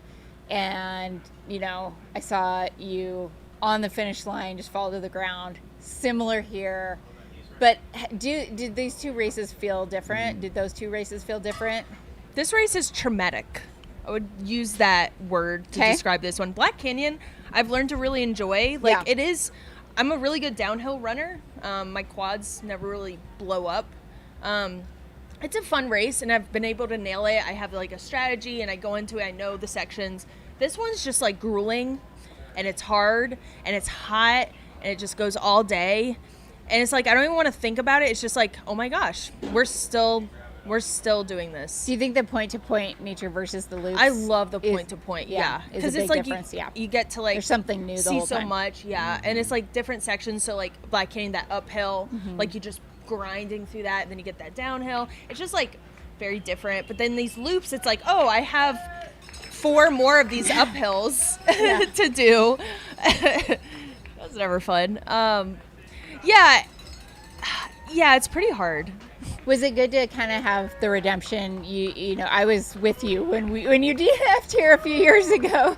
Oh, yeah. I mean, there were multiple things that happened, but I know that like I think nutrition and maybe just like fluid, electrolyte, and like was it really good to have kind of the redemption of like rewriting the story of Javelina for yourself, and like how did your like nutrition go this time? Oh yeah, it went so well. So I actually heat trained for this one. That went really well. Nutritionally, Vic Johnson, he's my nutritionist, and he's like, just like hydrate. That is like nausea, like throwing up. That's when it happens when you're not hydrating. So I just like overhydrated, and there's like a couple signs that you want to like look out for if you're overhydrating, which is like headache and stuff. So I looked out for those signs and took my salt in, and I just did so much water.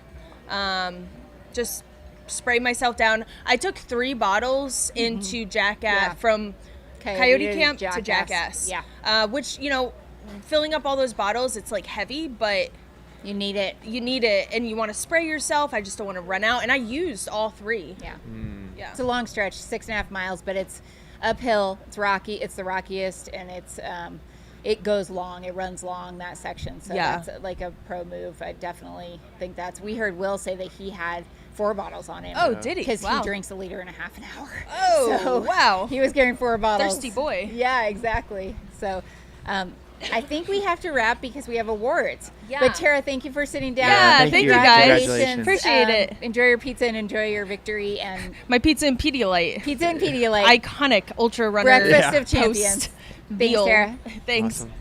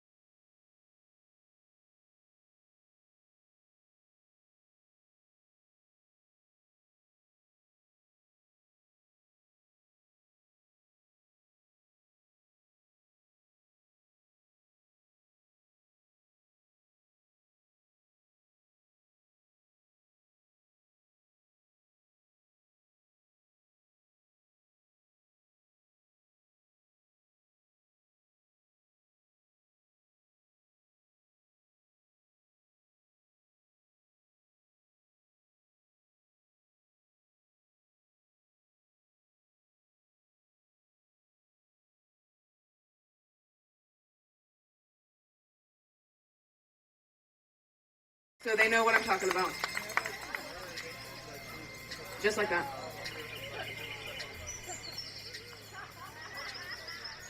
And our second best costume was Pink Pony Club by Sarah Carrera.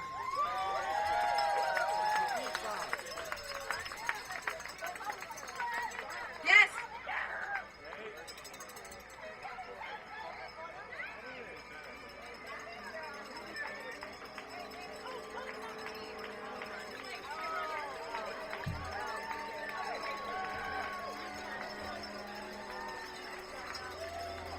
I love ultra running because we do spread the field between youngest and oldest. We've got old runners out there and super young runners out there and everybody in between. So we do award the youngest and the oldest. This year, our youngest runner finishing the 100 mile was 19 years old with a time of 20:36:50. Give it up for Brody Chisholm.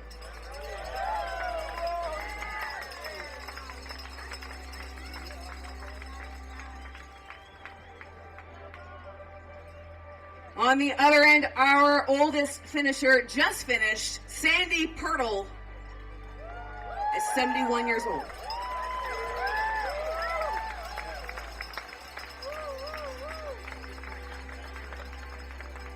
Big round of applause for these very fine misfits.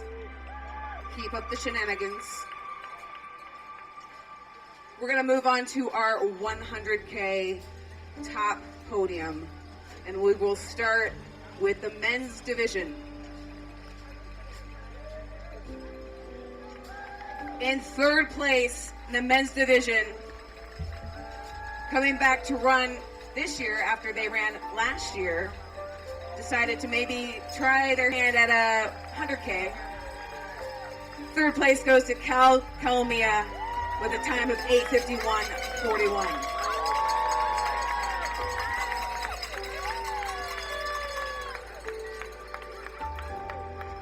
In second place, give it up for Eric Milla with a time of 8:35:11.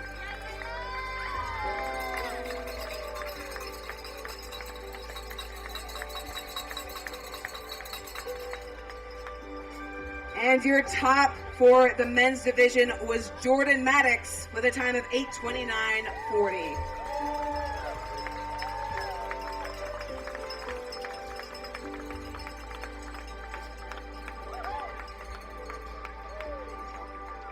Please give it up for these very fast individuals in the men's division of the 100K for 2025.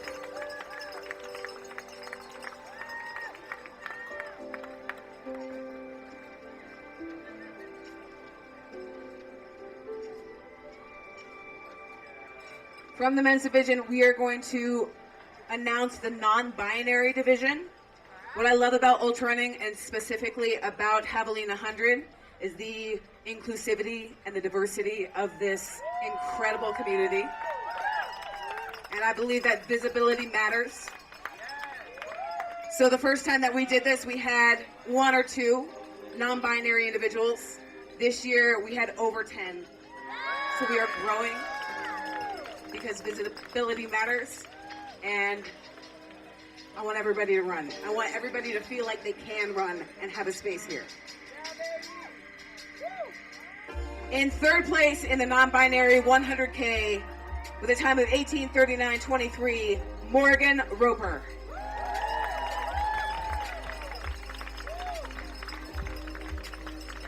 In second place with a time of 17:56:25, Nicole Armbruster. And your champion with a time of 15:08:21, give it up for Ori Frazier.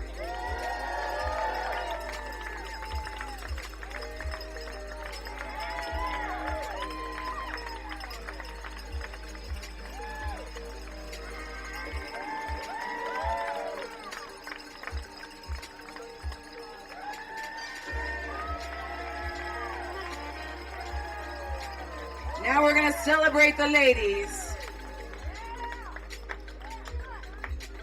3 very fast women in the women's division of the 100K for 2025. In third place, it was Leandra Zimmerman with a time of 9:16:36.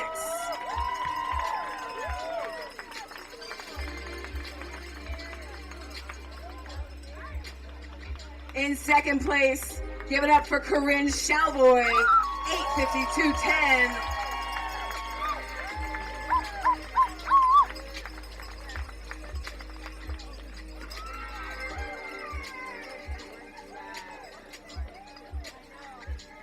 And on top, your women's champion and second overall in the 100K with a time of 8:32:18. Give it up for Katie Asmuth.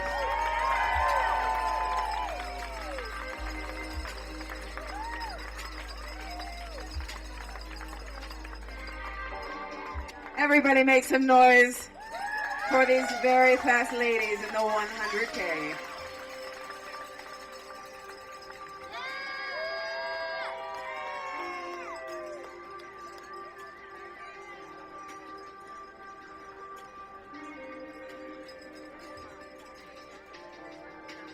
All right, we're going to move into the 100 mile, but just before that, we're going to celebrate a couple more misfits.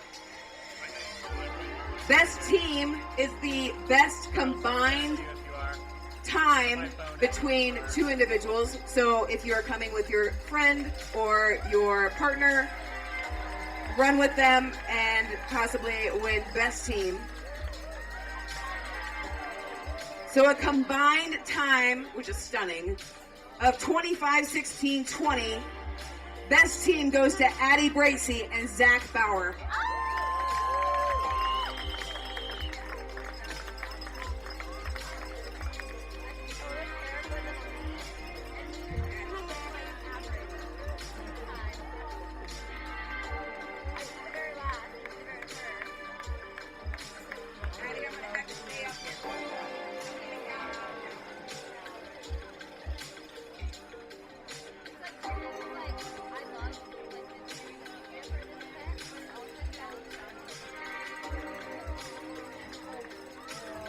Addie, stay right there.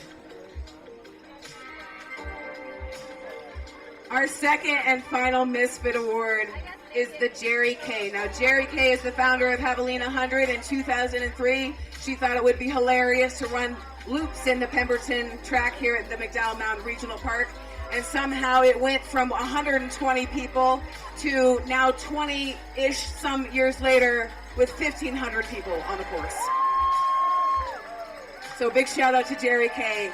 She founded this race in a spirit of fun. She wants every runner to experience the trail with a spirit of fun, to go out there and just remember that it's a little bit of hilarity, what we do here. So in that spirit, this award is one of fun. It is based on guts, determination, craziness, loudness, and really anything memorable. And the most memorable thing for me this year was Tara Dower's performance.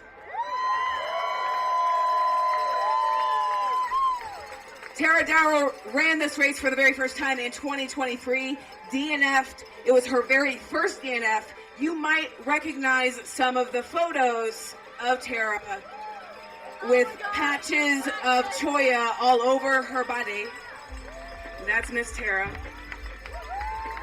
And 2 years later, she comes back and not only wins the 100 mile, but sets an outstanding course record by 30 minutes.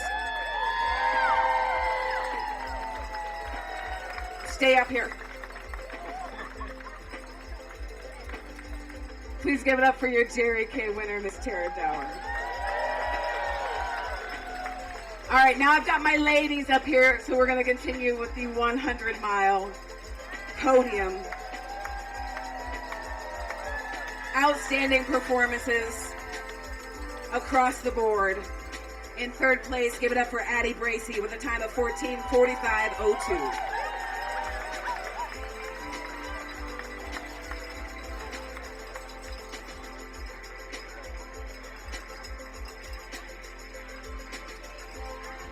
Local artists renderings for each of the podiums. In second place, with a time of 14:31.14, give it up for Beth McKenzie.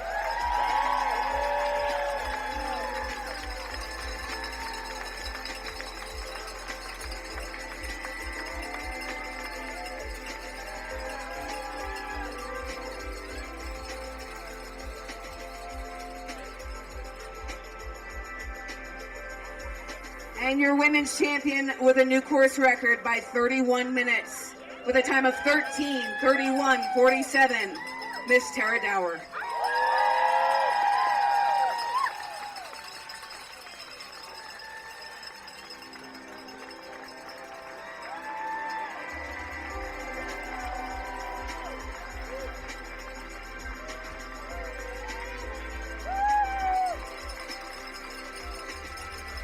And ladies, if you would just stay right there, accepting the golden tickets for the 2026 Western States Endurance Run. This year will be Tara Dower and Addie Bracey.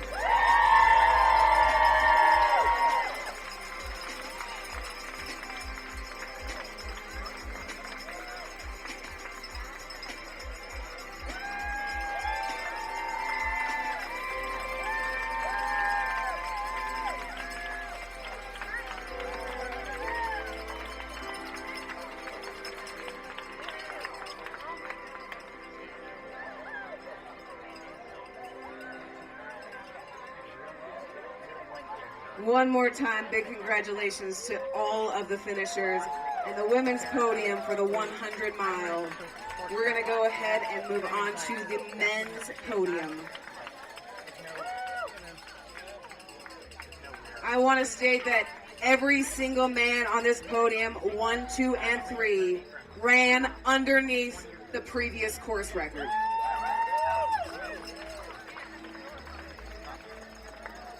Last year was like 100 degrees. This year was a little bit better. And we had some very fast performances.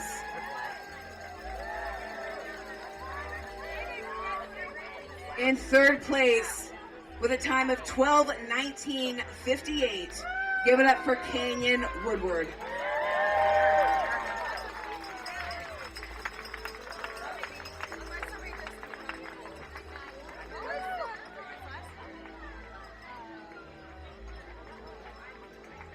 In second place, back for a second year and on the podium with a time of 12:18.06. Give it up for David Roche.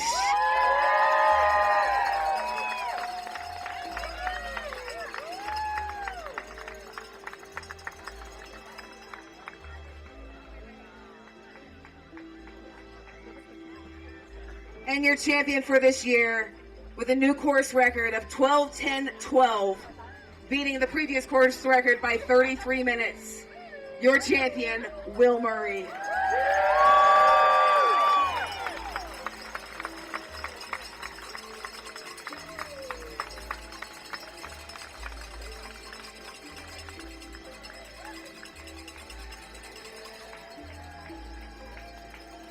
Make some noise for their top men in the 100 mile.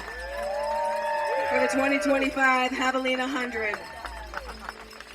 And for the golden ticket race, accepting their tickets for Western States 2026 will be Will Murray and David Roche.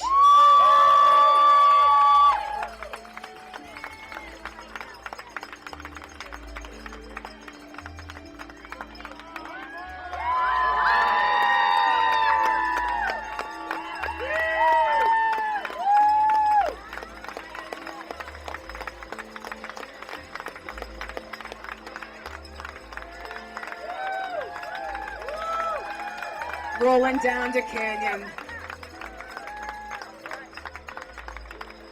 One more time, big congratulations to these very fast gentlemen. Record breaking for the 2025 100 mile.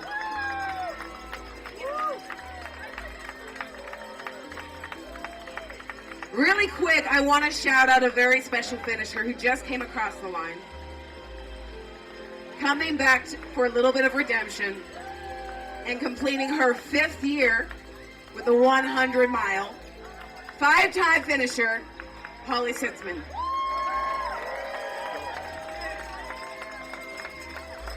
If you also want to run many, many years with us here at Javelina 100, every 5 miles or every 5 years, you earn yourself a jacket. So 5-time finisher, give it up for Holly.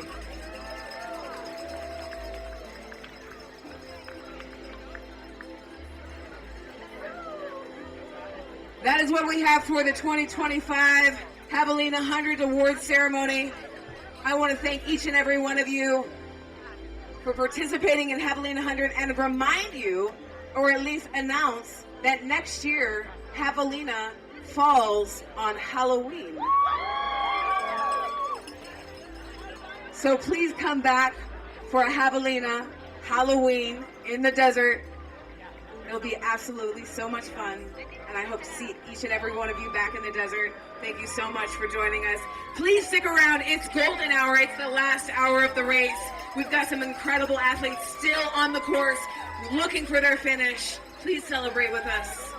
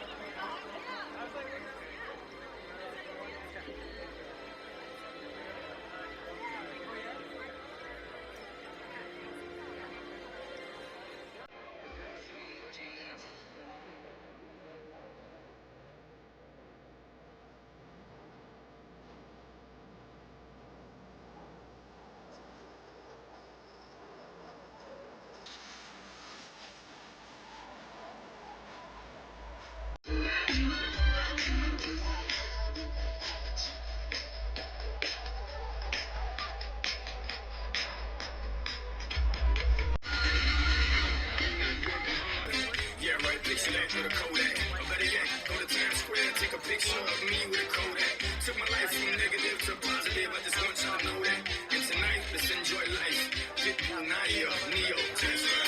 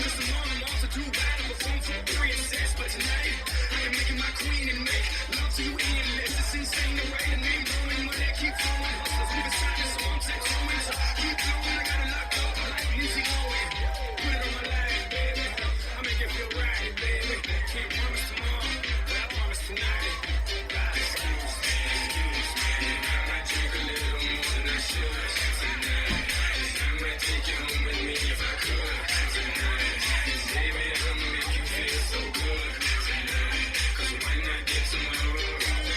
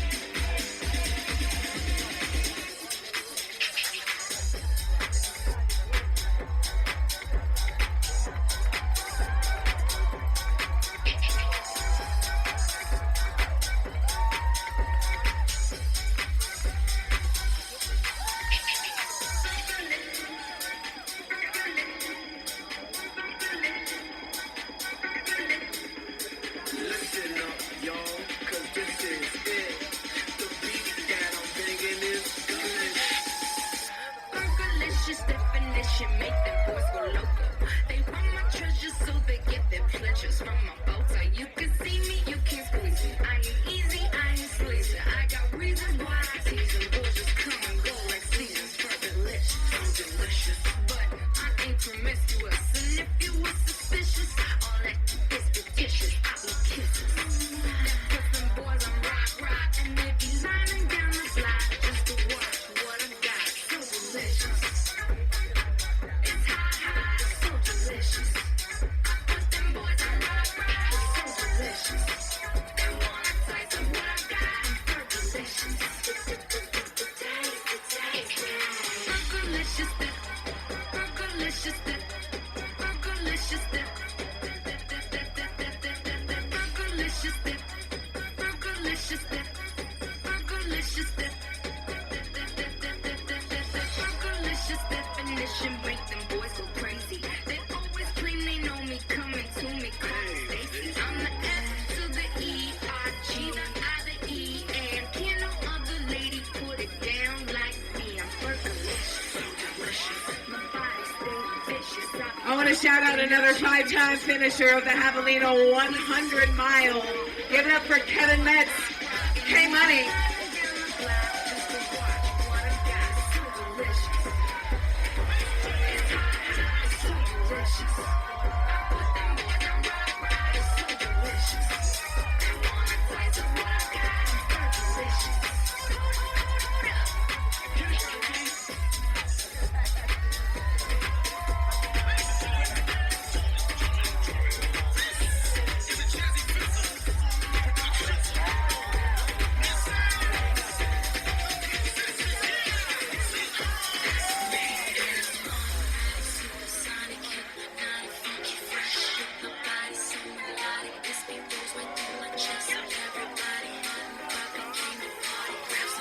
How many times did you have to finish this race?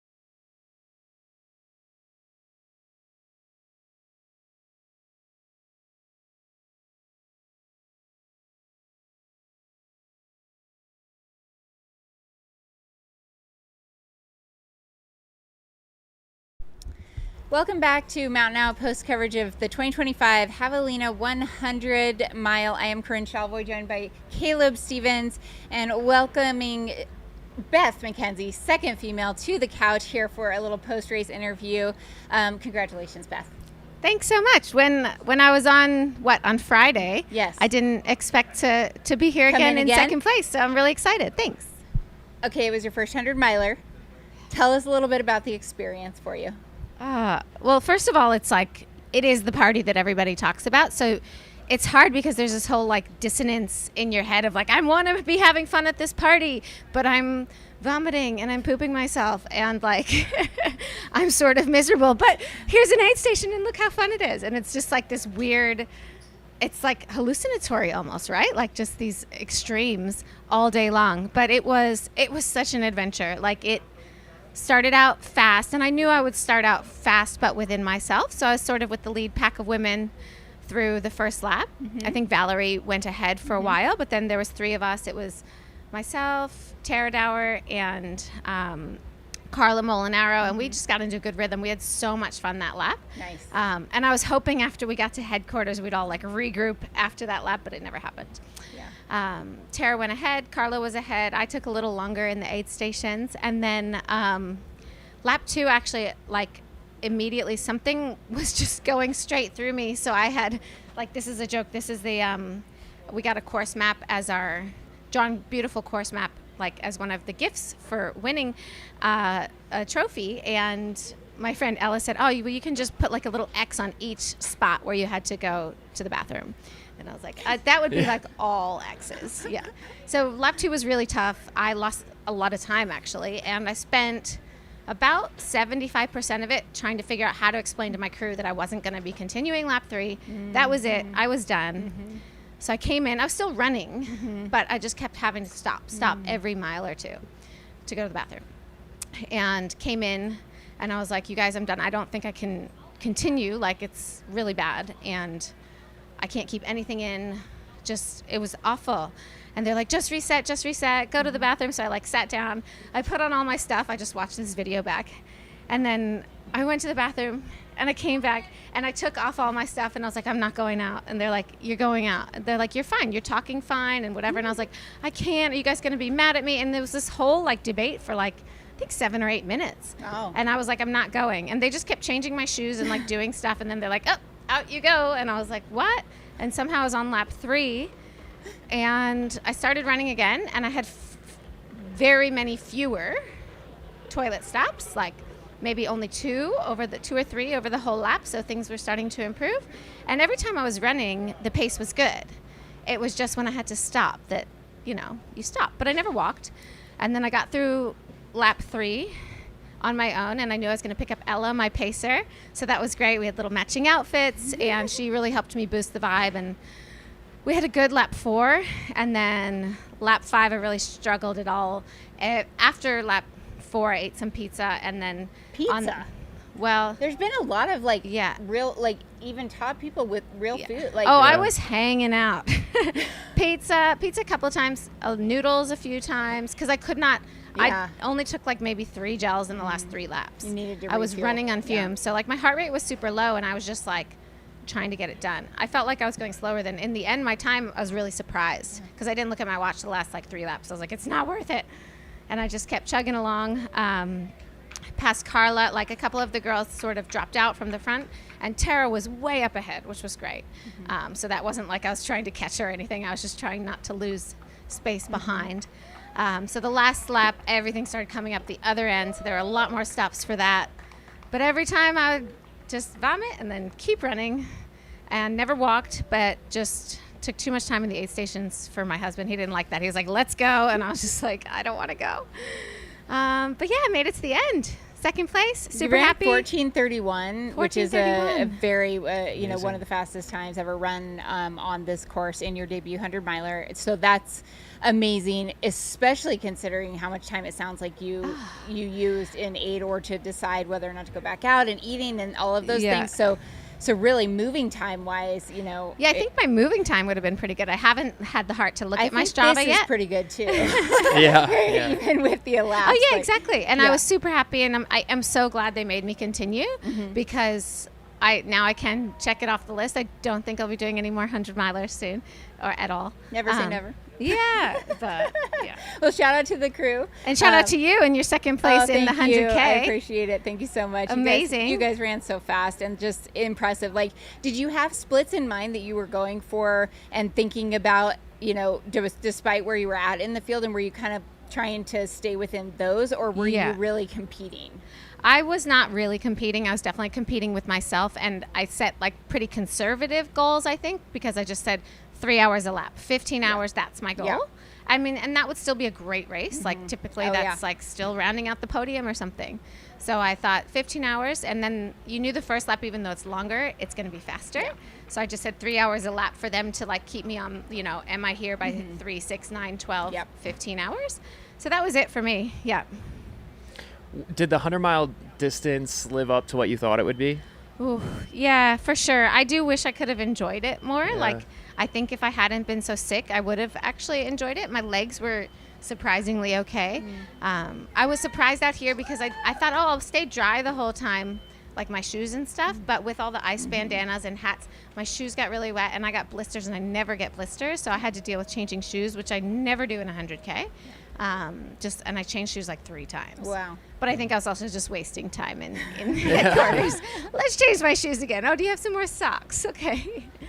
Well, when you were moving quickly. Thanks. And so you had 2 pacers? Yep. Ella, who's my best friend from back in Australia, we've run thousands of kilometers, we call them over there, together. And Luke, my husband, who is always putting on the hard, I would just be like, you're running too fast. But he always came back, and he was really good. They put up with a lot of stuff from me yesterday, so I am very appreciative of them. They deserve a spa day. Nice spa day for the crew. What's your take on, like, you know, running with your spouse as a pacer? My husband and I, who's right there, have had good and bad experiences in that world. So does Luke pace you often, or how like and for lap 5, like was it specifically you chose lap 5 for him? Yeah, he did do really well. I had been sad that like my music and my headphones wouldn't work, so he took out his headphones and put Taylor Swift on for me. Nice, and I listened perfect. to the new album two times through, and then I was like, okay, that's enough. But so he was very accommodating. I am probably a bit like more mean to him than I would be to somebody else, just like slow down, oi, oi, as they say in Australia. Like, you're too far ahead, like just I can't go that fast, you know. But yeah, other than that, it was great. I appreciate that he wanted to pace me. I'd love to pace him one time, but I don't think he'll sign up for a race this long. I mean, you can pace in some 50-milers. Yeah. I don't know. We ran the Kepler Challenge together, which is 60K. Okay. And that was his longest race. And that was interesting because he was like way better than me on the really, really like mountain climb. And then he sort of died near the end. But I was like, oh, well, he waited for me earlier. Now I have to wait for him. So we crossed the finish line together. That's fun. Beth, what's next for you? I have zero plans. This was a big year for me. I'm 45, and so I just wanted to like tick some bucket list things off the list.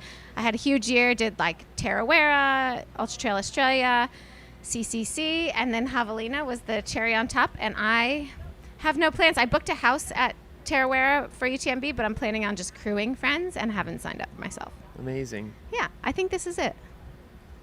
Well, it's a great way to finish the year, and some much deserved rest and pampering. And I would say just, yeah, thanks for coming over here to America to run one of our coolest races. What would you tell people about like what, you know, who are interested in Javelina? Yeah, well, so about Javelina, I would just tell them that this is the perfect first 100-miler, I think, or any 100-miler, because you see people coming back 5, 10, even more times. Yeah. But for a first 100-miler, it's really digestible because of the laps and the crew, and it's really exciting. And it doesn't have too much elevation, but yeah, the heat can get you. Mm-hmm. But it is just the best community. And then just one more thing about the race, like Tara Dower, I'm just like in awe. She was incredible, so good. I think that's like a performance of the year. It's huge to take that much time off of a course record, even though it was a fast day. Unreal. Was just incredible. Yeah. And yeah, I was glad she was an hour ahead of me, or I would have just like been like, oh, maybe I could have done more. But I'm like, even on my best day, without a single bathroom break, I wouldn't have been touching that. And so it's pretty impressive. She's amazing. She is amazing. Well, you also had a very, very impressive, Thank especially you. for your debut 100. So huge congratulations. Thanks. And safe travels back to Australia. Thanks for joining us for a few minutes. Thanks, Beth. We're going to go catch the plane now. Okay. Bye. Thank you.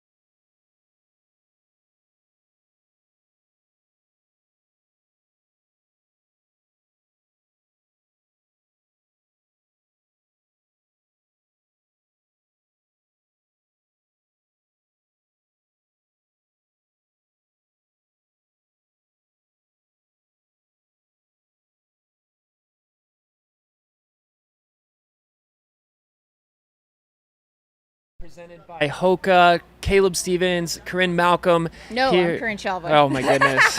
It's been a long day. I'm so that sorry. happens sometimes. the Corinne other Shalvoy. Corinne. Yeah, we've had a lot of hours here on camera together. We are joined by Levi Yoder. Excited to have Levi here in the studio. Levi is known for just this incredible toughness and mindset that he has in the backyard format. He's represented Team USA. Farthest distance was 312 miles that he did at Big Dog's backyard last year. So just incredible grit that you show every time that you run. We had a chance to talk before this race as kind of what you were thinking heading into Javelina and a 100-miler and the difference between the backyard format and this. How'd your race day go, and what was that experience like? It was a lot of fun. It's obviously with the crowd of people out here, the environment, you can't help but have fun. My day didn't go quite as I planned, which is ultra running. I had some fueling issues and I was short of my goal by a couple hours, but I was able to grit it out and finish the race. So that's always a good feeling no matter what. Yeah. Did it feel similar when you were going through that to what a backyard, like did you tap into that mindset, or does it feel like two different mindsets, this style versus that? There's some similarities. In the backyard, the mindset of you just keep moving. Like you don't have to run fast. I'd say the biggest mental difference that I'm learning in a 100-miler is to try and run fast when you don't want to run fast, instead of just keep moving. Yeah. So I'm still learning how to manage that, how to master that. Yeah. Amazing. And you've had a chance to be in some races out here. Obviously, last year we saw you in the Chase film with Arlen, a part of that Cocodona 250 experience. Coming from kind of the East Coast, Ohio area, like what is it like to come out here into the desert?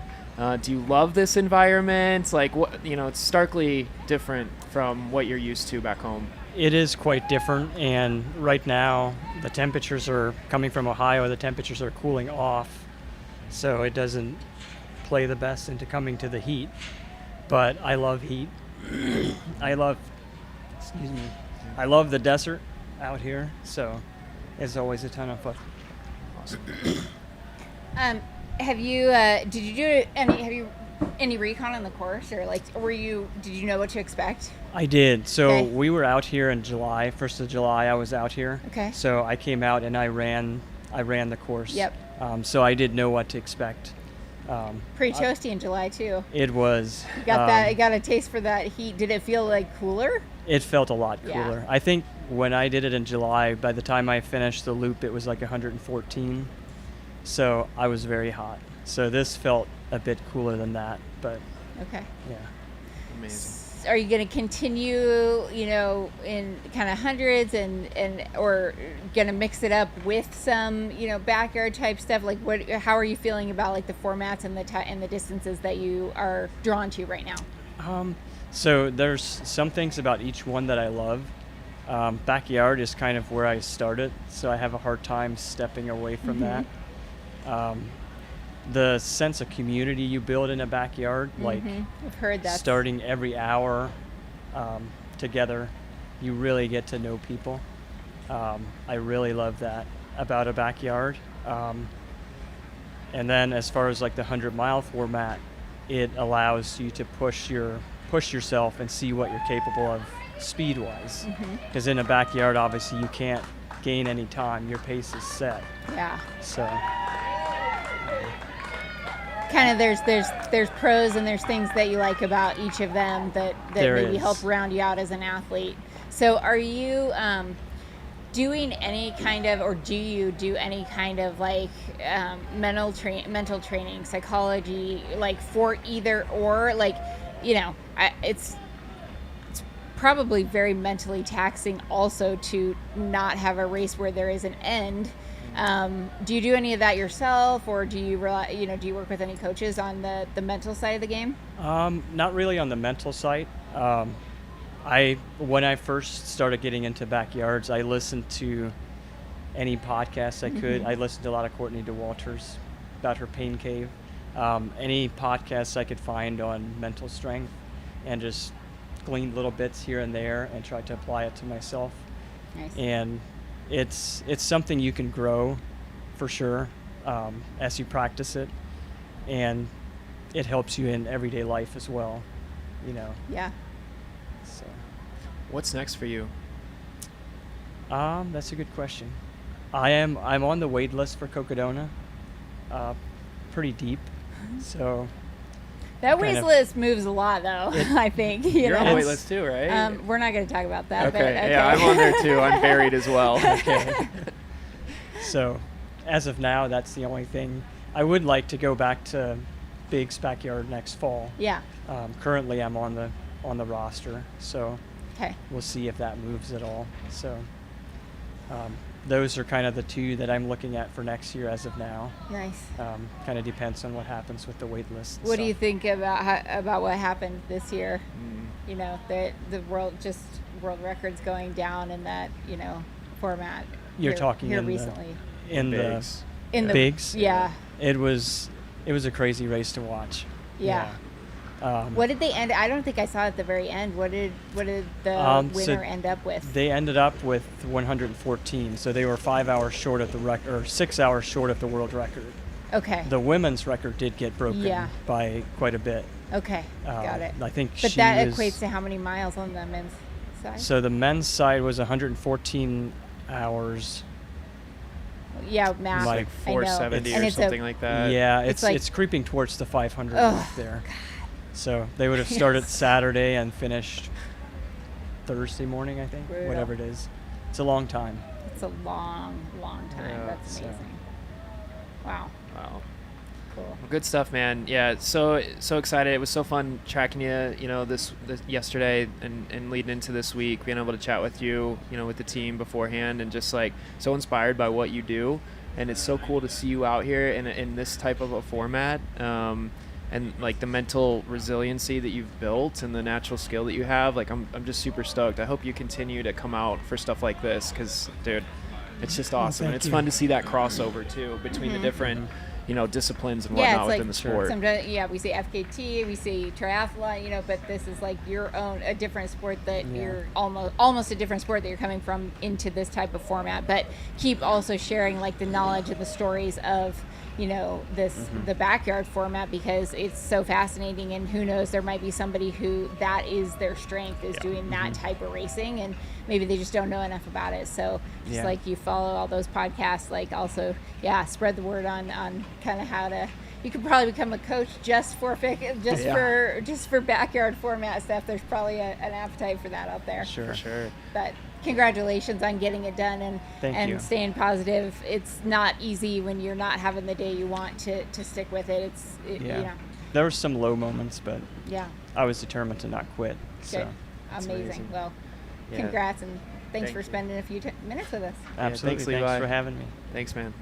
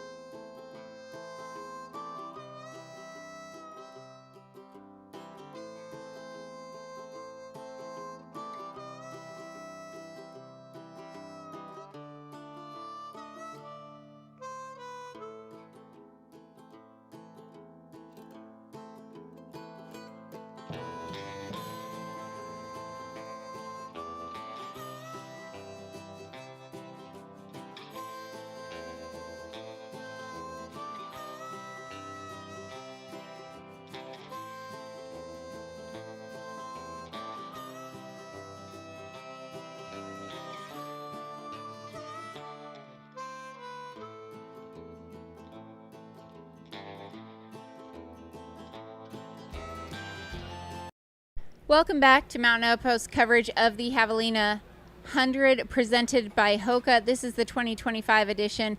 I'm Corinne Chalvoy, joined by Caleb Stevens, and we are here for the last 26 minutes of the race. This is, if individuals started in the 6:30 a.m. wave, they have until 12:30 to complete the race.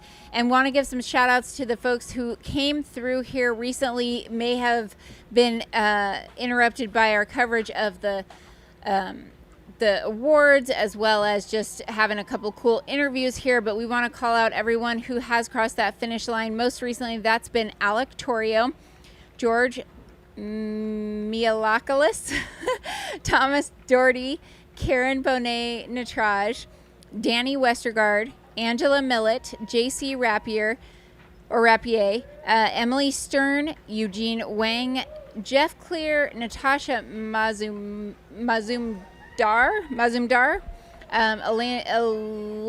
Alina Polar, Martina Pera. Man, these names are crushing me right now, especially with Ultra Brain. Gordon Belunkus, Brooke Bates, Adele Werner, Mackenzie Murray, Amelia Keegan, Alexandra Morin, all coming through here in the last little bit. You can, if you missed a runner, all of the finish camera, or all of the finish line cam footage will be up there, and you can go back and find footage of your runner coming through. But those are our most recent names that we wanted to shout out. Yeah, and as we were reading those off, we did have Jennifer Evancio come through. I expect her to be the next person to cross the finish line. I don't remember seeing anybody before her that was coming through. All right, let's go Jennifer. And then we also just had, so after Jennifer, we had Linda Derbyshire come through. Significant lean on Linda, had some kind of crew support helping kind of walk her through. Those 100 miles definitely have taken a toll, but she is going to become a finisher here, and you guys will see her in just a few minutes on the screen. And I think there is a very special HOKA group out there welcoming in these final runners. Golden hour of any ultra is a very special time.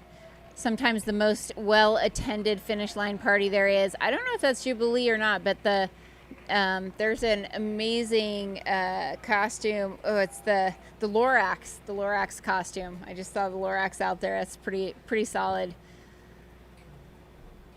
So yeah, we have fans and spectators lining the finish line area, getting ready to welcome in these individuals who have been out there for 30 hours. Here she comes. This is Jennifer.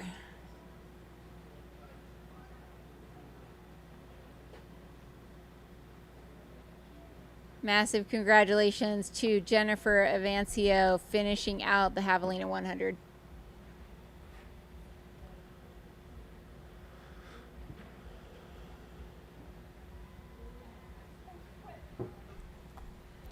Corinne, one of the things that I love about these races is that, you see incredible performances at the top, and then you also see incredible performances right at the very end, and everybody in between. We saw Will Murray and Tara Dower set new course records yesterday, and now here we're seeing some amazing humans come in after their 100-mile journey. Same number of miles that they ran as the elites at the top of the field, and these stories are just so fun to watch. And I just love the support here, lifting those runners up for those final few steps. And it's all hard, whether or not you're trying to run fast and run every step of this course, or you are chasing cutoffs and just trying to make your way through 100 miles in any form. Oh. All of it is difficult, and this is what it's all about. This is Linda Derbyshire. Congratulations, Linda. Wow. Some of these people completing what they thought was absolutely impossible at one point in time, and that sense of accomplishment. You're not winning any money, you're not getting anything crazy from doing this, but you are getting the satisfaction of a huge accomplishment that you trained hard for, worked for, and executed. And as we get closer and closer to that 12:30 cutoff, these athletes will have been fighting that cutoff for some time, knowing that there's kind of a razor's edge margin of being able to finish out this race. And so there's that added pressure for them too. If you come in at 12:30 in 1 second, you don't finish this race. So there's a lot of added pressure there for these final few finishers. Yeah. Yeah, you're not considered an official finisher of the race, which is really hard. I remember seeing at Western States, I think last year, an individual who, it was heartbreaking. He was actually vision impaired, and he was on the track at Placer High with about 2 minutes to go, and everyone knew he was not going to make it, and he didn't know that he was not going to make it. So I do think that Craig Thornley gave him an honorary finish for being just a couple minutes over. But man, it was heartbreaking, but also beautiful to watch, and just, something that brings you to tears to see and be part of. If you are just joining us, thank you for being here. If you did not see, we had I agree. So proud of the back of the pack and the DFL, grit and dedication in getting it done. Some of the toughest people you'll ever witness. But I wanted to just mention that we had the award ceremony, and we had Tara Dower and Addie Bracey accept golden tickets into Western States. We also had the men's podium, and we saw Will Murray, champion, accept his ticket. David Roach accepted his ticket and then immediately passed it to Canyon Woodward, who's an athlete he's coached for a number of years. And so he has passed it along and chosen not to run Western States again next year after having a very difficult year this year, but I'm sure made Canyon's dreams come true in giving him an opportunity to toe the line at Western States 2026. Were you surprised by that? Did that surprise you, or? I wondered what was going to happen, Yeah. and I'm not surprised that it happened that way. I kind of wondered if maybe he'd take it and spend a little bit of time contemplating whether or not to fully accept it, because you have a few weeks to make a final decision. But I think also that it's, hugely meaningful. They're both crying out there. Yeah. And I'm sure that's something that David had decided he was going to do ahead of time, and was, at peace with that decision before this happened. So it's really special. We've seen that happen at other races. I know, Canyon's 100K, the tickets rolled down, I think to 6th place, maybe 5th or 6th. And we saw, someone ended up giving Ryan Montgomery a ticket because I don't know if it was Francesco Pubi, but somebody decided ahead of him that they weren't ready to run. And so those are really, really special things when, you as an athlete have an opportunity to give somebody else who is your competitor a chance to run a race they've been dreaming about. So it's really special. Yeah, it's special for a coach to be able to do that for their athlete. Yeah. That's even another level there. And they were only a couple minutes apart at the end. Canyon Yeah. was very much chasing David down, and they only finished, I think, 2 minutes apart. So I think for me, one of the cool things about the way that he did it is that it gave Canyon a chance to celebrate with the physical golden ticket, being here, versus with the community and yeah, having his moment in the spotlight. Yeah, I agree. That's a great point. All right, so we're down to 15 minutes. 15 minutes left. See if we can get some eyes on who potentially is coming in.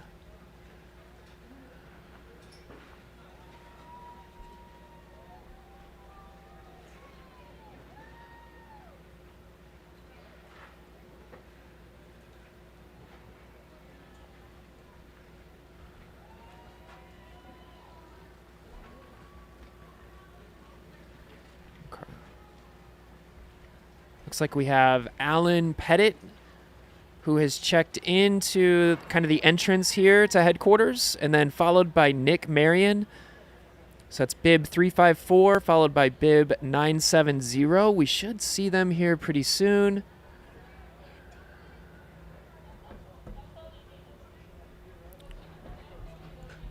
We do have quite a few athletes that have checked in earlier in the day to Rattlesnake Ranch. So there's a lot of athletes here that are trying to make their way to the finish line in the next 14 minutes. This could be a pretty exciting and emotional final stretch here of the Javelina 100. Yeah, this might down come to down the wire. Yeah. Holy moly. You might see 25, 30 people be running with someone around this loop trying to force their energy upon them to get them across the finish line. I wonder if there's someone over at where they enter the loop to tell them or to I don't know. I mean, I'm sure they countdown have clock. Yeah, That's what they need. They need like a line behind them that Yeah, they like the must horse stay, racing must thing, stay yeah. in front of. Yeah.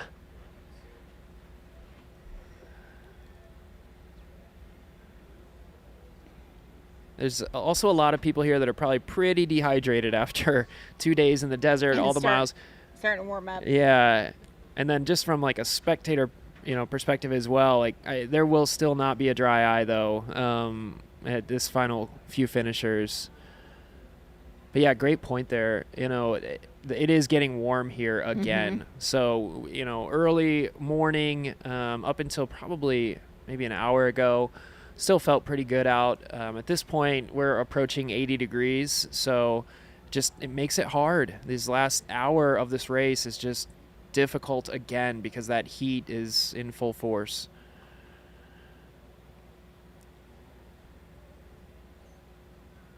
There are not too many people still out there. Really, according to my list, of the people that have not dropped that are still out somewhere on course,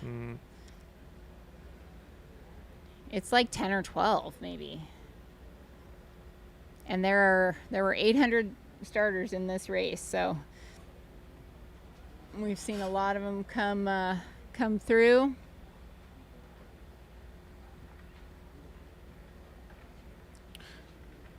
Yeah, there's Andre Lee. Man, Andre Lee, the staple of Aravaipa. Yeah, legend, getting that finish. Oh,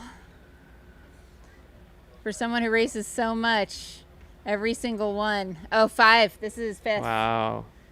That would be, he's going to get a 5-year jacket.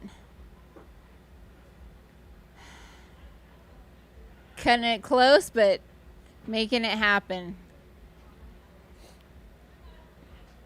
Andre did start in the 6:30 wave. He's 55 years old. He's always such a joy. We've got other runners. Let's go. Let's go. Making their way around. This runner who came by us right now is surely going to make it.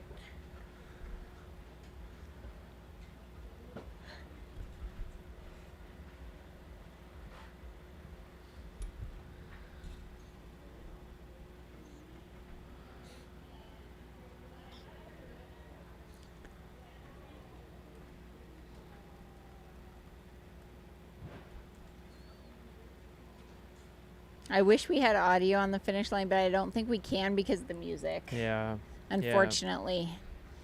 Because they'll take it down off of YouTube if there's copyrighted music playing, and there's definitely music and DJ stuff happening over there. So it'd be great to be able to bring you the full experience of this, but you can see it with people jumping up and down. The Lorax. That would be many. Oh, there's many Lorax. Oh, wow. Loraxes. Whole family. Loraxi. giving Andre a hug. How do you I have pluralize no Lorax?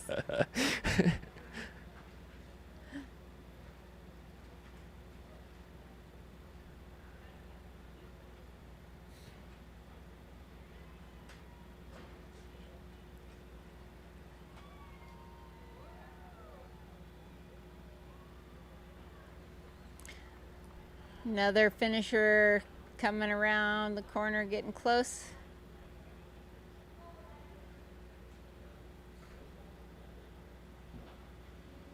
We have Stan Barry, who just checked in to Javelina headquarters.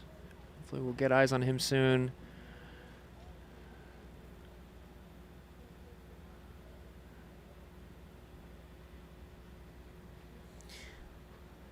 Someone said congrats, John Trent.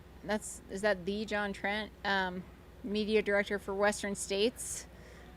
Sounds like maybe he was out here running. Yes, and finished it in 29:19. Amazing.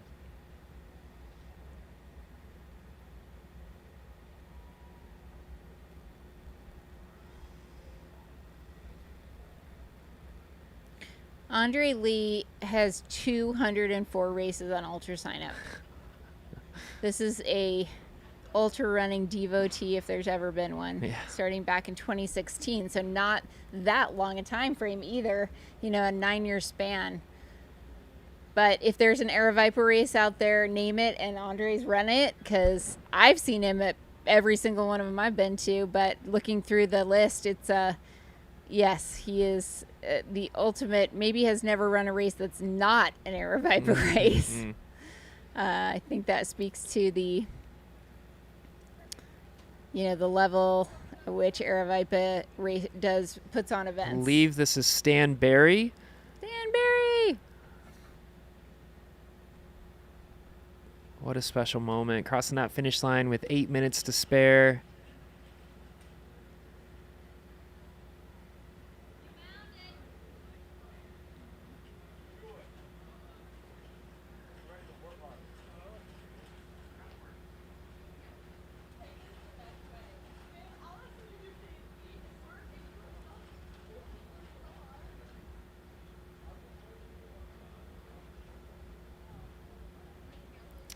So I think there's just one potential. One potential that could make it. That's what I see. Fra Okay. Balby. All right. Let's get some claps going in the chat to try to send energy toward this runner. Fra Balby. Non-binary athlete. Second non-binary and first in their age group, 37 years old. Fra is getting ready, or is hopefully going to be coming around the corner here. Let's get some hand clap emojis in there and try to bring them into the finish line. Thank you, Minnesota 776.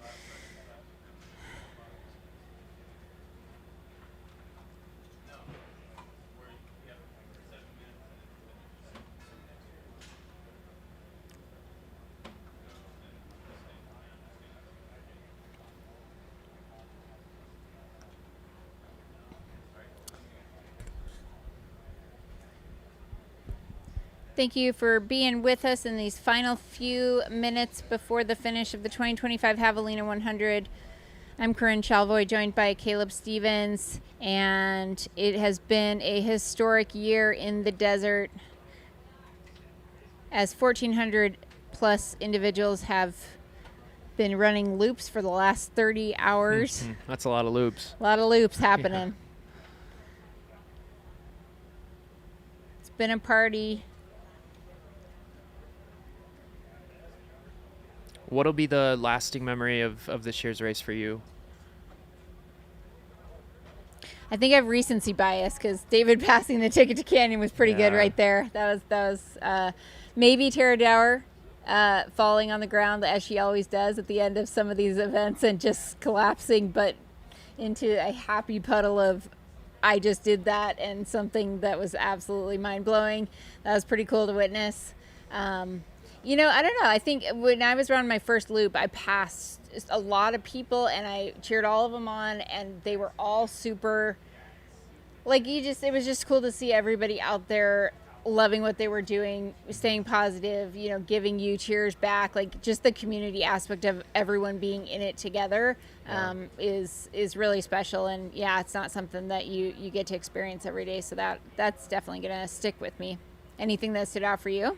Yeah, obviously the performances. Watching Will run past here at one point, I think he was going out on his fourth loop, and just how buttery smooth he still looked. It was just like another level, and it was one of those holy cow. He looked like he was going out on his first loop, and I just remember being just amazed watching him go by.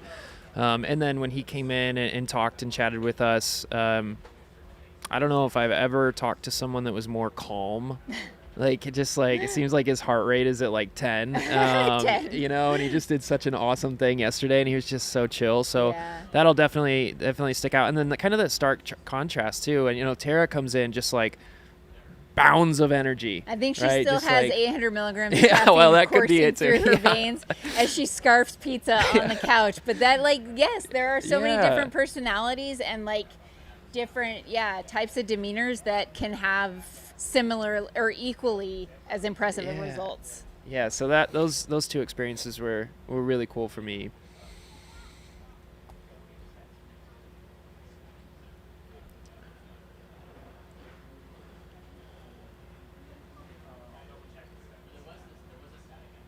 All right, we're down to 4.5 minutes here. Ooh, we're getting close. Fra has not checked in yet to Javelina headquarters. The first tracking mat. There's one on the other side. Yeah, it sits about 0.3 of a mile from the finish line, so we can kind of get a heads up.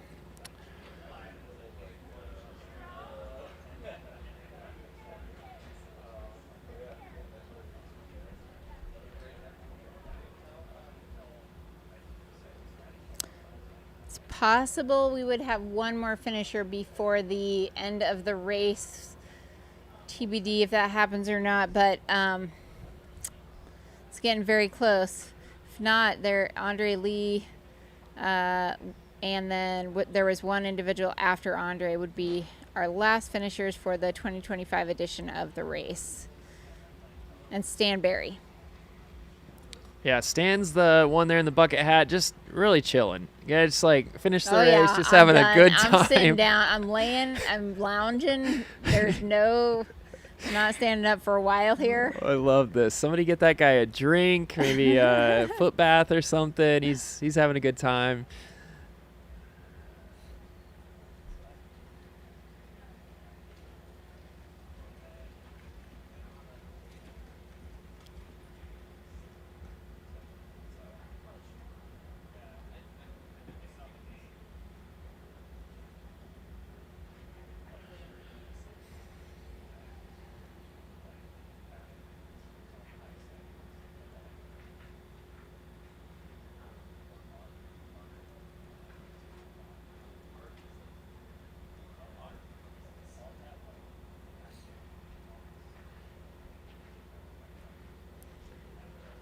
We did have interviews with men's champion Will Murray and third place female Addie Bracey, as well as women's champion Tara Dower here just a little bit ago, and second place Beth McKenzie as well. Yeah, and if you're interested, if you didn't get a chance to catch those live, you can go back. I would say those are probably scroll back over the course of the last hour and a half to half hour, and you're going to be able to catch all those interviews here on YouTube. The cutoff is 30 hours for the 100-miler and 29 hours for the 100K. And yes, David did pass on the golden ticket to Canyon Woodward, his athlete, which was pretty cool to see. You'll also be able to, if you scroll back through the live stream too, you'll be able to see that exchange as well. And I'm sure we'll have lots of content out on the Aravaipa Instagram account and other platforms where you'll be able to see that too.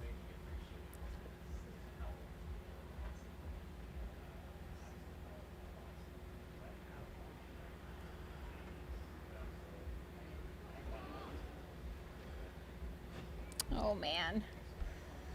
As we come to a close here, I don't know, our clocks are off by some seconds, some forms of seconds, but